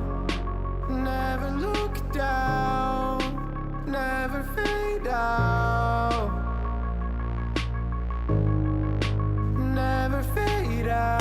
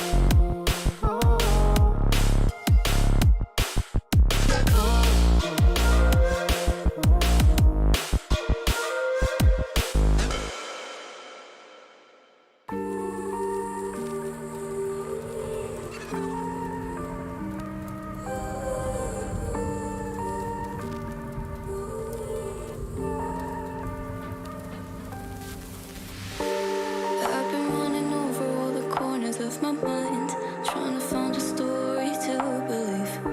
And I've been getting sick of how I'm spending all my time, searching for a way to find relief. And I can stay inside, go to sleep, but I feel like I need to let go. And I can spin a web of any story that I like, but tonight I wanna make a masterpiece. Stepped out looking like a small fire, half glass and filled with desire. Head down, but I know I can't deny it. Life is fun when you're a liar.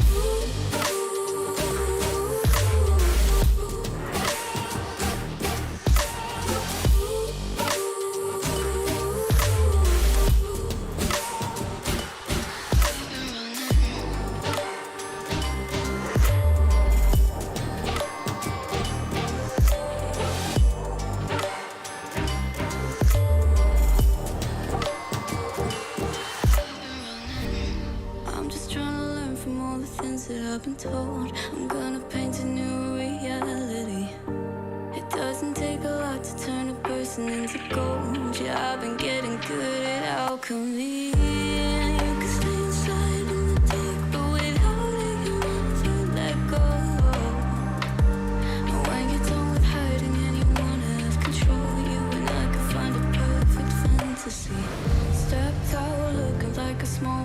fire. Half glass that filled with desire. Head down, but no, I can't deny it. Life is fun when you're a liar.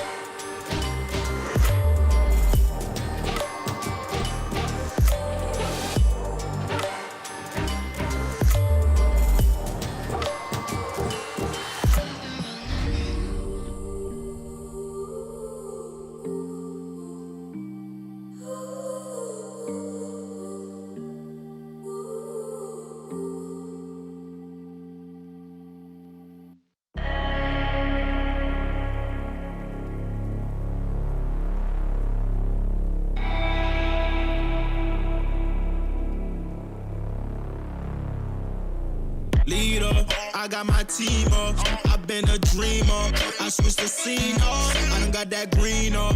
It don't make me fiend up, but they know I'm being with the rats. Call me the fiend up. Dirty work. Smoke up, no lean up in my soda. Fresh and clean, got no hold up. I've been an outcast, we ain't scared, we told ya. Been in that backseat, facts beat. Move that word, but it ain't no D-R-U-G. M-B-M-U-S-I-C. I'm only human, if you cut the skin, I bet I bleed. And when my back against the ropes, put in that work, I leave. I see the vision clear, seeing things that y'all don't. Intel Extreme Masters New York Online is brought to you in part by Intel, Acer Predator, Mountain Dew Game Fuel, DHL, AT&T, U.S. Air Force, and GG Bet.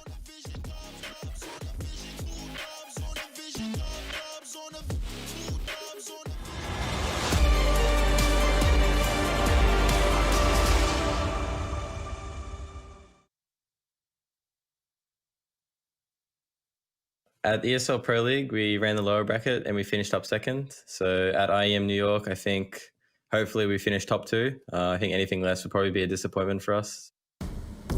Well, you're almost there. You made it to the semifinals at the very, very minimum. Of course, the Intel Extreme Masters New York 2020 Online is here and now, and so is JKS and company, the man of the hour, JKS. Now, the men of the hour might be Harry and Hugo, but that's up for you to decide. Welcome back, everybody. This is a semifinal over here in the North American region, and for these gentlemen and myself, we are excited to see what the 100 Thieves can bring to the table. Yeah, man, no, this is gonna, oh my goodness, who was here before? How deaf are you, Lauren? There we go. Okay, that's good, right? I think we all do it every day. Yeah, yeah. No, shocker, right? this is sick, man. Like, it's really, really cool. For 100 Thieves, it's like the idea of like the last dance for this team, right? Like, this really is it, right? And they're trying to make a deep run happen again, and they're just one best of 3 away from locking in another grand final performance. Now, I don't know about you, but back-to-back grand finals certainly solidifies your case to be picked up by another organization, right? So, like, that's the thing. If you're the 100 Thieves, you're kind of like, you know, a lot of these guys are already faces of Aussie CS. Then you've got Jacob in there as well, who is also a face of Aussie CS, despite being Norwegian. And you know, like, I don't think anyone looks at anyone on this 100 Thieves squad and wants them to just be doomed past this point, you know? And I think all the branding there is going to help massively. And then to top it off, right, making back-to-back grand finals would certainly help you in that case. On the other side, we've got Team 1. And the fact that they're even here is something that's so cool, right? When you think about it, this is a team from MDL. You didn't really have that much expectations for Team 1, and they're in a semi-final with a chance to go to the grand final to face Furia. Yeah, they certainly have that on the cards. I'm going to let you finish. But first, Hugo, we need to talk to Malvs. Malvs, are you with us? Oh, audio from Malvs now. Can you hear me, Malvs? Oh, he can hear us. You can hear us? Okay, so let's try something here. Thumbs up if you're going to do good today. Okay. Thumbs up if you think the 100 Thieves will disband after this match. Oh. All right, we got it out of. You guys got any, like, you know, yes or no? Yeah. This is a very unique one. I got one, man. Are you guys feeling like very, very overwhelmingly happy to have made it this far? Thumbs up or thumbs down? Well, he's not going to do a thumbs down for that one. It's really not That's a happy. safe bet. Well, look, man, I'm trying to build the happiness, the excitement. It's there. Hugo, give it a shot. I didn't have a yes/no question. I felt like it's going to be hard to like sign language your way through. You know what? No, I can't. I was going to ask my question. Yeah, what? No, wait. That's not going to work. Wait a minute. I hear audio. Malbs, are you with us? Hey, I was muted. Oh, we got him. Well, now we've got all the questions out of the way. So what do we talk about now? Malbs, no, but sorry about that. I don't really know. I think there must have been some button over here on Harry's computer. Yeah. Malbs, you guys have made a run here. You've made a statement as to who Team 1 is, and you've shown it in the biggest of ways, and you're getting the chance to potentially play your Brazilian brothers over there on the side of Furia in the grand finals. Now, for you, do you feel accomplished? Yeah, I'm obviously proud of what where we got, because for me as like a Latino player, it's obviously hard to qualify for this kind of events, and being here and get it into a semifinal after beating teams like Chaos and RBG and them, it's just awesome, and I just can't really express my feelings right now because it's just my first time on this and it feels really good. Feels good, man. What was it like this morning when you woke up and you realized, like, we're about to play in the semi-finals for a chance at the grand finals? Like, what how did that even feel, man? Yeah, it's actually good, and it's even better because it is my birthday, and I'm just looking to get into the finals as a present for me, you know? Yeah, happy birthday to you, firstly. Obviously, you guys have already played 100 Thieves. That didn't go well for you. You put up a fight, but ultimately you get 2-0'd. What changes coming into a matchup against a team that you know have achieved a lot? And obviously, you know, given 100 Thieves is a weird situation, are still going to be coming in looking to win and looking to make that grand final. What kind of preparation do you bring to the table in a match like this? We obviously prepared well for them, and we are like feeling more fresh now because on the match against them, our vetoes were made automatically, and I think that was some mental pressure that we got that we should have not gotten, and I think it's gonna be way better now, and I'm kind of feeling confident for the match and for the win and qualify for the final. Ooh. So, would I be wrong in saying that we might be playing Train this series? Yeah, we're playing it. Oh, you are playing it? Okay, cool. So, would it happen to be the first map by any chance? I think it is. Not sure. That's a great way to start. That's got to feel pretty good, at least. It's got to feel pretty good. Hey, man, we kind of thought, and we've been talking about it a little bit off air, and I just kind of want to say, you know, hold on, don't get scared. I want to say on our behalf, it's a really cool thing that you've done here with this team and the idea of learning another language. I think that's very admirable, and there's a lot to be learned right there across the board for everyone. And I guess on that note, we should let you go, man. Good luck today. Thanks, man. It was a lot. See ya. Yeah, good interview. Okay, cool. Good stuff. It's great talking to this guy, right? Like the passion is there. Obviously, we know, especially with as his teammates are Brazilian players, like the aspiration and the dream that comes with you know, moving to America and playing in these tournaments and trying to be the best. We've already seen teams like MIBR, teams like Furia, who are still in the final right now, accomplish that and reach their dream. So for Malbs and the rest of his Brazilian brothers, we'll see if that shows up today. Obviously, it's a big matchup, but with 100 Thieves who are maybe weakened, maybe a little bit loose, and with roster changes on the horizon potentially, yeah, that's a great time for Team 1 to try and steal an upset today. I think the term is Feliz Cumpleaños. Anyway, Want to try that again? Yeah. Feliz Cumpleaños. Okay. Yeah, happy birthday, right? Now, happy birthday to you, Harry, because we get to talk about the vetoes. We're going to go ahead and bring those up right now and start to talk about what comes after Train. That's what we've just figured out, or at least deduced. Yeah. Their trains look really good. That's one thing that's you know, hugely positive for Team 1 in this situation. Obviously, they managed to take down the New England Whalers there 2-0 the other day. Train looked dominant, even though Nuke was super competitive. And as Malb said, randomized veto. Look at Vertigo go straight out. That was their pick, right? And I say pick. That's what I was going to say. And you think about the fact that they went into that last game in a randomized veto, and they did get 2-0'd. But you think about how close those games were. They lost 14-16 on Vertigo, the map that they've insta-banned this time around. And then they lost 12-16 on Inferno. Like, considering that you didn't have your say in the maps and it was done randomly, that is still a really, really impressive showing. So it's like, you know, how much better can they get when they actually have their say where this is ending up? Well, I mean, the only say, like, obviously we have to play this series out, and obviously we need to find out who wins it. Now, for me, I'm looking ahead of this a little bit at the grand finals and thinking about who's going to be putting up the better fight at the end of the road. I think, you know, what's a safe bet, Trace? That really came out slow. What's a safe bet is no matter who makes it to the grand final, it's probably out of this game, probably going to lose, aren't they? It's Fury on the other side. They beat EG. They beat Liquid in the bracket. They're looking really good. 100 Thieves obviously were there recently in the Pro League. They got 3-0. Team 1. It would be great to see them try and find an upset. We know these like domestic matchups can get interesting on occasion, but I just don't see a way that anyone's beating Furia. That being said, getting to that point would be a success anyway. Yeah, I do think, right, for 100 Thieves, one little X factor here to bear in mind is obviously with this team now being, you know, Go on. Right? Like 100 Thieves leaving the scene and JKS departing. I think for the remaining 4, the pressure really is on to show that you still have what it takes to be a top team. And back-to-back grand final performances would certainly make that case, right? Because the same cannot be said, for example, for the likes of EG, Team Liquid, guys that we look to as like, you know, those best teams in NA. And 100 Thieves have always kind of been like the dark horse in that sense, right? Like they can do this, but they've always had trouble with like consistency. And so if you finally manage to do it back to back, that certainly makes a great case to get picked up by another organization. I don't think you could make a better case than that. I think that's an interesting track to follow along because it is still a question in mind, right? Assuming JKS leaves, it's like, what are the options? Okay, firstly, they get picked up and they find a new 5th. Okay, that's one option.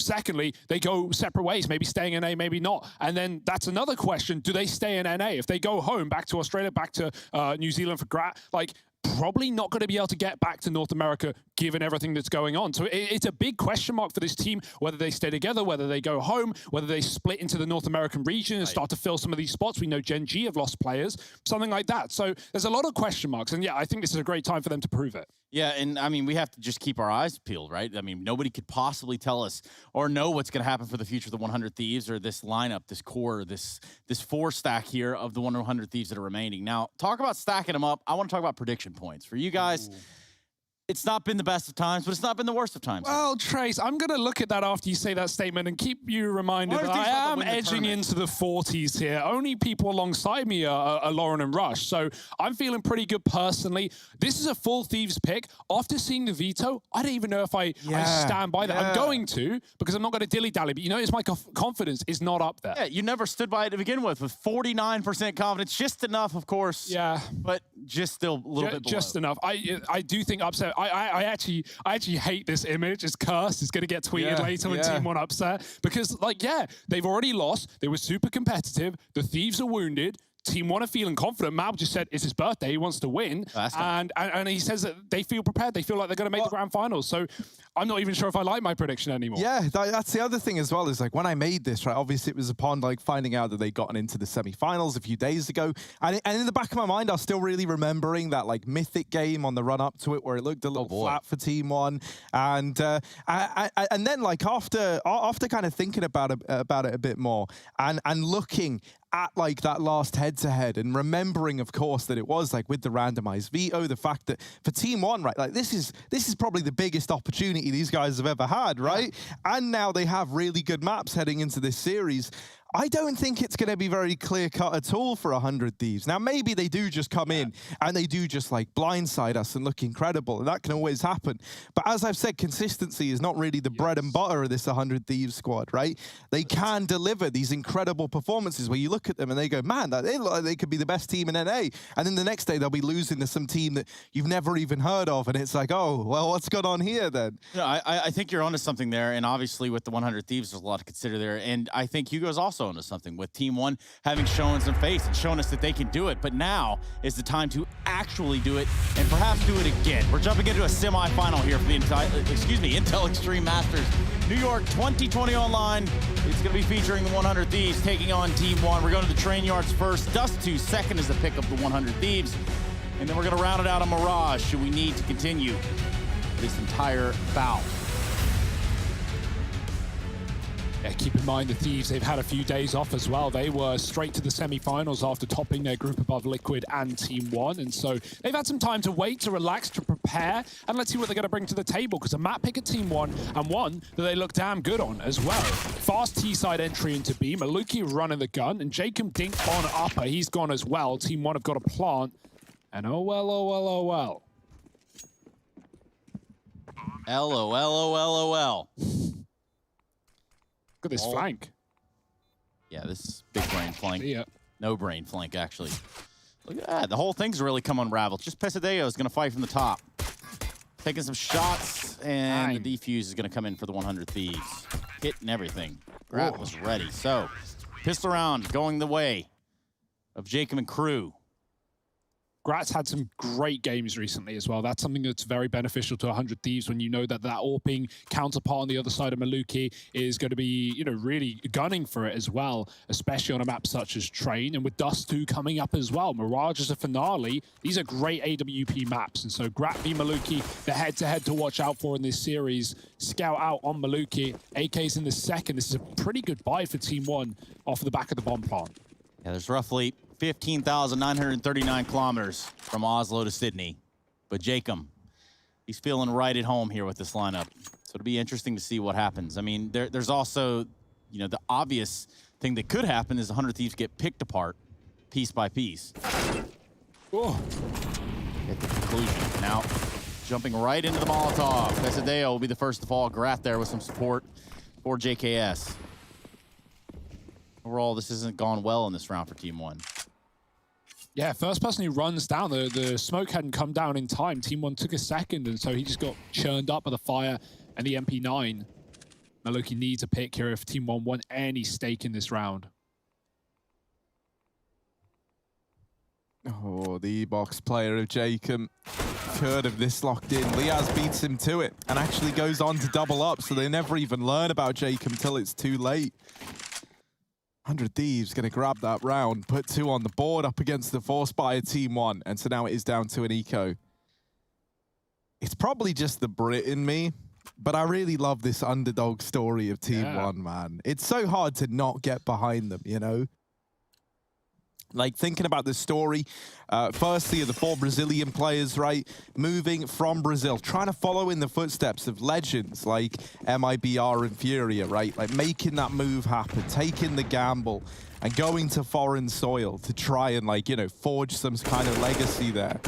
And then, obviously, for the one non-Brazilian player in Malbs, the guy that we were speaking to at the beginning of this segment, and just the fact that he's had to learn that whole different language, man, just to be a part of this team. I know there's something about it that would make it almost too good of a story to not get behind Team One making a grand final run happen. And, you know, Furia on the other side, they said yesterday after their win that they want to face Team One in those finals. I mean, who wouldn't? Like, you know, if you're Furia, obviously taking on the Brazilians, that's a cool idea. Right now, we're early days, though. 3-0 for 100 Thieves. Liaz, he's had enough of waiting around for Maluki. He does get punished, though, with a push, and Grat almost dead as well. Could have been costly there, but luckily enough, a pistol round lost, and the anti-ecos will follow. Now comes the buy. Maluki on the AWP.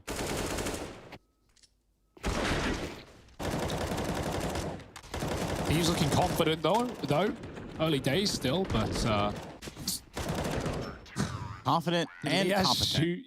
Did Liaz shoot Grat there? Like, no, my kill. Either way. Grat cam. Yep, Grat cam going into the round. And back to the Grat cam. I only want Grat cam. Can we just have a live feed? I can hear the Molotovs. We can maybe watch it through the reflection on his glasses. Ooh. Oh, we're stuck on Grat Cam. He's hacked the mainframe. He's in the server. Grat, look at him and his evil face. We actually can't take our eyes off this man. This is a wild one right then. So let's try. Oh, there we go. Here he is as well. We got him in the server, but we're only on Grat POV. Yeah. Just kidding. JK, lol. Totally fell for it. Yeah, Maluki staring down here spots Liaz, and Liaz knows he is lucky to be alive in that instance there. Looks right at the man who could have removed him from the round and just walks away. Oh, Thieves going to take main. They've backed out of Ivy. Team 1 are coming back to this position. Grat, shotgun open, flash into main. The scope will be heard. They're right round the corner. Uh-oh, Grat, you got to commit. Full send now. He sees a player far away, dodges the flash, and finds the flick. He's looking confident. He's looking quick. 5-on-4, back to B for Team 1, and JKS has been waiting here all round long. Grat coming too. Ooh. Oh, Grat having a good game. Finally silenced, and Barton taking matters into his own hands. Now, I do think the players to keep an eye on are guys like Barton. He's been so good across almost every series for Team 1. I call him the master of the 3K. Is this actually the same? They're coming back they're in wrapping CT, a CT. yeah. They still want to give this a look in. 3 kits. All this rotation, though, does waste a lot of time off the clock. And the extra 5 seconds bought by the kit is outdone by the fact that, well, this has taken like 20 seconds to get to this point. Gotta go quick. Yes, rerouting.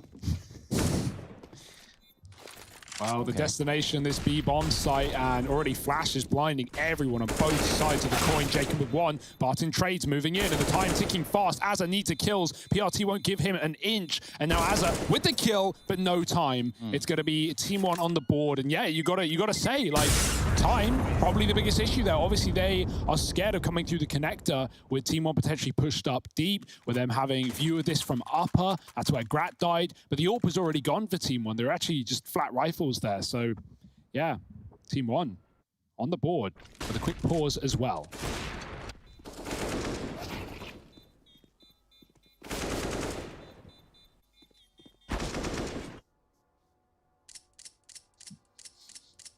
Expensive round to win, though, right? You get it through the hoop, but what have you got to show for it? 4K a player, some not even. So it really does hint towards another fast approach. Maybe get down this B ramp again. Try and smoke the molly faster this time around. And I mean, that was an awkward hold. Keep in mind, that was a 5-on-3 for the Thieves. Grat, he's AWPing in the con. Kills the AWP down ramp. JKS is letting them out upper, but whether that was communicated or not, who knows? Because he's playing a very, like, passive angle in that 5-on-3, and Grat gets domed. JKS can't follow up, and suddenly blink and you miss it. There's a bomb plant in. Team 1 coming back in with guns, though. Limited util, so what do?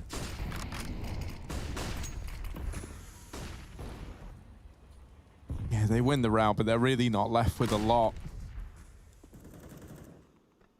2 Galils even into this one, and as you say, Hugo, no utility. That means any of these fakes, anything that you want to do like that is out the window. They'll just stack up outside the B site. JKS concealed in this ramp smoke. Well back up. Ooh. This is the Molotov now. That's not the end of the world, but it's certainly not a great start, right? You're a Molotov down. That kind of limits your ability to actually delay this push into the B site. The boost, not going to spot Gratisfaction with that AWP. I'd say his presence in the connector still unknown by Team 1. Pesadello gonna try and sell this fake, and he's seen the barrel of the pop player, tries to sneak out and get past, but Jacob is there to bid him adieu. And now Gratisfaction holding the ramp with the AWP. Gonna fall off and not able to find anything. JKS does get traded, and this bomb can now look to try and cross into the site. Barton in with the first, but traded by Gratisfaction. The bomb now down. PRT and Malbs left up in this one, but they lose PRT in the site. Malbs is left in a 1v3. The birthday boy for Team 1. Smokes upper to try and give him an avenue to peek down into the site and take them off the bomb, but Liaz spamming the smoke, locks it in, and puts 4 on the board for the Thieves. Now Team 1, once again with no money. Just going to have to partial buy here. This is certainly not an ideal start.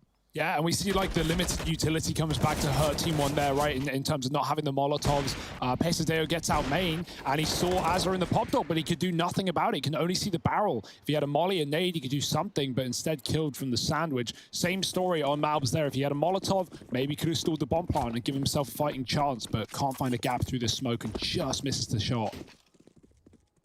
Immediate response for 100 Thieves. Thieves out, and PRT, great shot. He's going to go in for more. He's got control down Olaf. Liaz decks him, though. Already pistols getting made quick work of here by the Thieves. Keeping their eyes on the prize. Team 1 back to main.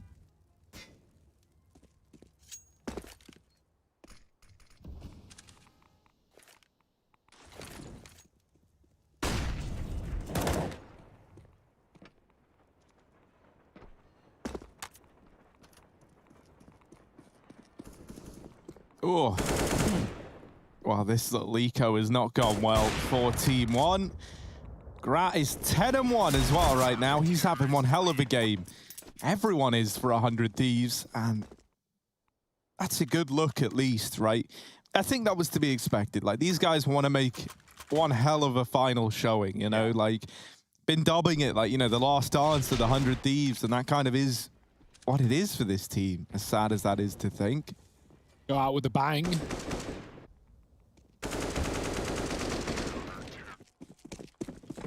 Yeah, a lot of questions on these players' futures, and wishing the best for them.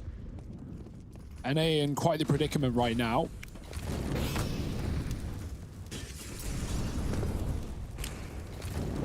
As a pushed out a pop dog, Team 1 are trying to take control, but they've been re-mollied off. Grouped up above the B-bomb site. Grat's spamming. Flash in, Azza. No problem dealing with his pop position. Still spamming right back. Maluki knows he can't commit to B without worrying about a flank. He's lining up some smoke here. Is that going to be the deep connector smoke? Yeah, it looks like it. Land on the inside of this B site. Now upper play, JKS again. Good nade, could be huge there. It finds a lot of damage. Molly on the site as well. Grat's been, Jacob's got the AWP brother, not Grat, and he's dropped the bomb down ramp. It was going alone. No one can pick it up. It's all about the kills for Team 1 now, and they can't find a thing. JKS has been a nuisance at the back of this site, and now Jacob mollied out, pushes in to try and stop this plant from happening. Grat with a tag. Pesadillo on one, but he does get the shot off. Doubling back. They know Azza was here earlier, and they've got to deal with him quick. Oh, and that drop into the pop, falling. Pesadillo, he cannot even attempt the pop drop at 1 HP. He might even die from the fall. Yeah. You got to be careful where you step, too. Tread lightly. Might just get shot to the wall or the floor.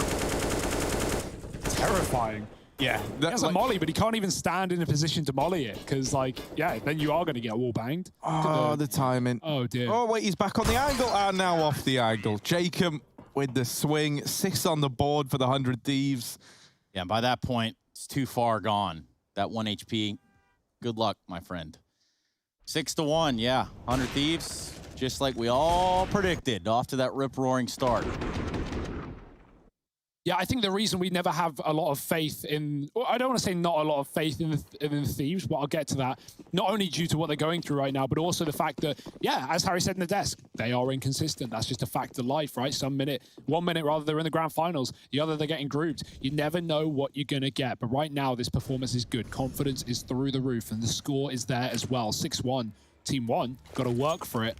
Upper B is taken, that allows 4 on the outside with the AWP here for Grat as well. He's been so good. Molly coming down for the main play. As a backing up, he's been flashed out. Pop conceded. Team 1 very deep and deep, only with pistols. Oh, Malbs deep with the Deagle at least, and the rest of the gang flooding into the site. Maluki's even retrieved. Oh, Liaz! Liaz gets caught by the smoke push. Malbs trying to give us something to remember, but the pop flank is in from Jacob, and it is all left on to Barton.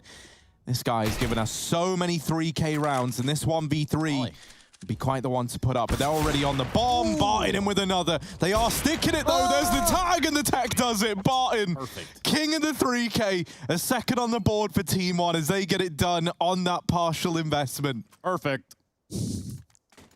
Yeah, you take that round, right, out of nowhere in the A site, even though that looks so good for the Thieves. It all comes down to Liaz looking away at that wrong time, right? That gives away another pick. It gives Team 1 the chance to plant. Jacob might shut them down on the retake with that pop flank, running up at AWP, running up a B with the AWP, rather, but massive clutch for Barton. And this guy shows us why we talk about him. full buy now for Team 1. Orp out for Maluki again. Jacob's solo Orp. Grat's been flashed down Ivy off spawn, and it's perfect. Oh, Liaz helps him out as well. He was too blind to see the second player after he dinked him, but luckily enough, it's still a 2 for none. And now 1 back down to B. JKS waiting. He's been very passive in some of these rounds, but this time they go through the smoke, and he sprays him down. Again, getting traded, but still good enough in a 4-on-2. The bomb isn't even here yet. Look at Azza. Look at Grat. Luke gets the bomb down. But any second now, feeling the impending doom. And there it is. Azza closes the round out, puts a 7th on the board for the Thieves.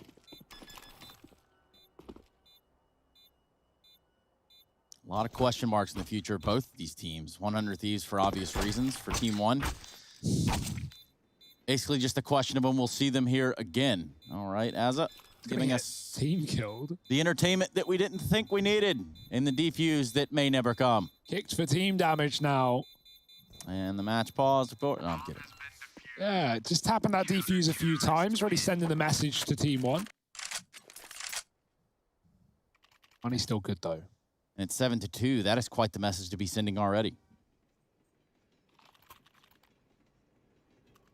Reinvestment here for Team 1. Or, excuse me, Maluk on the AWP.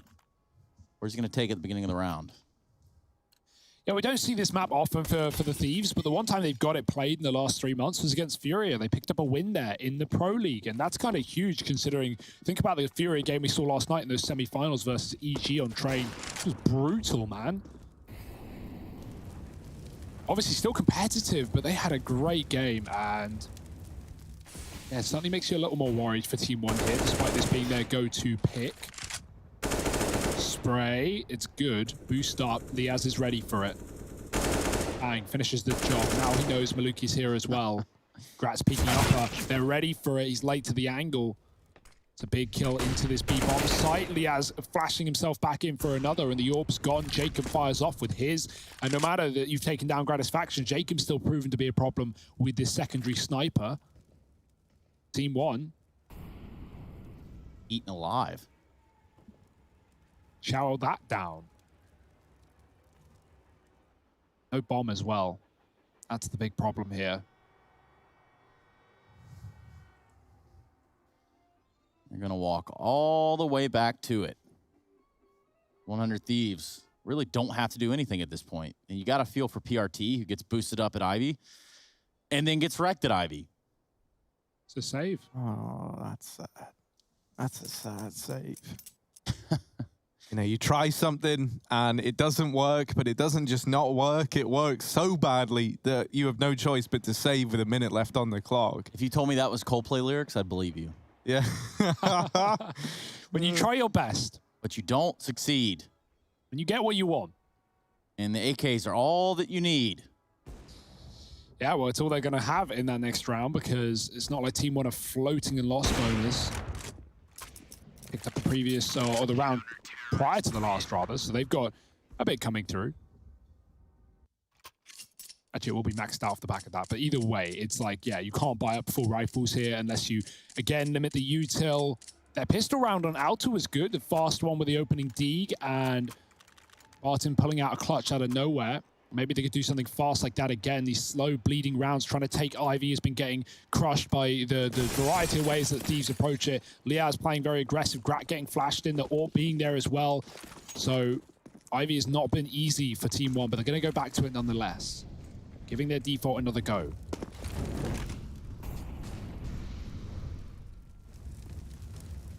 Liaz has been a real problem though here towards Ivy. Dropping that smoke already has made Team 1 reconsider. There is a bit of damage there. Sprayed through the plywood down at ramp to find JKS. Bringing him down low, and that's going to force him to have to play a bit more passive within B. Team 1 don't know about that damage, however. Grat, the true gentleman he is, puts that AWP in the hands of JKS, what with him being low and all. And 100 Thieves actually stack almost everyone in towards this B site. Now, Azza will reconsider and come back to keep an eye on Ivy after they lose Liaz here. Team 1 in a 5-on-4. But this is where the nerves can get to you, right? You've got that early advantage, and you really want to do everything you can to not let 100 Thieves recover this round. So as a result, everything's very, very slow right now for Team 1. Yeah, for the 100 Thieves, they really don't have to do anything. Just sit tight and relax. Look at Grat. He's flanking. They think it's an inner play, and they're about to realize that's not the way it's going. Nonetheless, a 4-on-4, and JKS sees him get to the site. He can't hit the shot. Great jump up for Pesadeo. Buys time for a plant as it gets spotted and smoked off. This is good for Team 1. Playing things safe right now. Jacob beats the Molotov, though. Pesadeo is watching this from the right side, and Jacob caught in the spray. It's a done deal. Grat on the pop flank finds nothing, and Azza down to 20 after just one duel. Probably looking to save as well, but no easy way to get out of this site. Yeah, and that Hall's flank, it was real cool, and it had a very, very impactful purpose until it didn't. In which case, 100 Thieves lose control of the outside site. The bomb gets planted. Team 1 pick up the round. Now, money looking pretty good for the 100 Thieves. You make a really good point about that flank, though, right? In that it's good because it gets them information, but all it does is like confirm that the worst possible outcome, which is, oh dear, it actually is an A play, right? Like they'd already stacked everyone over towards B. You think that flank could be the ending of that whole tale, and all it does is open up a brand new chapter. Grat back on the AWP, Jacob donning one as well. Gratisfaction having a very good game right now. And I like what he does there. Doesn't hang around and try to overstay his welcome. Just gets one and is like, that's fine. You know, him falling and putting it back at a 4-on-4 is worse to the 100 Thieves. And so he doesn't take the gamble. Now, Maluki tagged on the peak, but he wins it out. Dealing the damage to Jacob and leaving this 4-on-4 open after all. The AWPs give and take away. Well, that almost went Mobs' way. I mean, it is your birthday, but not everything is going to turn around. Grat still ringing out with an op. Reaching out and touching him, getting it done. Oh, they've even pushed the pop. Lukey, ready for it, though. 1v3 and this AWP in hand. He would need an ace clutch to get this round on the board. So the odds certainly stacked against him. But it is Mobs' birthday. Maybe Maluki feels like giving him a little present here. Yeah, and for the 100 Thieves, the closest player they have is at Ivy right now, and he's just cruising on up. Oh, yeah. Maluki won't know that, though. There it goes. AWP recovered, double op set up now for 100 Thieves. Yeah, they've had it whenever they want it, really. And Jacob, he gets really outplayed in that one, right? Jiggle peek by Maluki, posts up, hits the tag, that's the shot. But Maluki, 2 kills, nothing more, still a done round. Damage won't really matter at this point. It's 9-3. The loss bonus is capped. Team 1 with another pause as they try and figure out this economy that has just been so rough. Even in rounds they win, getting out with 1, sometimes even none, alive. So it's hard to have consistent buys. It's hard to keep bringing that AWP out. And even when you want to invest here and you've got that temptation with 3 AKs at a bare minimum, Barton and Maluki, yeah, it's Kevlar AK, limited util. It's still a buy nonetheless. Team 1 giving it everything they've got. Maybe back to B in this one. JKS, he's always been good for 1 on the ramp. The AWPs have been very fast with the rotation. That's assuming 100 Thieves don't already have Jacob there, AWPing for the backside as well. It's just JKS early. Team 1 running in it, though. When will the Thieves realize? Well, they've gone silent for the most part. That's a good grenade, but also not a good grenade at the same time. Doesn't stop Team 1 from what their plans are. Turns legs into kills, it turns dinks into kills. So, like, you know, it's not the worst. And there's more where that came from. Now that could be a good one. Yeah. And it hits the same too as well. Man, we just can't catch a break with these grenades. Of course, they don't sound like that, but...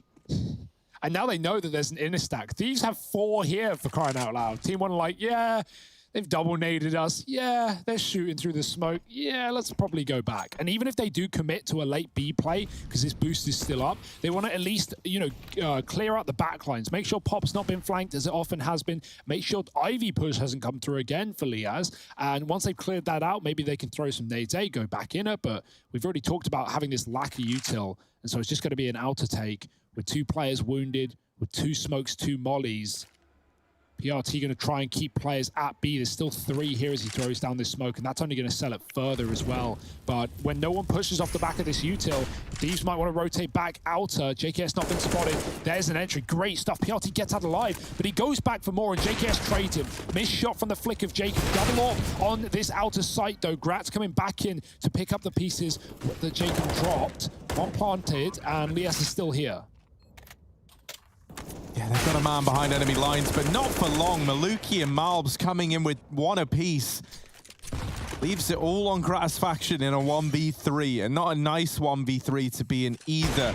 There's that first kill, and he's looking for another gun. There's an M4. He does get his hands on it. There's one in heaven that he does know about. Maluki, I'm pretty sure, was heard going up by Grat, or at least repositioning this way, so he seems very, very paranoid about that potential heaven player, and realizing that time is too low. Grat not having a kit, it is just the save for Grat's faction. Yeah, the kit was dropped on the player he boosted in con. It was on top of the thing. Maybe he could have jumped it, but it's not a realistic round anyway. Maluki broke the windows in heaven, and that's why Grat was a little more wary of that position. But that's a nice round for Team 1, right? Even though they set up B, they initially look like they're going to walk into a 4-man stack. Thieves actually keep 3 on the inside site for quite a while. But both those orbs coming through connected, there's not a lot you can do if Team 1 don't give you the fights. They force you to commit, and Grat, he wants nothing to do with it. 14 rounds deep. Team 1 looking for 6 at the end of the half. If they win this, they break the money fully, and there's a chance. That's all that matters, that there's a chance. Azur's going to get real aggressive here. Molotov. What will it force him to do other than back away? Smoke into inner lower. We got a pretty standard default here for Team 1. These 2 Ivy players have caused havoc for Liaz. Oh. Ooh. It's creepy to keep on, huh? It's the bomb. And Gratz dropped it. Oh my.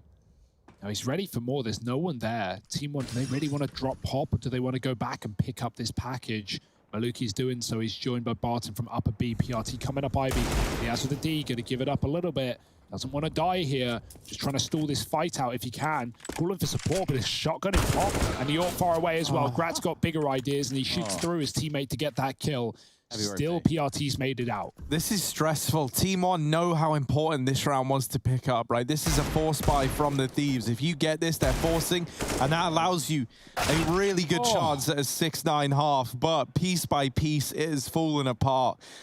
And on this fourth round, there's even a chance for 100 Thieves to keep it flawless. Jacob catching the perfect timing on the Pop flank.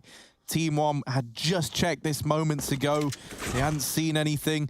Maluki is going to deal with Liaz, but it's Jacob who should just unravel this entire round. Maluki not even aware. Shot in the back. Jacob doubling up on the flank, and 100 Thieves move on to 10.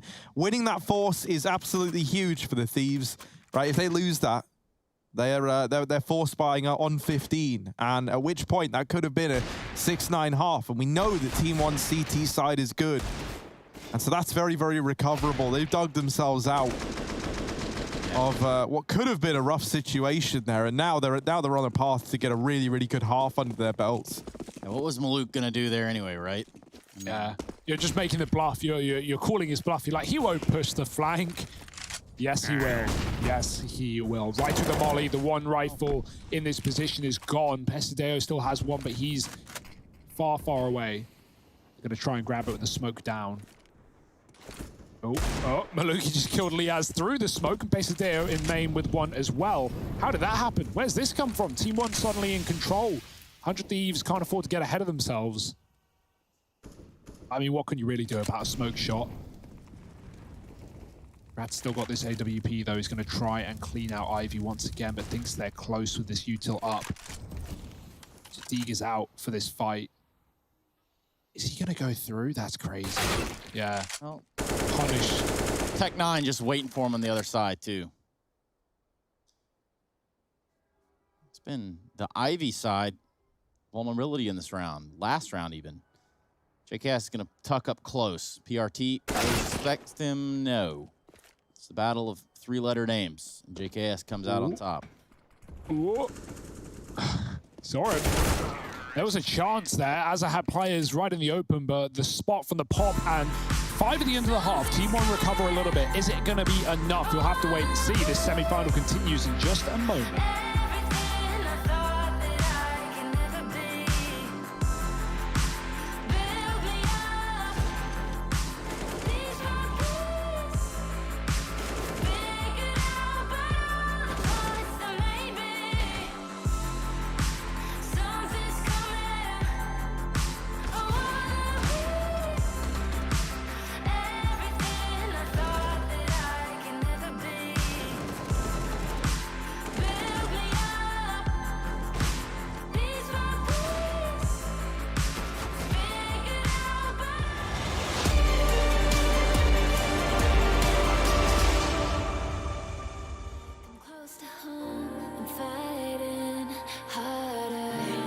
Because I've come to claim my throne, never letting go. These wings carry me, live this fantasy. Burning through the fire, gonna let it burn. I am the Messiah, gonna let it burn. I'm running through the fire.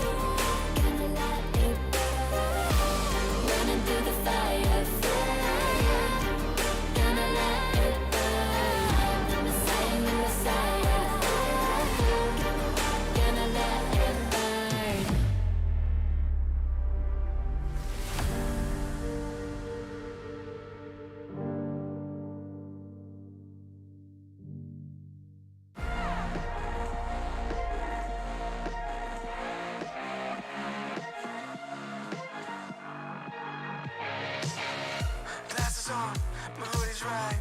Break the door, give me side eyes. Are you feeling yours? Cause I'm feeling mine. Slide back to the future, got my own time. It's sniffing dope to feel right. Got my own high, don't need no lines. Sneaky bitches never ever acting so nice. Alright. You can tell me nothing. Come back when you got something to say. Just put the fire above me. Take a seat in the back, You can tell me nothing. Come back when you got something to say. Just put the fire above me. Take a seat in the back, Alright, hot damn. Not worrying about man's got a plan.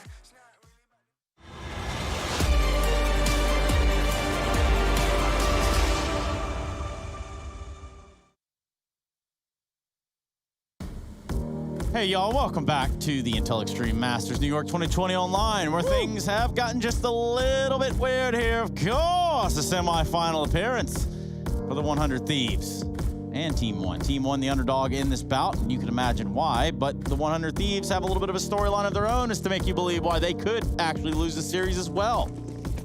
We're going to find out in due time. So far, it's been a rooting here for the side of the 100 Thieves. A 10-5 first half. We're going to see them switch over to the T side and rush enter right off the bat. Yeah, looking to keep it fast, right? They're already down the ramp. They are past these upper players. And while they know that Pesadello's here, they don't know about Barton. That could be used to Team 1's advantage, right? They're challenging Jacob with the bomb. Jacob's teammates have just gone, don't worry, Jacob, man, you got it. And maybe he does. They deal with the man up on upper, and they even spot Barton there as well. JKS just taking heads off. And Barton left all alone in the 1v4. Liaz trading that out. 100 Thieves put 11 on the board. Something that's a bit of a shame, right? We know that Team 1 on this CT side, they love to run that nade setup over towards Pop Dog. And they did it against the Whalers the other day. The Whalers clearly very, very familiar with that. They actually waited the nades out. Now, 100 Thieves, probably less familiar with Team 1. They ran a straight B execute there. If you did that double nade setup, that could have been like kills in the bag. That is something I've seen Team 1 do every single time they have played Train, and they don't pull it out in this one. And it's like a round where it could have done so much for them. That's a bit of a shame to see. Yeah, but it's because Azur's brain is so large. He knows that rush is going to be the answer. It looks like they want to press the issue again, Hugo. Yeah, that's so sad, isn't it? But yeah, you don't want to be too predictable. You don't want to do it every official, otherwise everyone's going to be expecting it. And boy, oh boy, that's one way to steal away a pistol. Keep in mind, the first round of this game was Team 1 getting 2 B openers and still losing to the retake. Optimal. 100 Thieves, nowhere near that case. They get the entries, they get the closes. The whole show, it's theirs. Barton with the scout on B. We've got 2 of them right now. Barton needs to do something big here. He's been smoked off. First shot missed. Azza deep, wrapping the site, clearing everything. There's a gap in the smoke, and Maluki hits a tag, but Azza fights back. And Team 1 down a man. This is not how they wanted the round to start. Oh, and it goes from bad to worse, and then to a little better, but still not exactly good. And then back to worse. And that's where we find ourselves now. Pesadello and PRT left in a retake. They have dealt with one, but that's not going to be enough here. Pesadello putting up another. There's the trade from JKS out from upper, and 100 Thieves take 12. That was a force buy as well from Team 1. So they've got to take an eco here, and that should be 13 on the board. That is going to require one incredible comeback here if Team 1 do want to get back into this game. Isideo has a Zeus. He also has a pop spawn. So will he be taking that fast up the ladder? Jacob's got a Bison now. So that's about where we are in this matchup. Far less competition than maybe the Thieves were expecting, knowing how good this map has been for Team 1. Nades in main do almost nothing, and the Zeus does get to the ladder. Oh, no one's Ivy. Oh, it's back to the Ivy. Bison. Here it is. You're going to hear it any second. Oh, they stole it. Jacob, they stole the kill. Jacob, please go with the Bison. Go forth and depopulate this train yard. Oh, 2 new weapons meet, and the Bison comes out ahead. Oh. It's sad, but it's what happened. The Jacob looking to farm even more. Now, the good thing about this reloading, thing of the past, mate, when you've got the Bison in your hands. And even though Barton does deal with him, how much more damage can Barton get away with? If he gets one more kill here, that's actually a really good eco, but not able to do it. And 100 Thieves find that 13th. They get the conversion. That even gives him a chance, you know, flashes himself and then fights. Like, they're like, yeah, dude, take it. But still they can't. And the Thieves running wild right now, Trace. Yes, they are. We're going to take a look at this pistol round real quick. Let me remove these walls. Now, the interesting part is, obviously, it's just a full-on rush here, but you've got to look at the angle, or at least the options here for Team 1. You know, they play this double upper setup. You think, yeah, this is going to be the saving grace at the end of the round, and it's just simply not enough. Yeah. That's a real backbreaker right there. With that double upper, Harry said that, like, yeah, this could be great. This could be misinformation for the Thieves, but actually both the upper players are fighting separate engagements at the same time, so the Thieves realize it pretty early, and when they kill one, they still look at upper and wait for Barton to come their way. So that's the crucial factor for the Thieves. And this has been a great game for them so far. Double AWP out, first rifle round. What are your last chances if you're Team 1? Yeah, this is everything you got for that. Oh. And so far, so good. 2 down on the side of 100 Thieves. Pretty heavy hitters as well. That's a good flash to allow that peek. Barton isolates the fight onto Liaz. Jacob out in the open has traded onto Barton, but there's a lot more where that came from. And the AWP Maluki in with the frag. It is all left onto Azza. I don't know, man. Azza, he's pretty jacked, pretty cracked, looking for these kills. Maluki does offer one up. The spray trying to continue for Azza, but he's bested by another man with 3 letters in the name. It's PRT getting that trade, putting 6 on the board, keeping that double AWP moving forward for Team 1. And 100 Thieves on the back of that, right? And then that anti-eco in the round before last getting kind of close. The money isn't really there. Like, they have 3 AKs, and you're thinking like, yeah, that's cool. But this is everything they've got put into this round. And so if this one doesn't go their way, there's 7 on the board for Team 1. You've got an eco coming up. You know, that's potentially a free 8-13 scoreline, all on the back of picking this round up. So a big one if Team 1 do want to ease their way into this comeback. And they're able to keep this advantage strong in their favor. A 4-on-3. Liaz dealt with as well down in Ivy. And this is where the Thieves realize this might not be as easy as they thought it was at the end of that first half. Money dwindling, numbers dwindling. And both these players split apart from one another. The bomb down here, Ivy side, could even get dropped and taken out of the round. It would be crushing to let Team 1 back in this game at this point. For Team 1, that's the sort of rhythm you want. Oh dear, hang on a moment. Sorry, Trace, to cut you off, Cool. but so Malbs pushed main, and he never, Malbs has missed every timing. He checked down towards Ivy as Azza crossed into Ivy. They never saw him. JKS threw a smoke down ramp, and Malbs cleared out the top of Pop, just missing the timing. They have got no idea. They thought Ivy was clear, but it's because they missed the timing. And then that one smoke from JKS down B ramp has completely put the rotates for Team 1 over at this B site. A is now empty, and Azza, he can't even believe it. He's like looking around like, nah, this is too good to be true. And in a way it is. Like, this is all on the back of a few timings missed. Now, Malbs gets here faster than JKS was expecting. And now the game is on. The game is afoot for Azza in this 1v4, trying to hold on to the round. But Malbs, the man who missed every timing, hits 2 great timings shortly thereafter as this weird karma wheel comes back in his favor.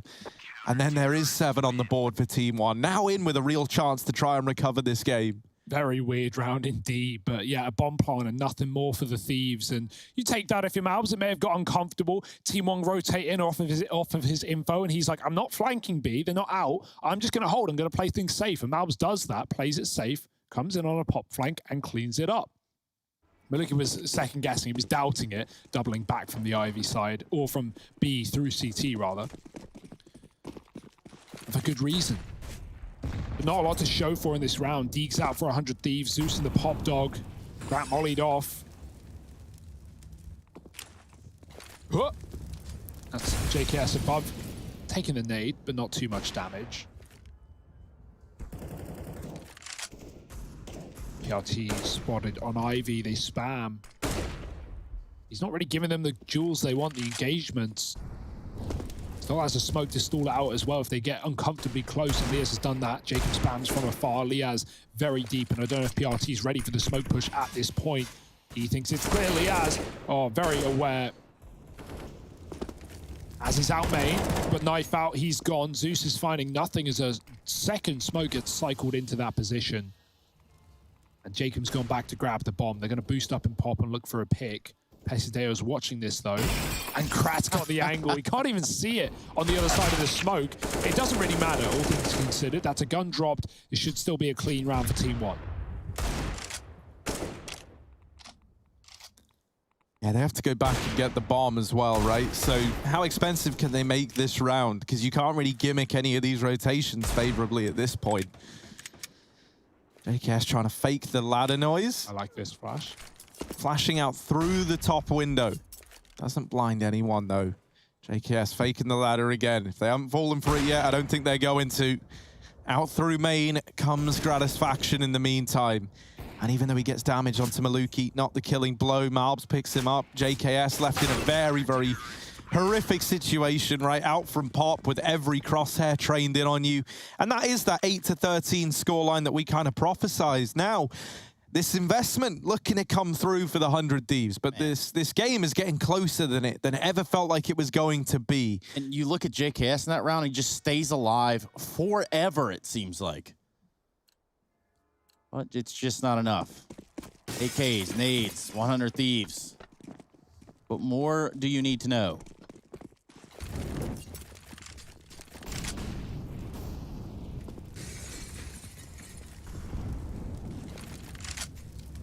It's getting interesting. It's getting a little tighter with 3 in a row for Team 1. Another big rifle round, though, where Team 1 need their wits about them. As a flashed out, he finds Malbs caught in the open. This is Dale pushing Pop. He finds an angle to take down Jacob about. There's another player there as well. He gets dinked, dropping the gun down. PRT following up meanwhile. And there's the spam for JKS. Free route down the ladder. PRT stuck in the open, moving away from Ivy after his pick. And Maluki's rotating back to Old Bomb as well. Might even go for a B rotate at this point. It's only Barton there. He's got the orb. And 100 Thieves are grouping inside of the halls. JKS has gone back up Pop.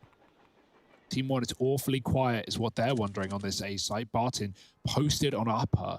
And if Thieves go down ramp, Smoke should give it away, right? You'd expect them to throw one on the ramp side, but it's not being covered currently. Barton moves back in to stop the cross to the site. Team 1, how do they approach this? It's one smoke, one flash. It might just be a pop to set them up. Barton waiting for that cross shot, and he misses it. Yeah, he's going to be given another chance, though, and it's the leg to Grat. Up here on upper, Maluki dealing with JKS, the nade. Boom. Oh, he's going to find Grat's faction. Double nade into the site, but he still gets the bomb down. It's left to Liaz in a 1v3. Playing around this smoke. On the other side, Maluki lies in wait, but Liaz does win that fight. Still, 2 more to find. PRT and Barton hunting Liaz down. They're already wrapping around behind him, but Liaz on the angle, not able to get away with the kill. 9 on the board for Team 1. Oh, this still might get competitive. Team 1. I think, you know, they came into this a little bit flustered, a little bit shaky. You saw some mistakes that we haven't really seen out of this team yet. But as this game is now getting closer and closer, that pressure very, very much flips on its head, right? They're looking more confident. They're looking more decisive. They're hitting the shots that we often see them hitting. And that confidence building back up is something that, as it grows more and more for Team 1, really starts to go against the Thieves, the team that should be winning this matchup, right, on paper. Yeah. Not just because it's the last dance of the 100 Thieves. And, you know, this is like a one final go at it to make it to a grand final. Just because of the experience, the tenure, a B play on the cards. They overrun Barton. And now this B site falls into enemy hands. We need someone big to step up here for Team 1. Azza going aggressive up in the face of Malbs even more, but running out of ammo. And that's where Maluki chimes in. They keep the aggression coming, and the kills just come through on the back of it. Maluki, in the blink of an eye, left in a 1v3. And this round was just the partial for 100 Thieves. And it might be enough to find them 14.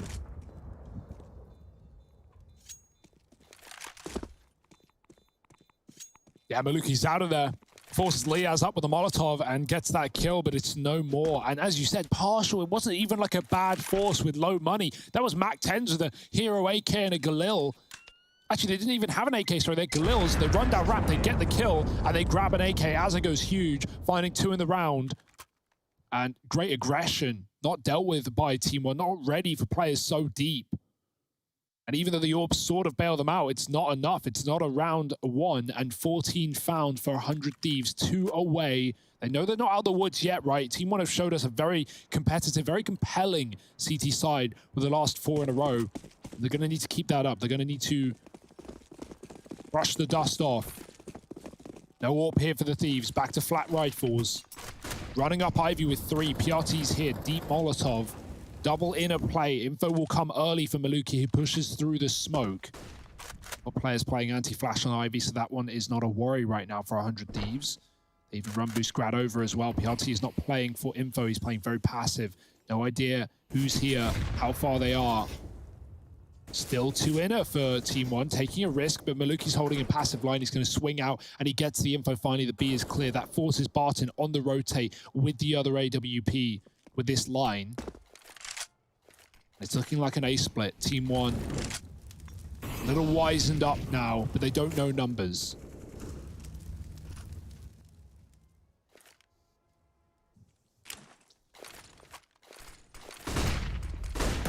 Pressure now on. PRT tries to run through the smoke. Pesadello and Malbs with the hold, and they take matters into their own hands.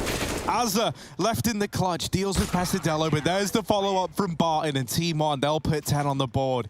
They reach double digits now as well.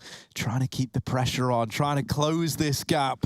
There's a buy somewhere in here, Harry. Yeah, right? That's the thing, right? Like, the money's still good for 100 Thieves. And so that investment can come through. And that's largely because of the success that they found in that partial round. You know, they were buying up the round after that anyway. And so there is still a chance to throw some money in here. But it's not great, right? You're not, like, celebrating this one all day long. However, they found success with this exact kind of buy before. So I don't know. You know, you can't really write anything off right now. Especially not with this B play looking to come back through again. This was the recipe to success last time around. And to remedy that, Team 1, they tried to come up with a solution. They put Barton on the AWP, and they've got him holding passively back from connector. And, you know, while this means the site could get given over, Oh, the boost almost sees him. Yeah, while the site could just get given over right away, which wouldn't be great, it's better than going into a retake in a 4-on-5, right? 5v5 is at least even odds. Just came back up. The timings, man.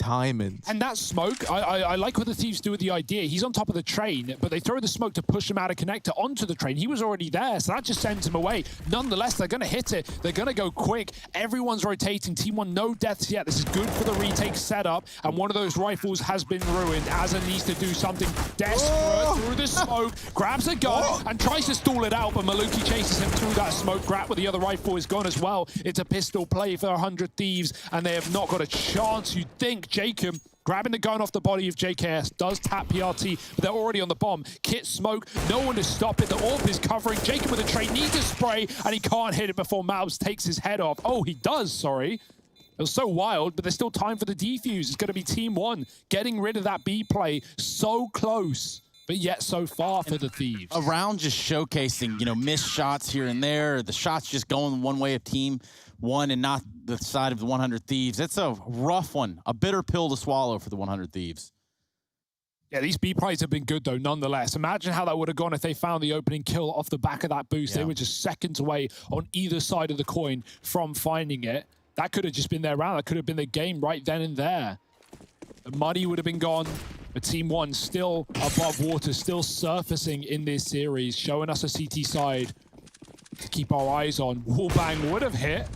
The second too late, and Grat, that looked dead on, but nothing done. Scary stuff right now, getting tense for the Thieves. They're not out of the woods yet. As has flashed off, and Malbs has taken him out of the equation. Grat, that was a risky play. No armor with the bomb and the AWP, but he gets the kill, and there's no trade for Maluki.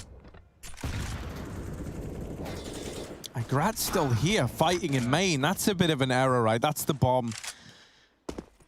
He threw it out before. Oh, right, yeah. I was going to say, man, I didn't think he still had it, but...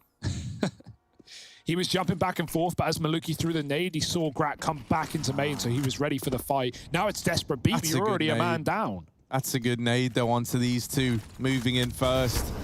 Molly forces Barton. Oh, he gets stuck on the stopper. Still alive, not a problem. Looked like it was a little bit... Pesadello on this wrap. Liaz has got a lot of angles to be bearing in mind. Flash goes in, but all that does is tell Liaz that there must be a peek about to come through. He turns around to look at the ramp, and he's left in this clutch, but Barton getting him as he clips onto the corner, and the defuse will come through for Team 1. 12 now. Oh, maybe there's still a chance for them. Maybe there is, right? They're getting this closer and closer. Yeah, how many rounds have we seen from 100 Thieves? You're like, yeah, surely this is going to go their way. Surely they're going to bump it up to 15. Time after time again, right at the finish line. This one, albeit much closer than the round prior. And that's all in the back of Liaz, turning around and getting this kill and lower. This is quite the comeback. 14-12. This is 13-5 for the Thieves. Gone down 1-7 since that point. Double AWP has been damn good as well for Team 1. Thieves back to A, going fast as well. The nade, oh, chunks him. Grat hits the jump off the ladder. Doesn't want to get picked up by one of these orbs. The trap, and Pesadale makes it out with one. That should never have happened. PRT running him down through the smoke, and Liaz and JKS, all that remain right now. Liaz has been great, though, and we know what JKS can do, picking players up off the top of the trains. Plant coming in. Malbs could stop it right here, right now. It's a trade after Plant. JKS in the clutch. What can he do? Not an easy spot to be in, but swinging out, and there's the double. JKS bails 100 Thieves out of trouble and even saves the AWP as well. And now this is a sad moment, right? So Team One, they embark on this huge comeback, as you say, Hugo, from 13-5 down all the way back to what was 12-14, now 12-15. But because those last 2 rounds that Team One got to their name came down to 1 versus 1s, all it takes is that round to go the way of the Thieves, and suddenly that money is just gone for Team One. They're having to force buy. So even though this comeback has been coming in, even though they've done like an incredible feat to make the game this close in the first place, it might all be for nothing. The money wiped out, down to pistols, armor behind it, a little bit of utility, not a kit in sight. I think that's maybe what Maluki is weighing up here. Yeah. And you should get one. Definitely should. Oh, smoke. Yeah, I mean, at this point, we've seen a lot of B retakes, right? Those 2 1v1s being B retake clutches coming out for Team One. It would have been nice, but you know, they've stacked it instead. They don't want to let a plant go their way. There's 3 here. Maluki late, but he's got the gun out in time too. Helped out by Malbs. JKS, what a beast. Finding 3 and the entry to B for the bomb plant. He might have just won this map here alone with a clutch and the 1-on-2, and now every entry into this site. Grat's caught though, and it's not done yet.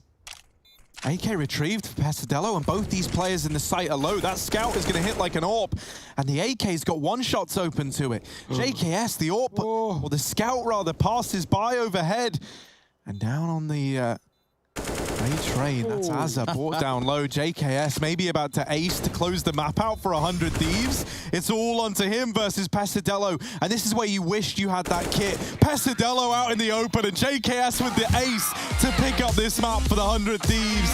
5 in the round, and this map goes the way of the 100 Thieves squad. Now 1-0 up, now 1 map away from another grand final appearance. Tune in to see if they can get it done in 2. Not even close.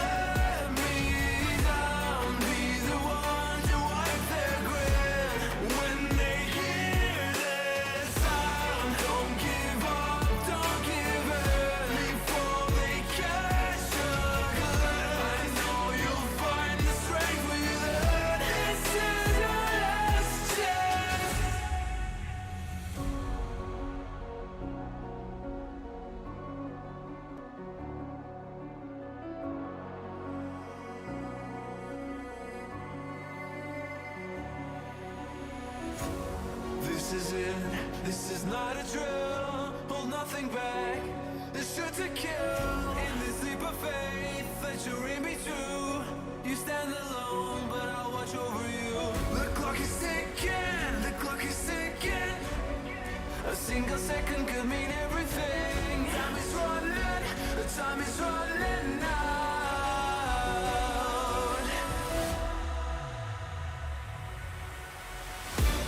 Don't give up, don't give in. Don't let me down. Be the one to wipe their grin when they hear the sound. Don't give up, don't give in before they catch a glimpse. I know you'll find the strength within. This is your last chance.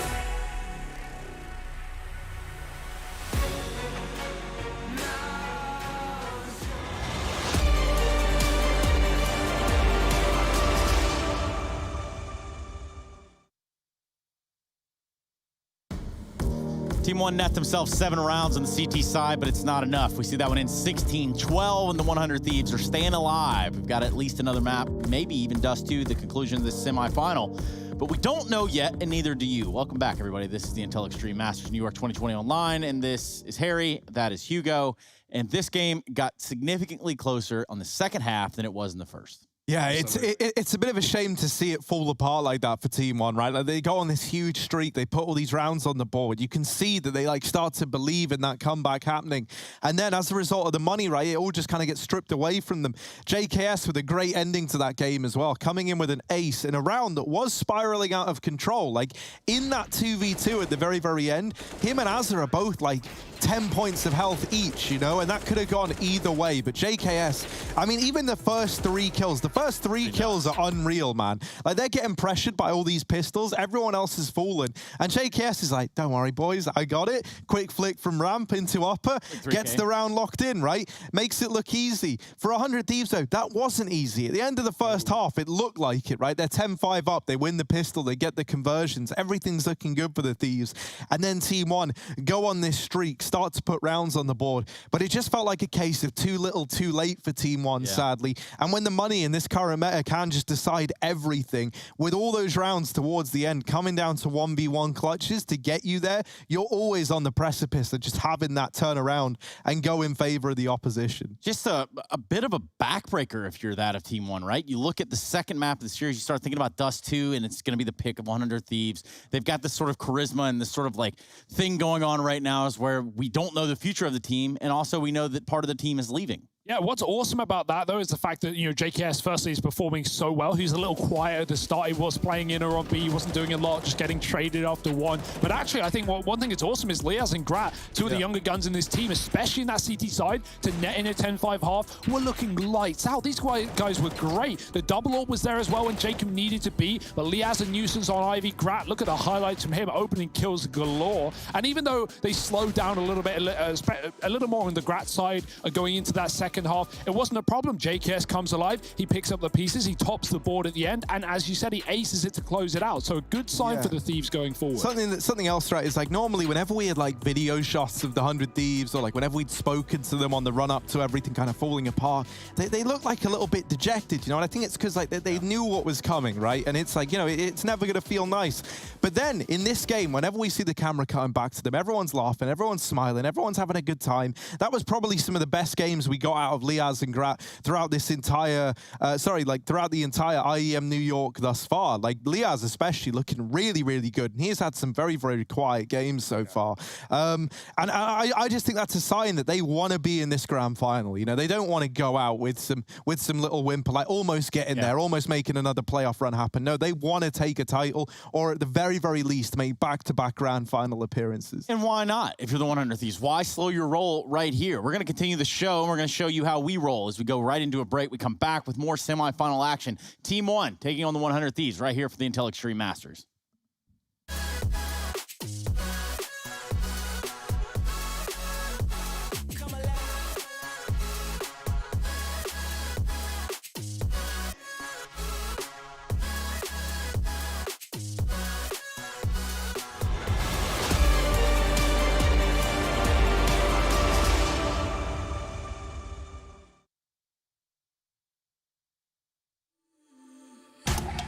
On Intel Extreme Master Certified PCs, you'll find a gold badge. It means you'll find brilliance inside, that you'll get high-grade components like Intel Core i7 and i9 processors that'll deliver the uncompromised performance you need to game like a pro.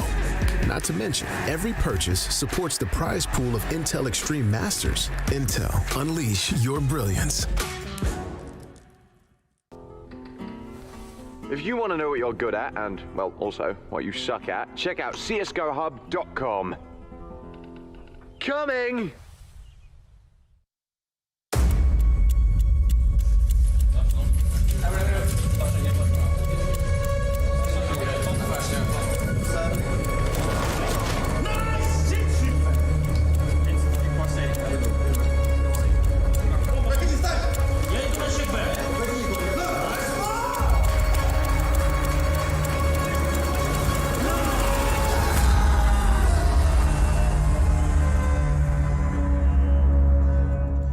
My name is Jordan Gilbert, aka Nothing. Hi, my name is Sue Lee. My handle is Smix.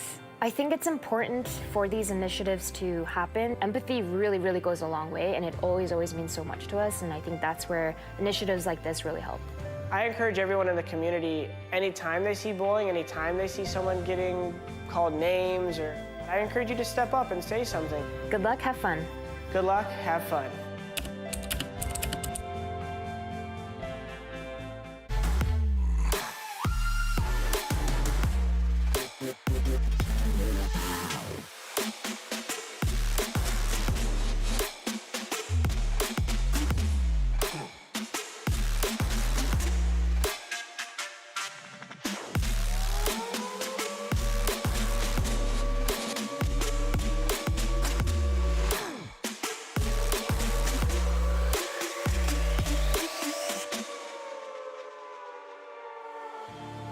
You're no ally of mine. Your life is a kind of lie, and I know that I won't change your mind. We have no common ground, and we're never gonna figure it out. So don't get friendly, get angry. I'll bury you down by the bar. So don't reach out, and I mean that. I'm under siege, and I need you to see that. You're on one side, I'm on another, and we will wage war upon each other. I'm no angel, you're not either. I'm out of fever, which you're at a leisurely pace. Unscathed and unafraid. A warm welcome to the war game.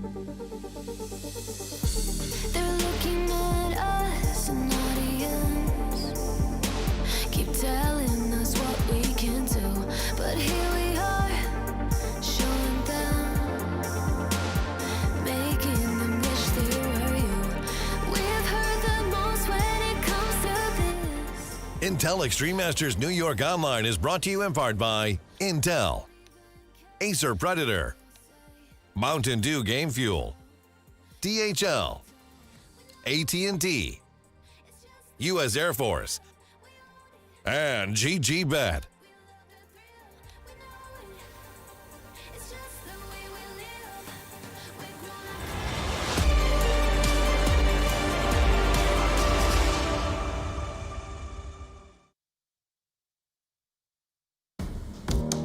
Wake up out there. It's time. We're jumping into the second map of the series, guys. Come on. No more resident sleepers. I got Harry and Hugo here with me, and we're ready to talk about Dust 2 and put this in a situation that you can understand. The 100 Thieves looking to go out with a bang, and for Team 1, this would be a big bang in all consideration and all sort of look-ins at what the Counter-Strike Pro Circuit has to offer right now. Harry and Hugo, I'm not sure about it, but when I look at 100 Thieves map, pick a Dust 2, and just how JKS into that series, I don't see him slowing down anytime soon. Yeah, I think they're looking good to 2-0, right? Especially picking up their opponent's pick. What's also nice about this for Team 1 is the fact they play this map, right? They got wins over the likes of Chaos, close games versus Liquid. And so, yeah, it's still a good one for the 100 Thieves, but at least it will be competitive. And that's the one thing that we've seen from Team 1 all the way along, all the way through the tournament. Even when they lose, they often put up a fight. Now, Harry, what is your fight? What are you standing on? What is your ground right here? Because, well, we all picked 100 Thieves, but how does this get turned around? I think it could. I think it still could get turned around, right? It's going to require a huge, tremendous effort from Team 1 on an individual level. You know, like, you look at that game, they started to warm up at the end of it. Barton was good throughout. And now we just need to see guys like Maluki give us those performances he has in games of old with that AWP. PRT as well. I'm looking at him. In the past, he has been a difference maker on Dust. Him and Pesadello, I remember in that Chaos game, absolutely popped off to secure a victory there. And so maybe they can still turn this around. They also get this CT side start, right? A chance to try and do to the 100 Thieves what they did to you on train. Pesadello already up in top mid, gets the better of Liaz, but they do lose Malbs in the meantime. The pressure still being put on by Pesadello, but they're just not giving him these fights. They're all through the mid doors. They will go back out, and that's how Jacob falls. And we're into this 3-on-3 that gets a bit awkward because that bomb is outside of the B site while the A site is owned by 100 Thieves. And now they have to go back to get the bomb. Yeah, this is super odd. Obviously, JKS doesn't want to get it and join his team with Pesadeo in top mid, but he's backed up to the A site. Maluki watching the cross, and he's about to see what's going on. Oh, Azza trying to fight. He's very low. Maluki is shot away from death, but Thieves get out of there alive. Azza pushed and deals with Maluki. Bomb picked back up. B is taken by Team 1. They're both here in time. Good rotation, but can they put up the fights?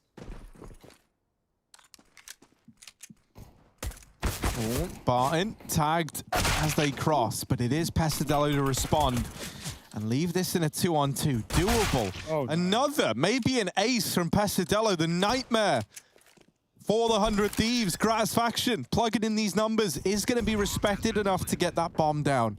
As now he tries to deliver a 1v2. Pesadello just charging him down. Barton up on top of the boxes as well. Oh, fight comes in close. Grat not ready for it. Defuse found, and Team 1, they will get that pistol round in their pocket.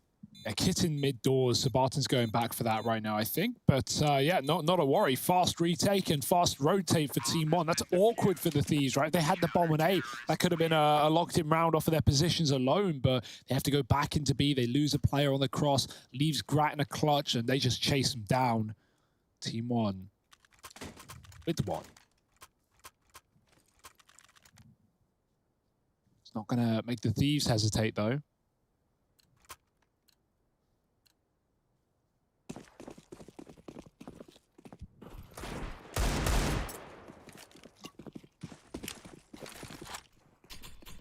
Interesting noises out of Harry's mouth now. Not entirely sure how he's done that. Nice little beverage, man. Pesadello holding off mid. That nade is brutal as well. JKS trades back what he can, but it's Maluki and his scout that keep long under lockdown for Team 1. The flashes are good in response. Liaz fully blind, still good for 1 somehow. Left to Grat, but Pesadello there to keep everything in check. And Team 1, they knock that second round out of the park. They get it on the board. They deny that forced victory for the Thieves. And so that just leaves an eco open here.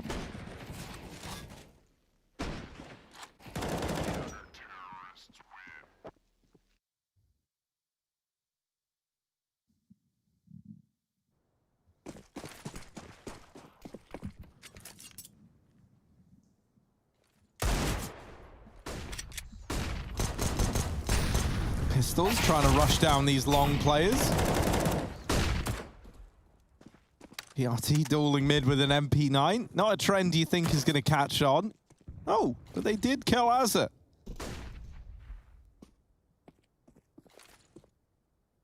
It was Barton running into mid with the orb, finding him in T-spawn. Jacob's Deagle not able to deliver the killing blow, but still alive, still a threat, that means, down here in mid. PRT is running out of ammo. Jacob will be there. But now he is the only man there, the only man left for the 100 Thieves. 100 down to 1. It's Jacob, all alone. Pesadillo taking this fight. There is armor on Jacob, so he's not getting that aim punch, but with 4 points of health, he can take one bullet. And Pesadillo can take one as well. This push from Barton should have the round locked in, and indeed it does. Team 1, they get the conversion, but once again, you know, every single one of these anti-ecos or anti-forces, very, very close. Reinvestments all around.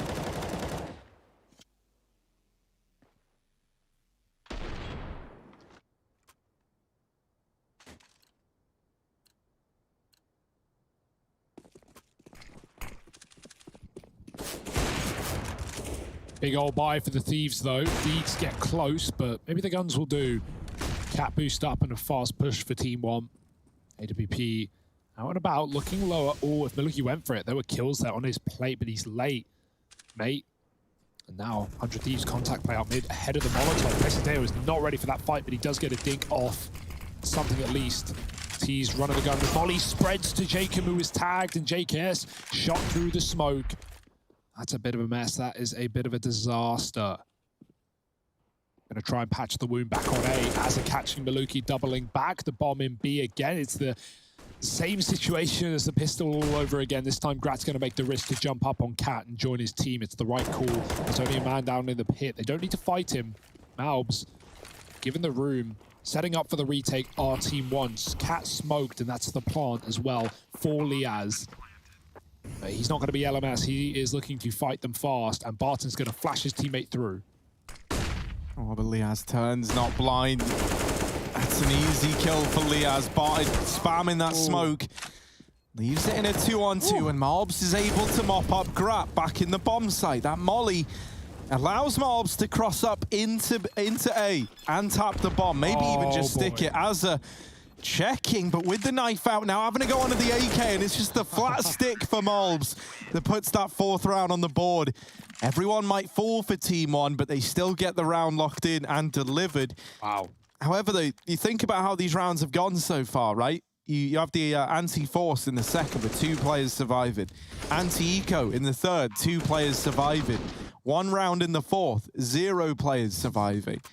And so even though they've got the investment here, you look at it, right? AWP on Maluki, great. No utility though on Malbs, Maluki, or Pesadillo, and MP9s to make up the rest. They at least have utility to offer.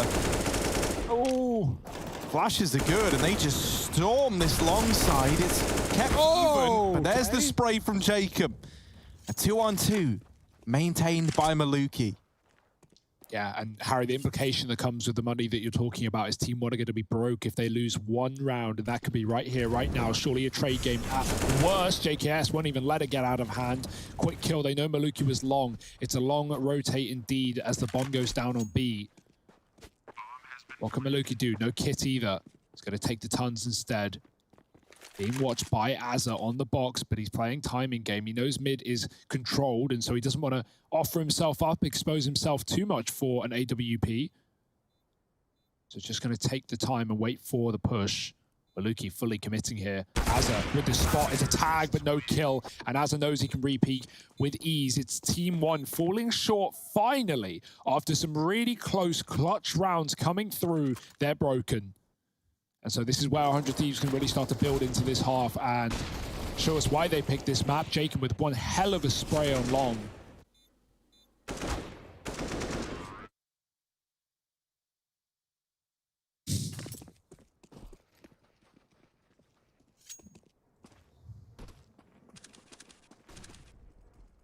Oh.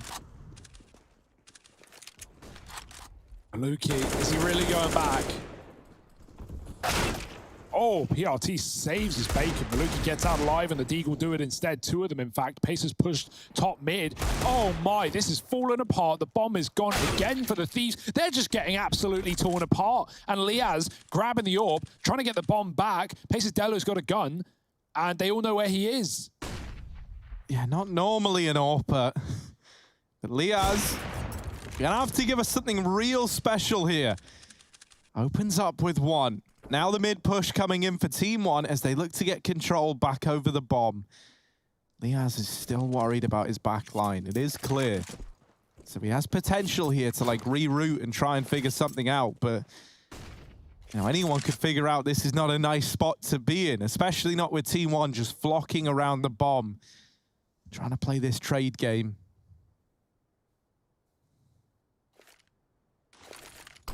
Smoke out, flash high. Liaz baiting some shots in. There are just so many bodies on the other side of this door, and even getting out of long is a bit of a tricky prospect for Liaz. He does get out. There's the swing from Barton. And Team 1 steal that round away with nothing more than Deagles and a scout. They find every single kill. They deal with Grat in top mid. They drop the bomb, and everything gets out of hand from then on in. They keep 4 players alive. That's 4 free rifles in this round. Yeah. And that should have been the Thieves like building in and putting on a good T-side start. But now Team 1, they have controlled the pace perfectly. And this is going to be a very interesting map indeed. And maybe the pick of the Thieves, but Team 1 giving it everything, giving it their all, looking for that Mirage third. The Thieves fight right back. AK's out in the middle. Everyone but Jacob armed and dangerous. And Jacob still dangerous, albeit not armed. JKS looking for the pick out mid, pushes the smoke. Pesadeo does take him down though.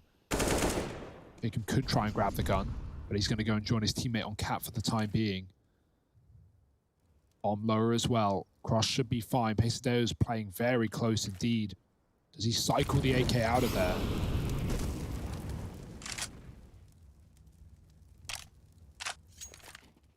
Oh, they're going to flash Grat through. Dodged.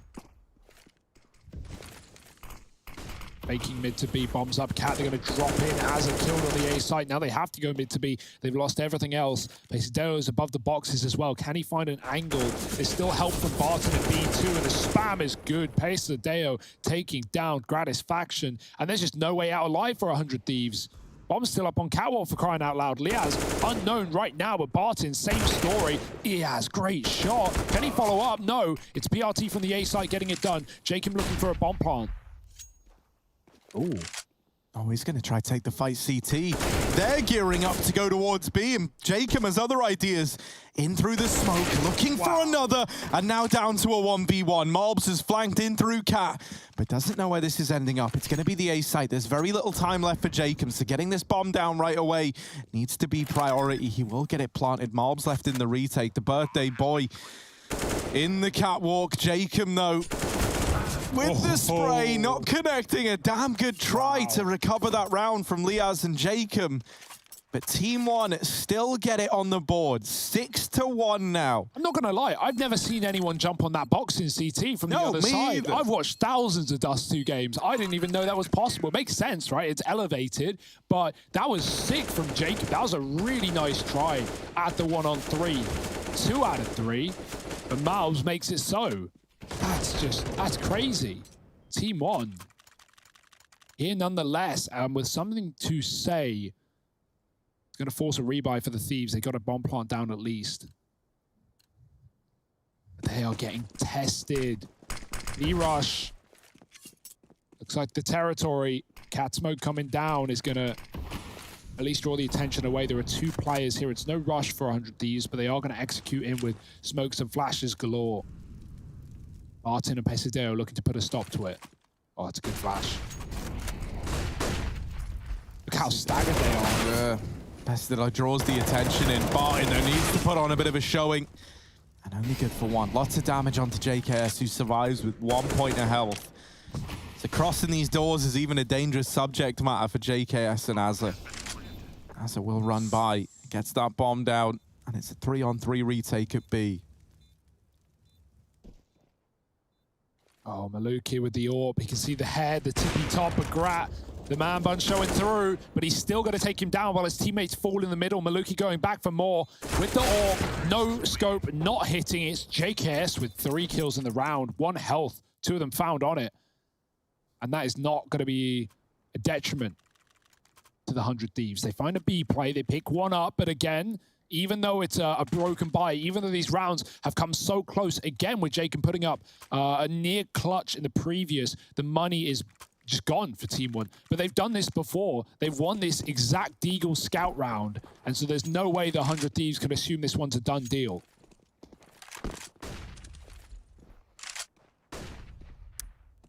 That mid-aggression, look at it come through from Pasadello, and he hits the perfect timing. Doesn't commit to it right away. 100 Thieves were holding it. Oh, no. But this timing that he has found could do everything for Team 1. He's got the info. He hears them at long. The rotations are already coming in. Pasadello, so many frags on his plate. There it is, back under control. And Mobs' Deagle chiming in with another. The Deagles might do it once more for Team 1. There it is. They steal that force buy once again. Wow. Once more, 4 players survive. They get 3 upgrades across the board. And Team 1, you can never discount them when they've got these Deagles. If Grat waits 1 more second there at top mid, that's the round for 100 Thieves probably, right? It's them with all the info. They kill the flank. They know A's stacked. They don't get double degged in the back of the head. And many times you've seen the Thieves like get flanked, and it takes them so long to realize, right? Like Liaz is still fighting sight while he's being chased up long, shot in the back. I don't think it was Liaz actually. Whoever was on the site, maybe Jacob. Regardless, fast out long this time. No waiting around. The Thieves take that quick kill and they catch the AWP out in the open. There's still aggression up top mid, and that's not been spotted by Azaz, who's on the box. He has no idea that again the flank is coming through. Azaz dead. Malbs turns back around, but the threat has been dealt with. Pesadillo picked up rather in spawn by Grat. And they still don't know about the flank. Malbs on a mission. PRT stalling on the site. Coming up from Cat's JKS. Grat with a missed shot, but they find him nonetheless. And now Grat's starting to consider the long flank. Oh no, it's all in vain. It's all for nothing. The AWP is posted on Malbs' position, but he looks away towards CT, and that could be the way back in. Malbs, oh, it's a messy spray. And Grat takes him with a dig. Savior of this round. Legs found, but Barton can't kill him. And Jacob drops in. Could be a liability here. Could be a way back in for Barton, but he's not being given any more kills, and JKS is flanking too. It's 100 Thieves. They do it right back with the Deegs.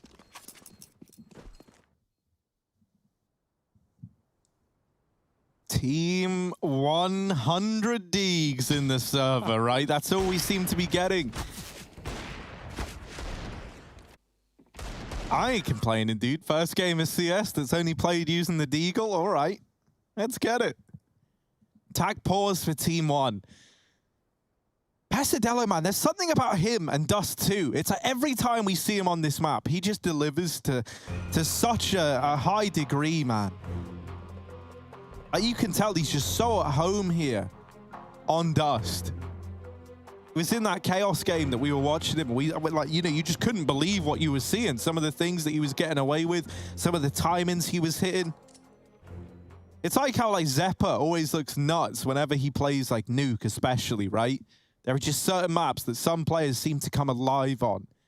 Kenny S and Vertigo is another one that springs to mind. Mid-hold for Gratisfaction, and he sees one man cross, and then cross back, and that there is going to be the tag onto Pasadello. Heavy long setup for Team 1. No 1B.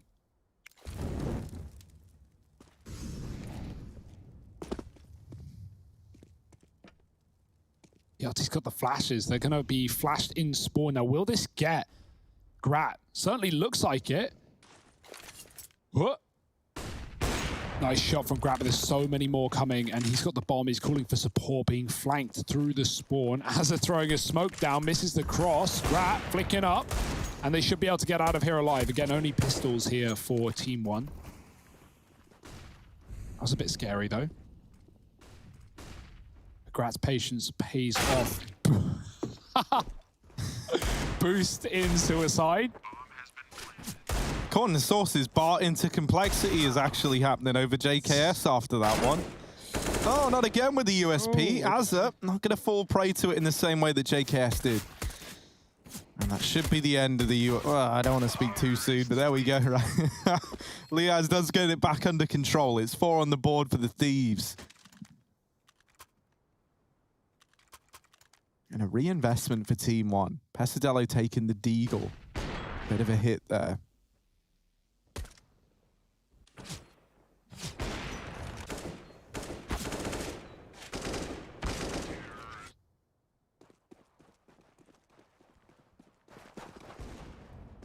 Maluki with the AWP had a long spawn, and so he heads that way, but it's a fast B for 100 Thieves, so that AWP is going to be left in the retake.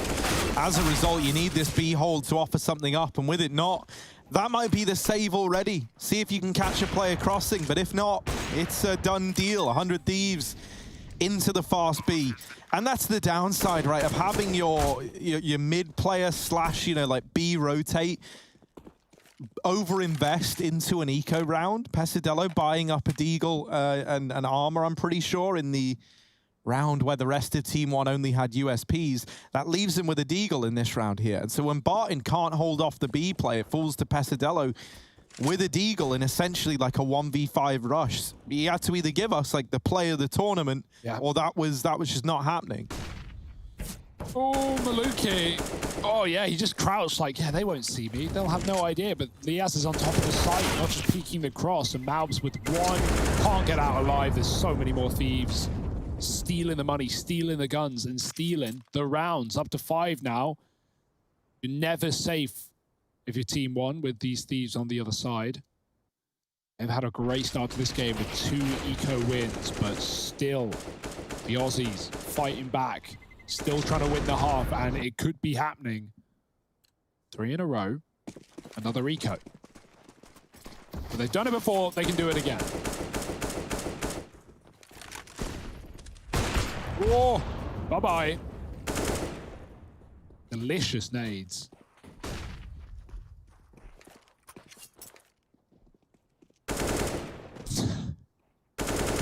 Oh, that's the one gun. Trying to get out of there, trying to stay alive. The Deagle of Malbs over at Catwalk. Gets mopped up by Azza. PRT. And the 1 M4, they see him, they see the backpack, but PRT puts up a fight and lives to keep on telling this tale. In at the B site, in with another. How many more does PRT get? He's very, very low and wrapped from all sides. They deal with him. Looking to find 6 of the 100 Thieves. And now just pistols left to overcome. They get past it nice and easy. And we're approaching the end of this first half. This is a good recovery from the Thieves. Considering, this was 6-1 at one point in time. And now a chance to win out the half. And a pretty good one at that. Like the money, that's something that we spoke about a lot. And it's because for Team 1, it's always been in this really, really rough spot. While they do have this buy here and now, if they don't find victory in it, 100 Thieves can 8-7 the half. Oh. Jacob taking that long spawn. Trey gives the AWP back, but they've got double AWP. Like, did they realize? Like, yes, he's like, wait, I don't want that. Jacob, take it back. Is there an AK in spawn? Or is that another one? Liaz is thinking there better be, and there is, so we're good. Liaz loads of money, so that was fully purposed, calculated to a T. Oh, on the spray, that's a great move for Jacob. Epic gamer move. He waits on the reload and then rushes through the smoke. Malbs will trade though. It's not done yet. Back to B for the Thieves. It's been good to them. Maluki's there with the AWP though this time around. That's going to need to nail a shot. And Maluki rather, just moving out.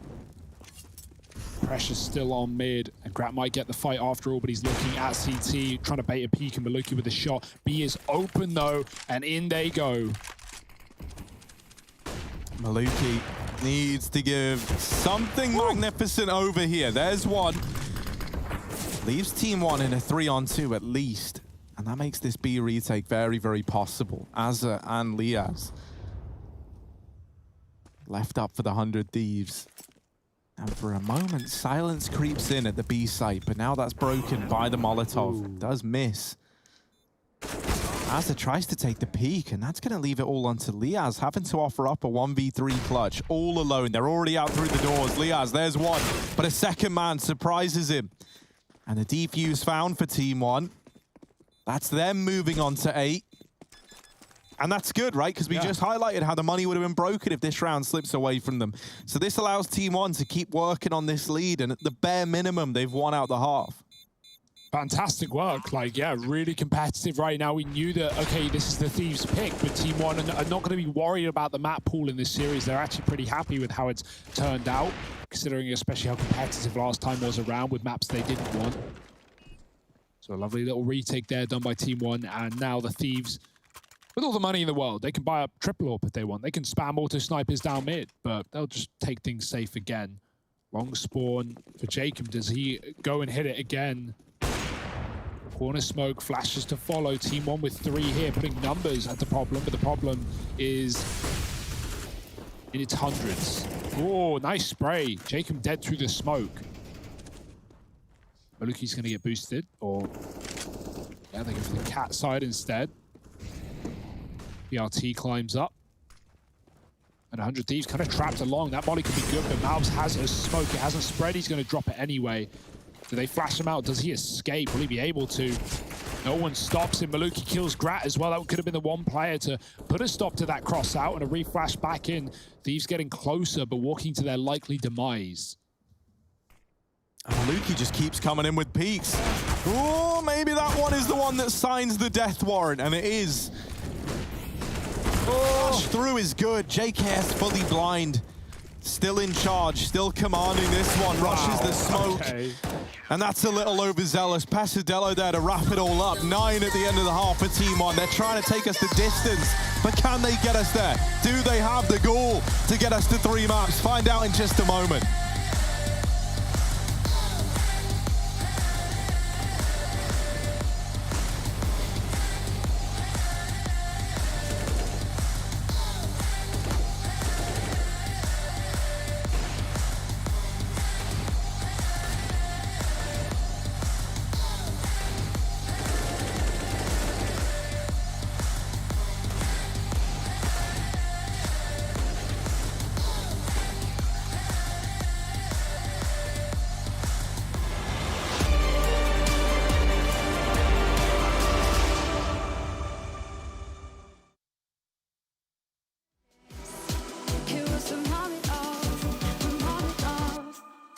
Of darkness.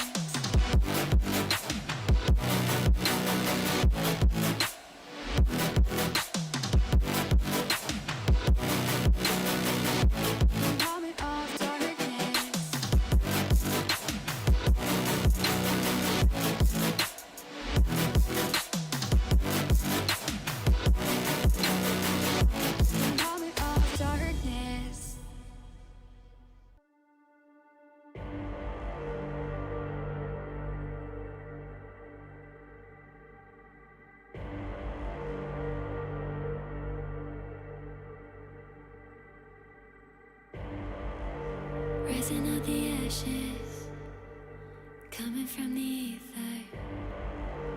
All I hear is static. Breathe a little deeper.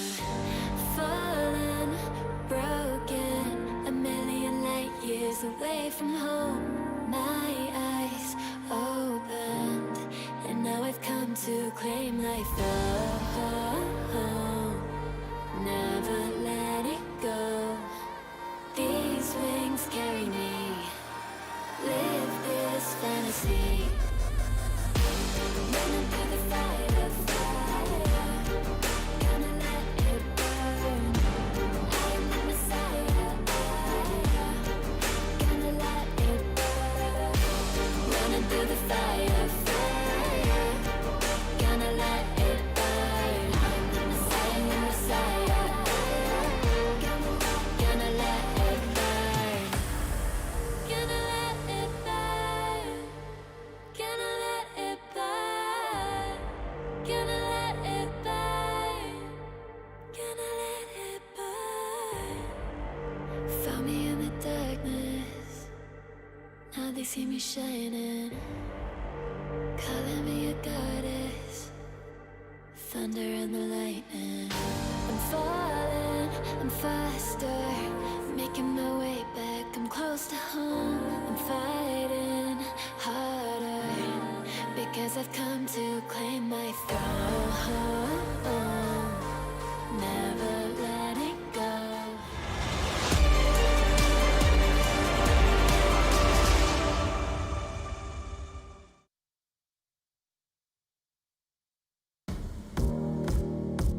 My, oh my, they said it couldn't be done, but Team One closing out that first half 9-6, trying to take us all the way to Mirage. And with how it's looking right now, we could get there. 100 Thieves, they might be smiling, they might be having a good time, but the scoreline is in favor of the Brazilian squad right now. And man, what a series this has been. Train gets close. It gets down to the wire with 100 Thieves just taking it as they try to solidify back-to-back grand final appearances. Team One, the plucky underdogs that could. One that no one was really looking at. Silence. Like, yeah, man, he's taking the silencer off. He's having a good time. And that's what you get. That's what you get, Liaz. Not sure about the strategy. Does make the stats worse. It's nice BM, but not when you're losing.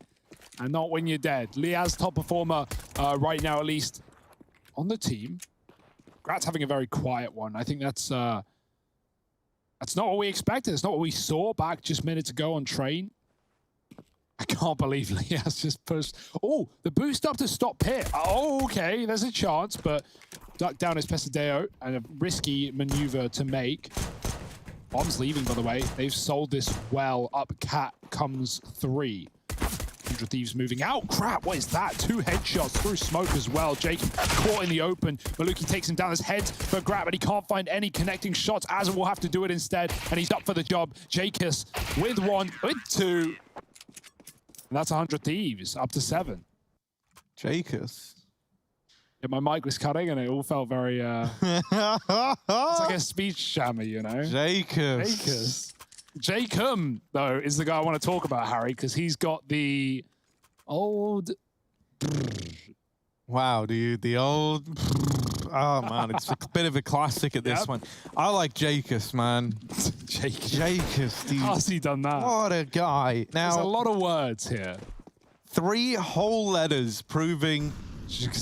As... to be enough, Hugo. Prudes. Who? Prudes. Oh. All right. All right. Don't worry, guys. We're working on getting him out of here, too. It's not nice for me. It's not nice for you. But for Team One, what are they going to do? Down towards Cap. Leading the way is number 2. Flashing for Grat at the Cat. Trying to set up Azza with this MP9. PRT waiting alongside. If Liaz goes aggressive, that'll be his death secured. They throw the mid to B smoke, but they're not looking to use it. They're hoping this gets eyes on mid, but so far 100 Thieves haven't fallen for it. Flashed in is Azza, and he gets the info that there are a lot of fellas over here on the catwalk who look to be moving in towards this A site, and you can already see the effect this has had. 100 Thieves actually give up B, instead electing to hold it from mid through the doors. And that's going to speed up these rotations significantly. Grat has now seen that a lot of players are out Cat, but Azza blinded. Gratisfaction holding the angle. Bomb plant looking to come through, but Grat could deny it. He will just give the respect over, having to get that reload off. Maluki, there's one with the scout and the tag, but not the follow-up. A nice attempt from Team One with the force buy. A bomb plant at the very, very least, but it's still 100 Thieves salvaging the round. Yeah, they are very proactive there. Even though there's some nice util for Team One, some good shots here. 100 Thieves, they pop flash B earlier. They see the tunnels was clear with the P90, and that's why they set up double mid. Liaz waiting on the late long lurk that does eventually come through, but 100 Thieves knew as a cat play, and Grat holds his own there with a nice couple of kills off the Famas. So it's a P90 hero of Jacob and co. Get it done. And the hype's there for the Thieves, right? They want to close this in 2. They don't want this to go any longer than it has to. But right now, Team One are giving us one hell of a fight. 9-6 to the half. Double rounds back for the Thieves. And P90 almost quick switched into his own death, but nade dropped. First kill found. If they rush, this could be problematic. We got 2 P90s at B. Oh. It only gets harder here on in, but Bartin takes Azza out, and JKS is here in time. We killed the P90, guys. It's fine. Trust me. Oh, okay. JKS, they don't know about him. Dealt with 2 at B. They do tag JKS, but it's with the Galil, and that's just ugly. He's still alive. The rotates are in. Pesadello, they're already close to you, my friend. And Grat is there to keep everything tried and true for the Thieves. 9 on the board. JKS doesn't even get to keep his M4 as he tries to preemptively drop it. That's a classic, isn't it?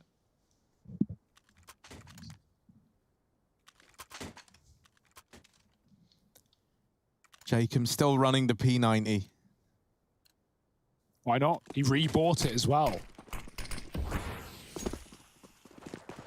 Well, actually, I think he dropped over an M4. I'm losing track. Either way, the guns, they're all up in the air. They're all being left in the previous round. And the pistols, well, they're out and about on this T side. Team 1 coming in from lower.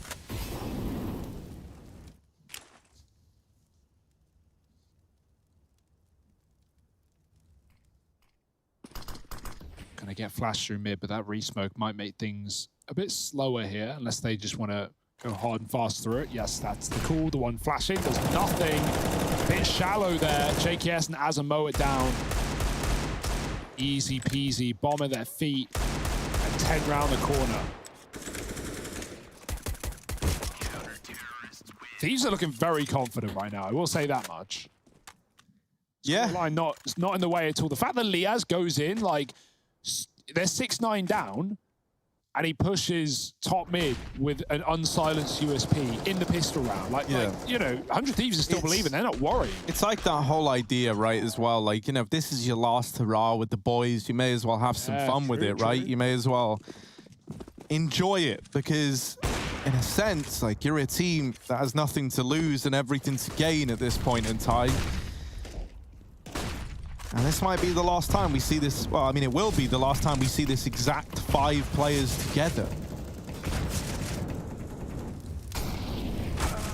Oh, he couldn't get out.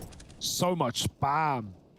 Warp in mid for Jacob does the dirty. Grat's had a slow game, so Jacob's picked up this AWP to great success. 2 with the AWP and backs up into B. Grat's here to help out, but they don't know Pesadello's out deep as well. He can find a third. Jacob tagged up. Pesa making this round his, and Jacob, oh, what a flick. He was scared of the B tunnels, but he no-scopes the player out of the window, and now Maluki in the clutch. See ya. Wow. Wouldn't want to be here. It's Jacob with 4. Main AWP, by the way. Yeah, man, that's the thing. Like, Jacob, you know, he's really letting his in the Norwegian just spill out into the server, right? Like, he's filthily good at CS, but also a right little troll when he wants to be. He'll be P9ing you, he'll be bisoning you, he'll be mag 7ing you, and then he'll pull out the AWP and get 4 in a round to save the day for 100 Thieves. And that's what we want to see from him.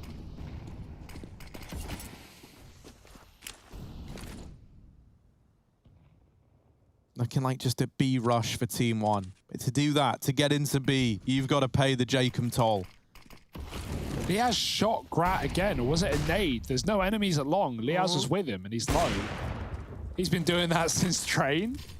And the Jacob toll is only payable in blood. And while they've got plenty of that on this side of Team 1, it's not a charge they want to pay if they can avoid it. Jacob onto the USP, bested. That's now an AWP in the hands of Team 1, but everyone's blind. The flashes are good. JKS there to mop it up. The AWP can get saved as well, but they won't. They've got money to drop one into play, and look at him. Big Jacob in the server, looking over at the rest of his team. This is cool, man. Look at these smiling guys smiling down on their player models. Look at that model smiling down on his in-game character. You'll note as well, Grat modeled his real-life appearance after his player model in-game on the T side. Yeah, he had that little man bun sticking up, didn't he, on back plat? Yeah, and it almost got him killed. It did. That's why they make you shave that hair off, my guy. 6 rounds in a row. This is quite the streak for the Thieves on this CT side. Now, we did see, you know, Team 1 long out train. It was a dominant first half for the Thieves, 10-5. And Team 1 still made that game super interesting. Obviously, this is a different situation, though. They win the half, and now the trouble is closing the map, right? Especially with the Thieves warming up, feeling good, double AWPing as well. Back to B early, but I don't know if it's going to be a commitment with 2 split elsewhere. Jacob's here with the AWP as well. He's actually given up the site, mollies it and runs away. But you never want to leave it for too long. That's what the door change allows as well. You know, you can easily give up B without the worry that it's contaminated because you can watch it from mid. Grat in mid with the AWP. Maluki top side. Bang not connecting. It's the door smoke coming through. They jump up. Oh, see ya. Maluki takes down Grat through the wall. And he looks like he wants more. There is another AWP in this position, but Jacob stays alive and doubles back to the B side. Now Maluki on the angle. Jacob going back in could be a death sentence. So Team 1, 5-on-4. Crucial rifle round. Yet to win anything on this T side. Play your cards right here. They're going to bleed out some of the clock. Wait for 100 Thieves to make a move. And if that doesn't happen, they can take Cat, get this A site, or even drop back into a mid to B.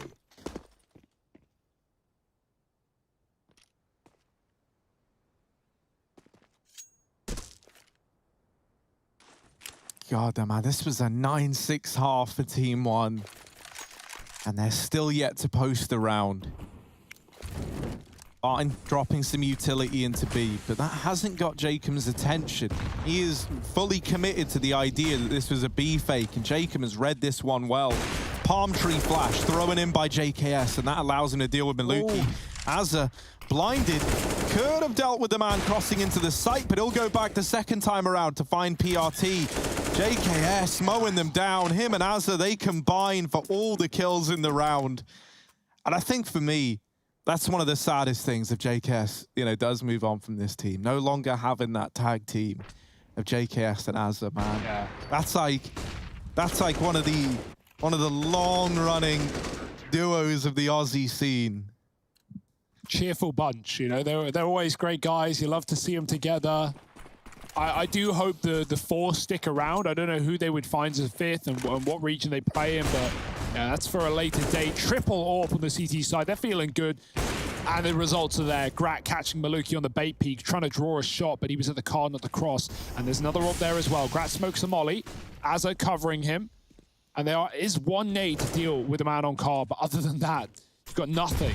So yeah, Grat half health. Still alive, still kicking, and still with a chance to back up, but he holds on for a repeak. Lining up the cross smokes. In they go. Yaz fighting ahead of it, though, and Grat's above the site now. He can peek in, and even though there's nothing to be seen, well, that's information in and of itself. There's nothing to be seen. So watch your back, watch your mid. JKS does, but there's so many players. They take him down. It's a fast cat split instead for Team 1, but the molly is there, and so is Azza. Oh, he goes through, tags them. Now that nade could do damage, and it does. Pesadello out of the round. He loses Liaz back in the site, and now we look at Azza having to deliver. The pressure is on. Marbs with the long flank, doubling down himself, leaving it all on Jacob. 1v2 with the AWP in through Cat. This guy's always been at B, so Team 1 expecting this point of rotation, but they give him the fight. Tag from Barton, and now he hides from the AWP. Jacob spamming in. Has to be careful not to get caught on the reload. And Malb's hidden at the car, holding the cross. Jacob gets the info. There's the peek from sight. He knew it was coming. Finally, a round on the board for Team 1. It takes them a very long time. 7 in a row for the 100 Thieves. And Team 1 finally break the silence. Yeah, I like that reaction as well, right? They go long, they draw all of the Thieves over. They even get the B players out as well. And then they double back to a fast cat. They've been doing that, albeit to limited success. But yeah, catching a lot of the Thieves out of position. Azza tries to fix it, and he does get a kill with a nade off of the AWP tag, but it's still not enough. Still doesn't put a stop to Team 1, who go back to B. Lukey doesn't want to hit this molly and make a tag, but he has. He's going in fast. Jacob peeks him, and the smoke is down as they feed him one by one. Cross comes in. JKS stops it. He's tagged up, though. He doesn't want to die here. 4-on-2. This is a great position for the Thieves right now, and they've even got the door locked down. Smoke in their face, but it hits the molly, and Grat still has a gap to fight. Will they go in early? Will they respect the bomb plant? They might have to at this point. There's not a flash left on the 100 Thieves. Double smoke. They're going to wait out the door smoke, maybe even bounce one of their own in to give them a fight towards Car. Pacer backs up to the tunnel. That's something at least, a position that the Thieves aren't coming from, but they're so grouped. Oh, they run in. PRT with a double. Nice. Sadly, not enough. Swept under the rug by Azza and Liaz. Defuse found 100 Thieves onto 14. And Liaz... They love doing this, don't they? Oh, calculated. Now, does he fully commit? Because a real G would then finish what he started. Yeah. Well, you actually don't have that much money if you're the Thieves, so memes aside, this is a semi-final. So you probably don't want to kill your teammates when you've already won the round. And it's been a good bit of team damage in this series. Some when the round's still live, but it's not really been a problem yet. 14-10. We find one round in this T side for the Team 1. Other than that, it's been a clean sweep, a quick rebound round from the Thieves. Fast up Cat, the flashes are good, the nade will hit mouths, but there's no actual information for 100 Thieves. They know that this position's conceded. Grat flashed off. Blind shots do nothing. Molly will keep them back though. Only one AWP in this round. They've had 3 in the past. So it's just Grat right now. Jacob's been a beast with his, but he's at B, and that's not where the objective is right now. Good damage from grenades early on, but Team 1 still defaulting.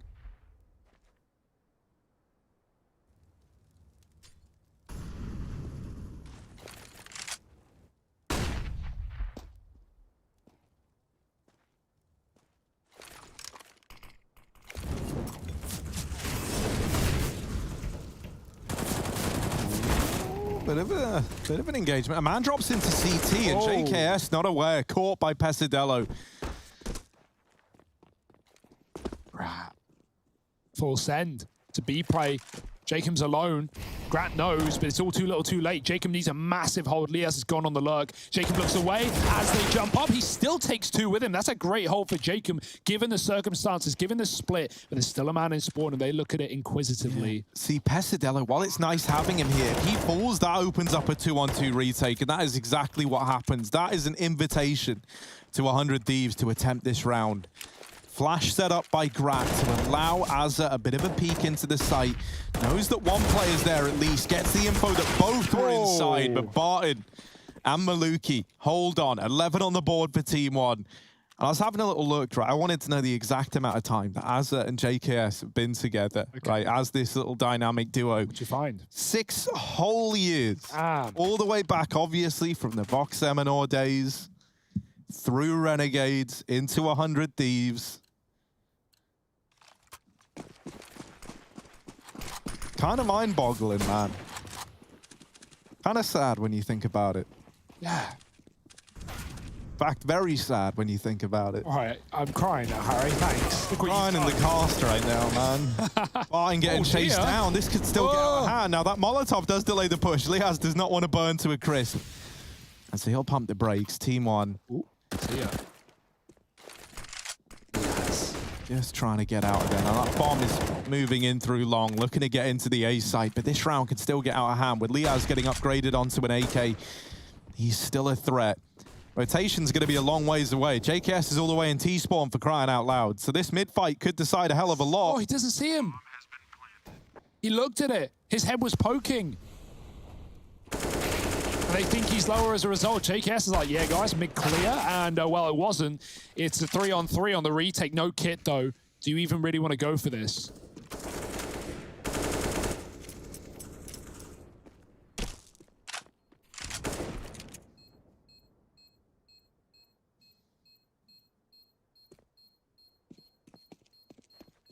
Okay, it's train all over again. Team 1 giving them a run for their money. Giving us a bit of a show, even if it does mean showing up late in the series, showing up late in the map. Still here, fighting for this final. Furia waiting in the wings. And they would love to take on their Brazilian brethren. Art told us so himself. But it's not going to be easy. You're going to need to come back here and then Mirage as a third as well.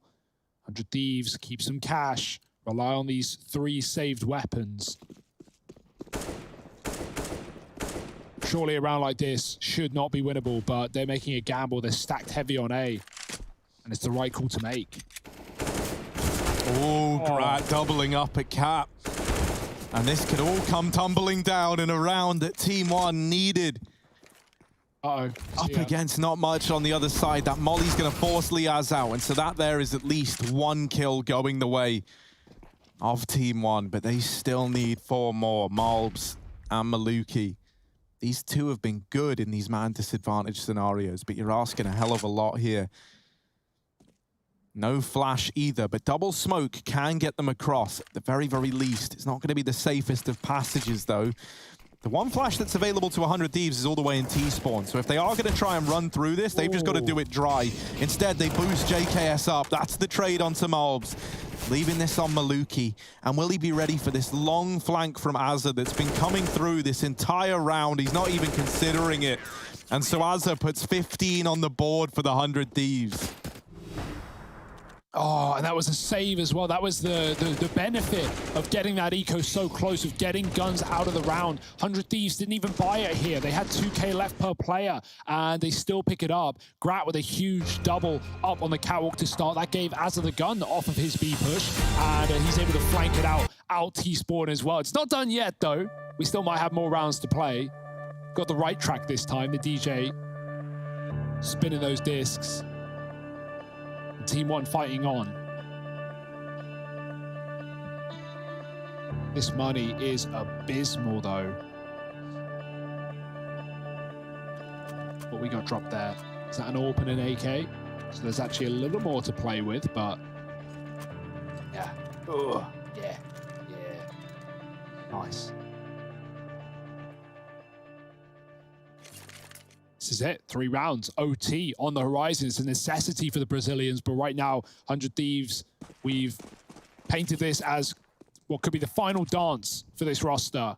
And right now, they're grooving, they're moving, and they're looking for that final. Yeah, it is nice to see them having a good time and looking to get to that grand final in 2. As we've said, this would be back-to-back grand finals for the 100 Thieves. That's something at least, right? That is something to round out. Oh. This performance, Maluki opening things up. We spoke a lot about Team 1 as well and the journey that this team have been on. I want to see this game continue longer, but it's going to need something magnificent to happen if that is to go down. They lose Maluki. The bomb dropped here in mid as well. Barton's going to try and retrieve it. Out through short is Pesadello, and he does deal with Grat's faction. The bomb still down in mid. They're trying to retrieve it, and this is wasting a lot of time and giving over a lot of 1v1s in the A site. The wrap from PRT helps out tremendously. And once again, it's that old, well, never mind. I was going to say it's the old duo, JKS and Azza, but Azza's gone, and it leaves it all on JKS. Malbs with the peak, and 13. Gracing the scoreboard for Team 1. Maybe still in with a chance. There is money for the 100 Thieves, but it's not picture perfect, right? Liaz, replay for 30. No cash. Yeah, this is a scary spot to be in. They're going to go with the investment. They're going to throw everything into this. So this now really does decide whether or not we get to see overtime. Team 1, they're up against a pretty weak buy, all things considered. The AWP on JKS, Mag 7 for Jacob, and then M4 for Azza. Like, buying here is confidence, and that's all we've seen from 100 Thieves all series long, but this is also a massive risk. You've not got that loss bonus. You've not got a chance to fight in number 30 if we get there. Or do they close it out with all... Well, I say all this. It's really not a lot. Deagle down in the middle. Maluki looking for more. JKS has an AWP as well. Team 4 players don that weapon, don that sniper in this map so far. JKS going to give it a go. Joining the fray. Spray in mid does do good damage. Up cat they go. Team 1 setting up for this A attack. Liaz here with a Deag, Azza with the rifle. Someone's got to be the hero. Someone's got to save 100 Thieves because Team 1 are gunning for OT. Yeah, they're believing again. Azza needs to strip them of that belief. He's playing on this drop-down spot. Liaz has the flash ready. Azza needs to go huge, but even if he doesn't, JKS is at least here, waiting in the wings with that AWP. Flash goes in, and it's good, but PRT, hidden from it, locks in the kill, and now the A-play on the cards, looking to come through. Liaz getting aggressive over at the short side. This is a decision that could come back to hurt him. He's got the Deagle, and not good for anything. JKS caught by the long wrap. And Jacob, ain't no point in saving Nomag 7. Team 1 on to 14. Yeah. And you know they're not going B. They've hated B. B's not been a great sight for them. And Thieves have had good retakes there, all but one round. So, yeah, Jacob. Wow, letters, words, they're really hard. Wow. Both players, neither of them right. Jacob lets them pass, though. Jacus and Jakeem. Jakeem Phoenix here, down in the bottom of mid. He could get a gun, but there are two he's being here. a little joker, isn't he? They're running away. USP. We know he has a great USP, right? When he dons a Mag 7, it makes his USP that much more deadly. Oh. Yeah, man. Great USP. 14 found. Team 1, flawless round. They're going to be able to upgrade all of the weapons. Get that Galil out of here right now. I don't want to see it, Barton. No excuses at this point. Team 1 have fought long and hard to get to this point. They are one round away, and the Thieves are broken. Obviously, what that does mean is if we do hit OT, Thieves are going to be a lot more confident actually having the money that hasn't been here in these last few rounds. But still, it's a huge way for Team 1 to get us there. They're not there yet, though. Scout in mid. Maluki AWPing towards lower. Look at the swing, the double peaks coming in for the Thieves, trying to catch us AWP out of spawn, and Grat's done it. Oh my, that's a big kill to start. Yeah, now they've got to go back to get the bomb as well. And Gratisfaction laying down the pain with the scout, sees players back in T-spawn, and he's like, look, if they keep giving me the fights, who am I to say no? Pesadello down here in the bottom of mid. He's given us a great dust too, as he so often does, but is that going to be enough? A 3-on-5 up against a 4-sport 100 Thieves in round number 30, vying for overtime, and it looks like they want to try and go B. Jacob here. This Mag 7 has become the stuff of legends. What's he going to be able to do with it? Because he loses his teammate right away and accidentally falls off at the worst possible time. PRT with a double entry. Gratisfaction, this scout has given 100 Thieves everything in this round. It gave them the 5-on-3 in the first place. Is it going to be there to help close it out? The gun's lower. JKS doesn't know. Pesadello went down and grabbed it earlier on. He's sabotaged this retake. 100 Thieves, they've got to do it with an MP9, a Scout, and a CZ. In comes the push. Liaz with one. It's left to JKS, and he's caught in the open. We're going to overtime. Team 1, they run it back. We go the full 30, and now we go some more. Stick around, because that OT is coming up in just a minute.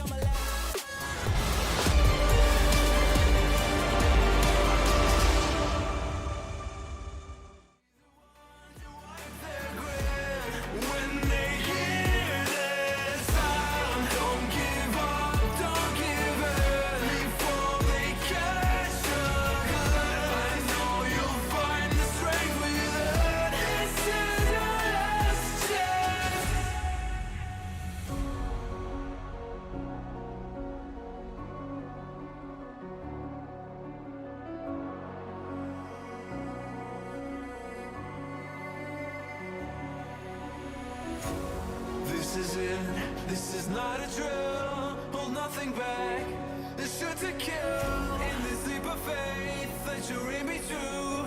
You stand alone, but I'll watch over you. The clock is ticking, the clock is ticking. A single second could mean everything. Time is running, the time is running out.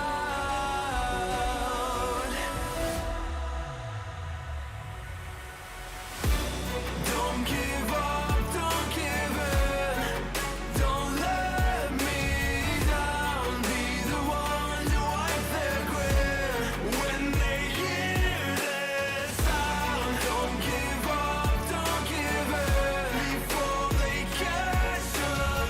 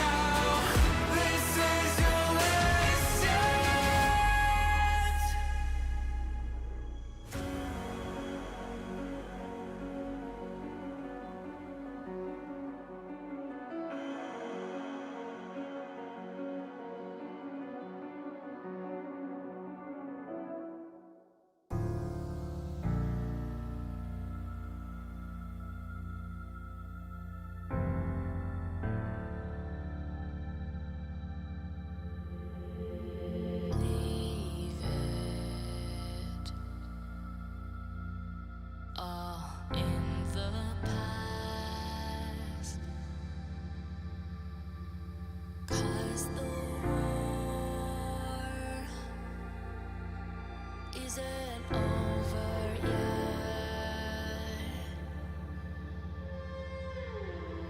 You lost one fight,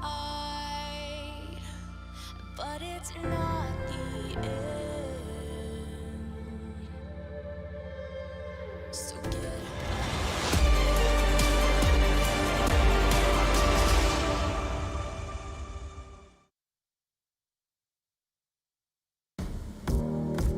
And an overtime bout filled with smiles on one side and probably some quivering brows on the other. A little bit of sweat here and there, too, as well. 100 Thieves. The 100 Thieves taking on Team 1, not Team 100. Either way, this is a semifinal. One of these teams got to go on to play Furia in the grand final. We've heard from the Furia side they'd love to play against Team 1. But 100 Thieves, well, they'd love to end on a high note. And we're going to go into overtime with that same notion right here. Maluk with the fast cat. And that's going to leave what is a CT start here for 100 Thieves.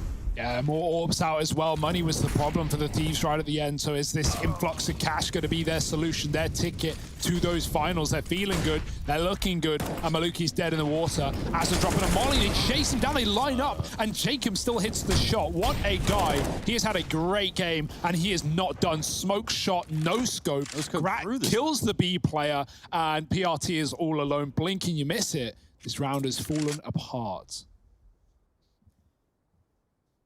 Yeah, a bit of a grim reminder, right, of that it was you as Team 1 who were to grind your way back into this game. The moment they hit overtime, everything is derailed. Jacob looking really good with the AWP. Never really the guy to be donning as well. So that's nice to see. That's a nice shot from PRT. Gets the jump shot in Liaz. But these two AWPs, they are holding the cross. Now, one AWP holding is scary enough, but two, well, that's like double as scary. And that's pretty, yeah, there we go. It goes about as well as you would expect. Yeah. And there was actually 3 AWPs holding the cross, so triply is scary. Triply. Triply. Haven't been there. 3 times the crime. And now the triple AWP back in again for the 100 Thieves. Yeah. Last map was 13-6, and we had a big comeback from Team 1 to make that game exciting. This one, 13-9. Not quite as dominant, but still a massive streak of rounds at the start of the CT side for the Thieves. And now they look to get back to what was doing them so well with this triple AWP too. Azza joining the fray. Up on the catwalk. Grat's still bouncing around mid. Jacob no longer on that solo B position. It's JKS doing it instead. So they've put the AWP on lot on 1 of 3. And it's avoided for now. Team 1 late flashing in by the looks of things. Maluki and PRT holding on. Take middle from lower.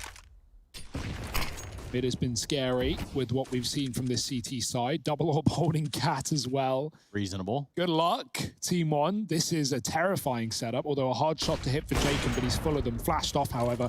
Nade in, he's got to run. Pesadero chasing him down. Jacob with a flick. It won't connect, but as well, they weren't ready for another man with the same plan. 5-on-4, back into middle for Team 1, and Gratz re-aggressed as well to get this position. Could walk into Maluki. Everywhere they turn, there's an AWP staring at them. And this is a really, really horrible time to have if you're Team 1. Maluki flicked onto by Gratisfaction, and that's the bomb dropped in mid. A 5-on-3, another advantage for the 100 Thieves. It's these ops, man. There's just no answer in sight for Team 1. And there's an op on every single corner here for the 100 Thieves. And they're just firing every bullet constantly. Azza might even run out of ammo if he keeps this up. They try and boost, and Azza doesn't see it. Or maybe he did. Jacob starts to spam immediately thereafter. Shot from Jacob. Any more? Come on, keep it going. Keep it going, Jacob. Go for another. Why not? PRT hopping away. Jacob looking for it. The flank in as well, in through Cat. They are just chasing down Team 1. And talking about just isolating and really just constricting like a boa here if you're if the 100 Thieves. Team 1, they have no freedom of movement. They get up catwalk, they think, okay, maybe we can save our face by getting a boost in. But truth be told, there's an AWP lurking around every single corner and angle. And this is where the blatant call to hit B comes through. They've realized it was 2 in the first, it was 3 in the second. They're like, we should probably go B, but that's like an obvious call. And so if Team 1 end there, while it could be good at, you know, cutting off these AWPs in retake situations, you've got to get through mid first by the looks of things. Maluki with a D. Nice shot. Jacob still holding though. Won't let him go and pick up the AWP, and it's not a B play after all. Team 1 set up upper on Cat. This is cleared out by Grat, who aggresses with his own AWP. Are they going to drop back into this mid to B play? Oh, they've got to re-aggress in the tunnels as well. Grat is waiting for this one. Where's he looking? Back in. He sees them, but it's all too late. They cross past the pillar and find the pick into the B bomb site. This could be a problem for the 100 Thieves, especially with Pesadeo, who's been great on long lurks. This time it's Cat. He's going to drop in with the backstab.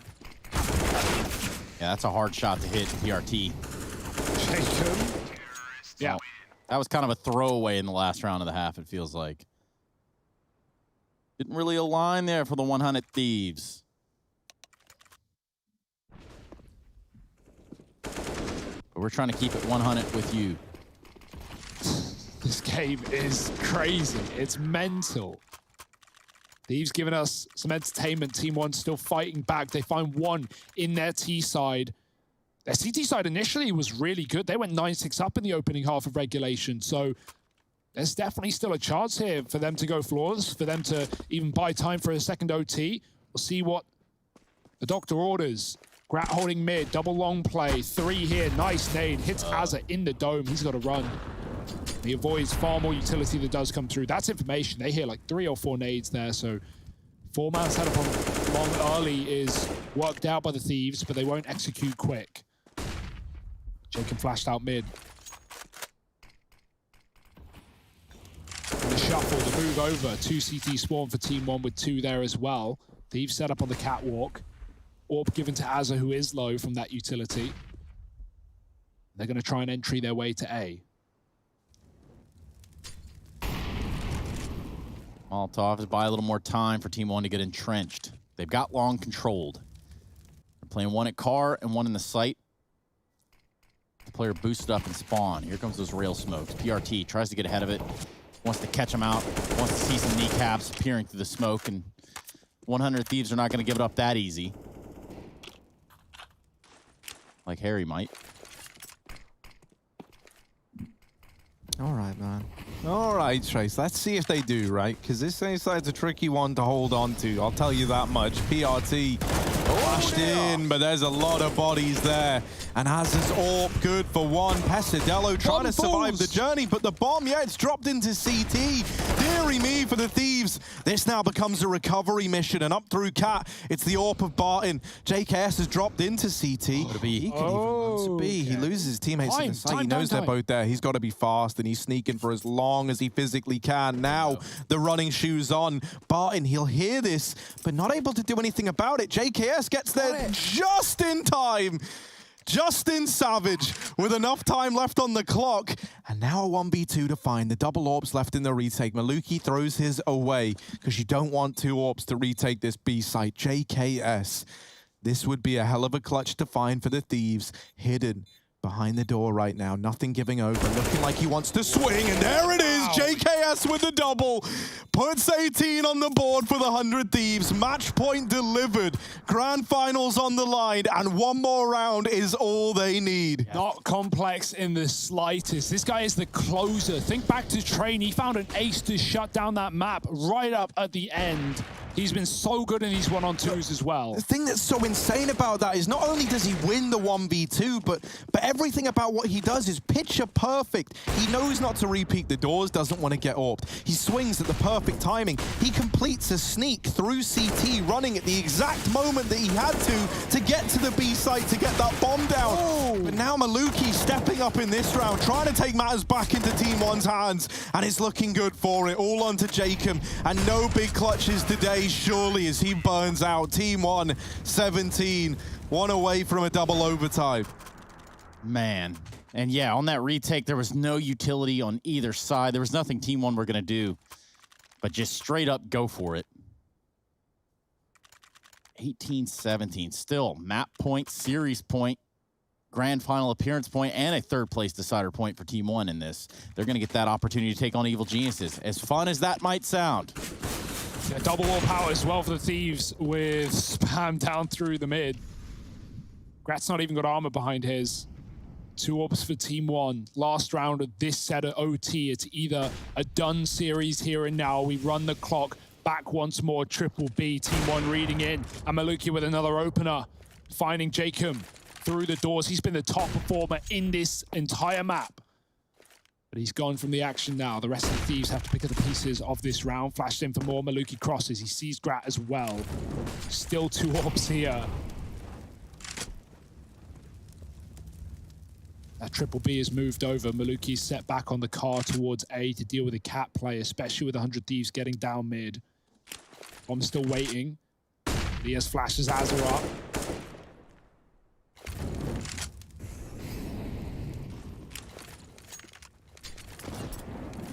That's just a trade of utility right now. No one wanting to die, no one wanting to make a move. A man down already. That's about the way it should be. Satisfaction is going to take his chances here on Catwalk. Watching on from the car, and we're going to have mobs at long. Let's set the PRT up for a nice swing from Goose. Let's see how this pans out. Here comes this push. Azza already dropping, getting past Maluki. Now out through CT. There is still a man in the pit. PRT puts up a hole, but he's getting pressured. Time's running out. JKS will deliver again. JKS is the master of the clock, and Azza's dropped into CT in the blink of an eye. It is all onto Barton. 100 Thieves. Just one man left to beat. Barton opening the round up there with that kill onto JKS. The retake now well and truly underway, but the AWP is homed in. It's Azza to lock in the victory. And 100 Thieves, they run it back. It's back-to-back grand finals. And this last dance for the Aussie squad is looking to be a big one. Can they make a splash? They go on to face Furia in that grand final. My word. Stick around. We've got a lot to talk about.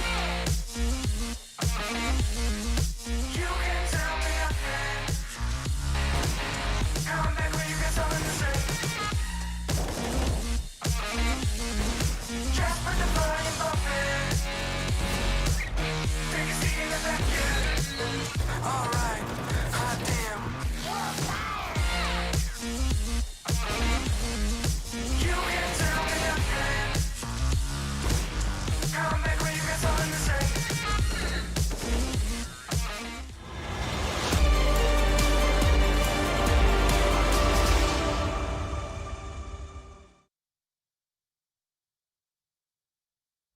Heavens are the limit now.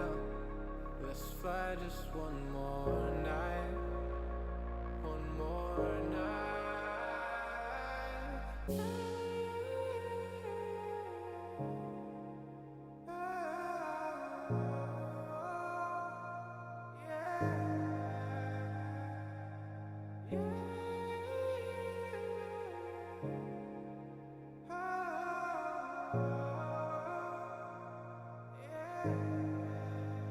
Don't look down, never fade out. And I just wanna be someone and never fall behind again. Just keep on moving on. Never look down, never fade out. Never fade out.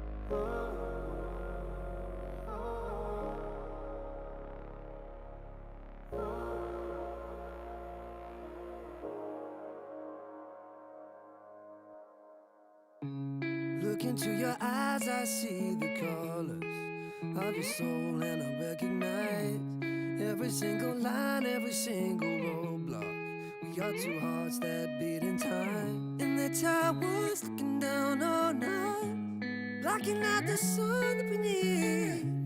Maybe we can change our stripes and colors. You're the only one I see. And I take it all or nothing at all. Driving through the night till I'm at your door. Go outside, stay up all night.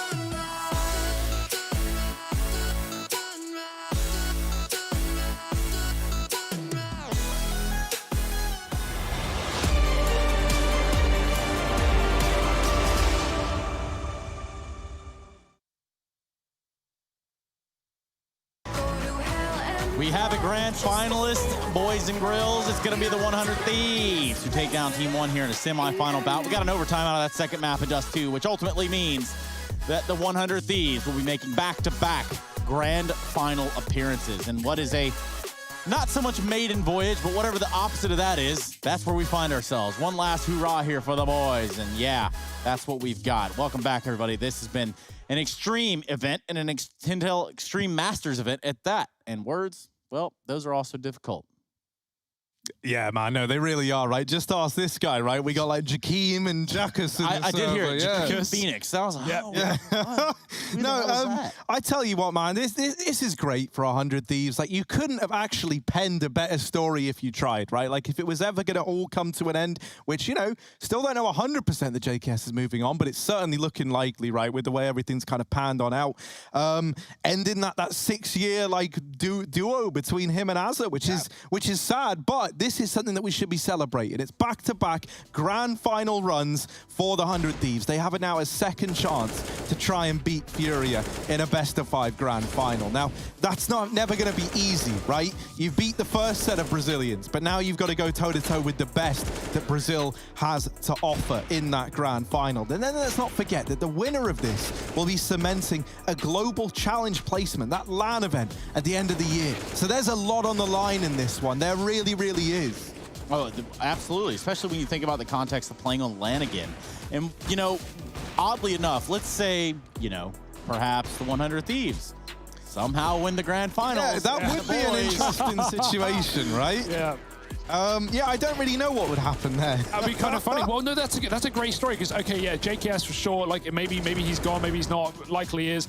Even with that, we still have the question marks that we don't currently have the answers to, or what's happening to the other 4. Are they sticking together? Are they splitting up? Are they going home? You know, there's a lot of options here. So, yeah, if they were to make a showing, I mean, they already have getting back-to-back grand finals, but if they were to go and do the improbable and take down Furia, well, that would be selling your other 4 players of the roster pretty damn well as well. But we'll keep our eyes on that. There's plenty more time to talk about the Thieves moving forward. I want to give a little bit of a shout out to Team 1. I want to give them some props as well because they had a great tournament. We didn't even think this team were going to get through the group. They may be the top team in MDL right now, undefeated 11-0 at least at the moment. But they beat Chaos in that decider matchup inside of the group. They come through in 3rd place. They go for a real showing here in New York as well. Yeah. And man, like, that's got to feel good for them at least, even if they didn't get what they wanted, even if they didn't get to fight Fury in the final. Like, these guys, the limit's up here, Trace. They can keep going. They've set their own bar in this instance. And of course, now they get to play Evil Geniuses. But we'll take a look at that bracket so that you can understand where that 3rd place decider falls. We saw Liquid yesterday in a 5th place decider,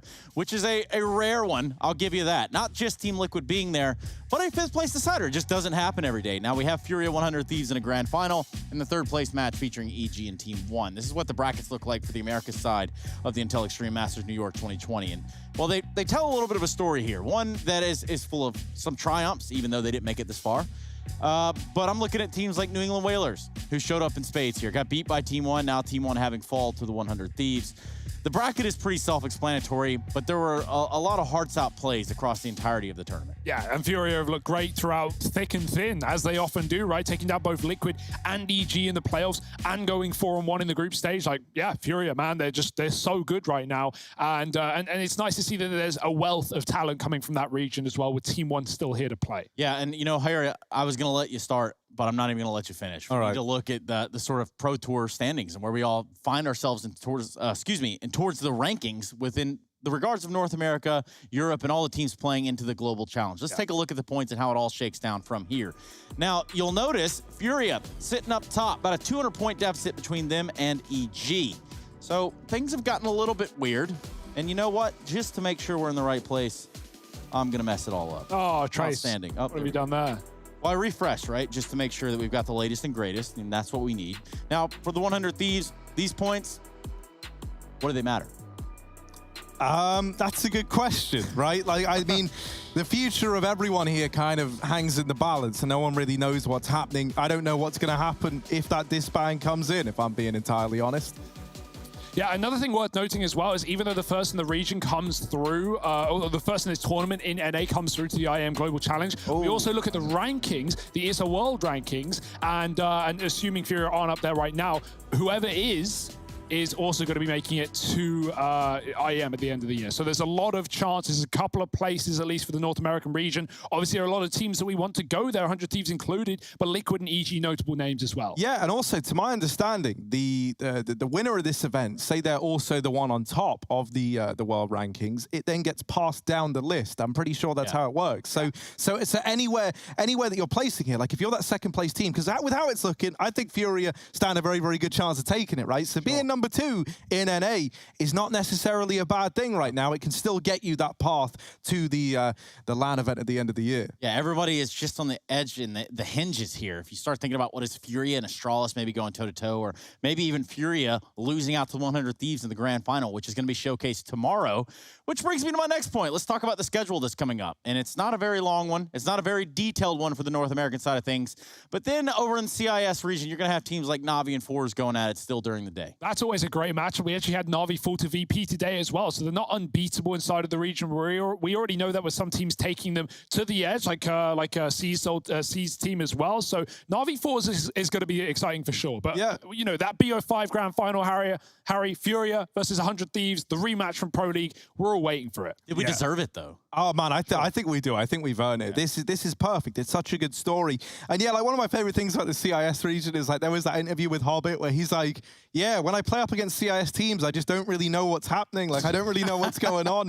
And I feel like NaVi kind of suffer with that same mindset, you know, like you're used to playing up against T1 opposition all the time. So then you go toe-to-toe with like domestic matchups from your region. Things are always shaky there, especially when it is a region that's just so full of surprises and talent.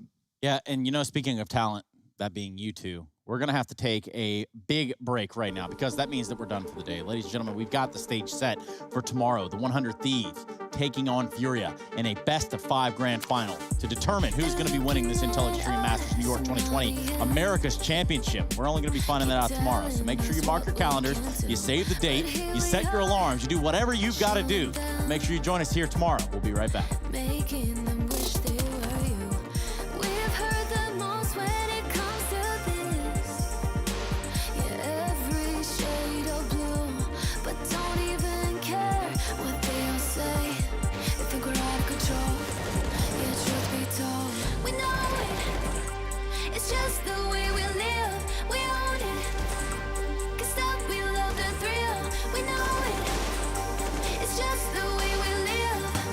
We're grown-up kids.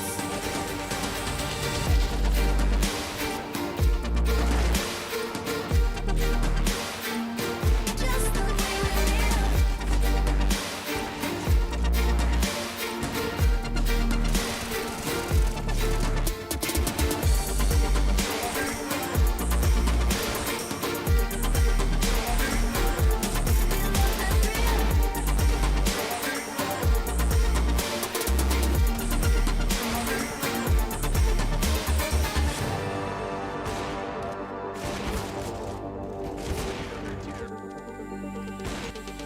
Yeah, they done told me to be myself. So when I went and found myself, the ones who told me back then, be true to who I am, ain't think we was really gonna win. Now they watching us from the sidelines while we trying to victories like we getting high tides. I'm not getting my prize. Only thing my eyes is locked in on $500,000 mine. I want it right now. Don't waste my time. Family in a penthouse with a view sky high. Blood, sweat, and tears bring water to my eyes. 'Cause the whole gang winning. I done gave my life. Odds low, but we did it, ain't we?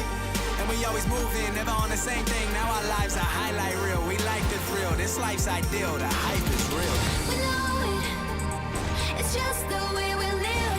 We own it. 'Cause that we love the thrill. We know it. It's just the way we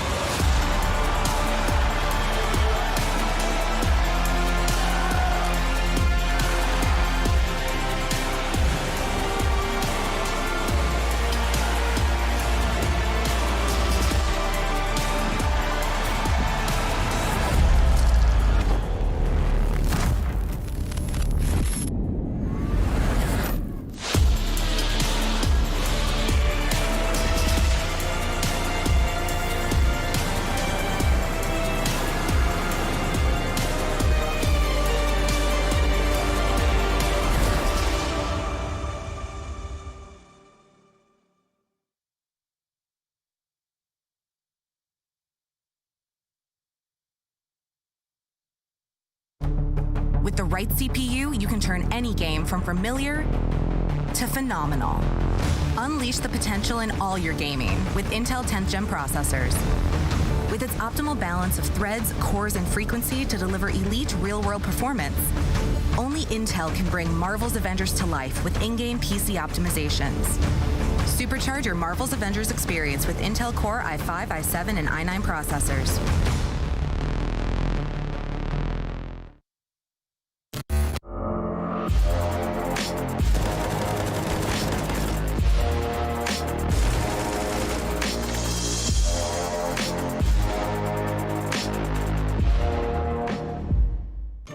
Ring ring! The IEM New York Experience Box is here. Hot, fresh, and delivered straight to your door. Tasty ingredients make this box a must-have. Claim yours quick at the ESL shop before they sell out. Oh, and there's no real pizza. Get your taste of New York while it's hot.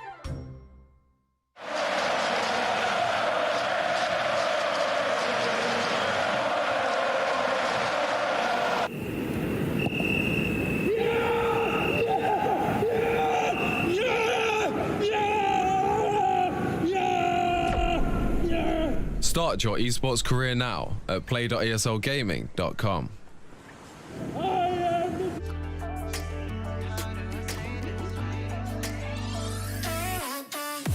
I can't get there and you know I've tried. You know I don't wanna waste your time. City lights, I'm looking in your eyes, but I can't say why. Doesn't feel right to call you mine. You know I don't wanna waste your time. I can't get there and you know I've tried, but I can't say why.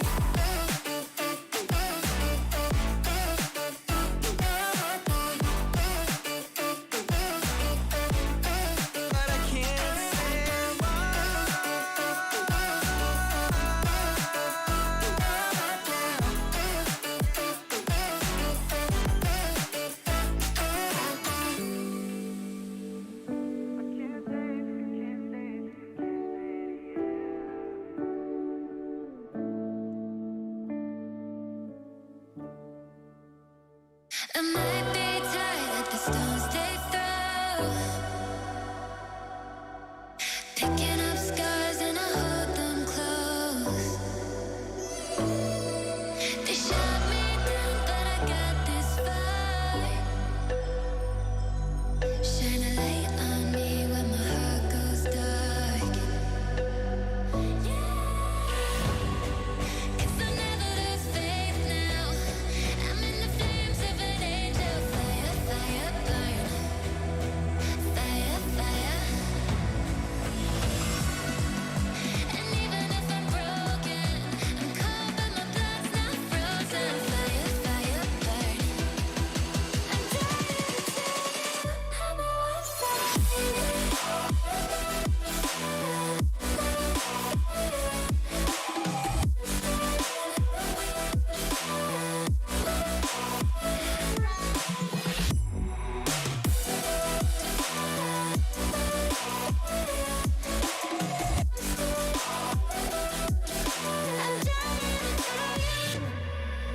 I beat my fears, but I lost my dreams. Yeah, they say this fight isn't what it seems. Yeah, shoot 'em all down when my demons rise. Couldn't win, so I joined their side. Breathe it in till the day I die. And even if I'm broken, I'm cold but my blood's not frozen. Fire, fire, burn. I'm dying to tell you I'm a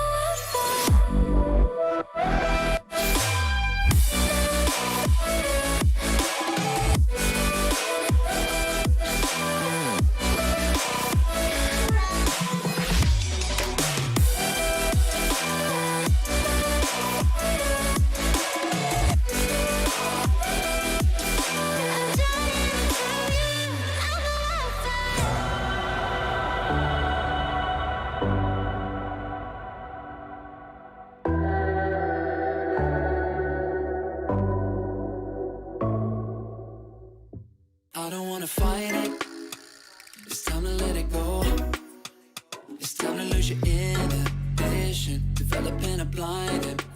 mission. If you got a match, just go ahead.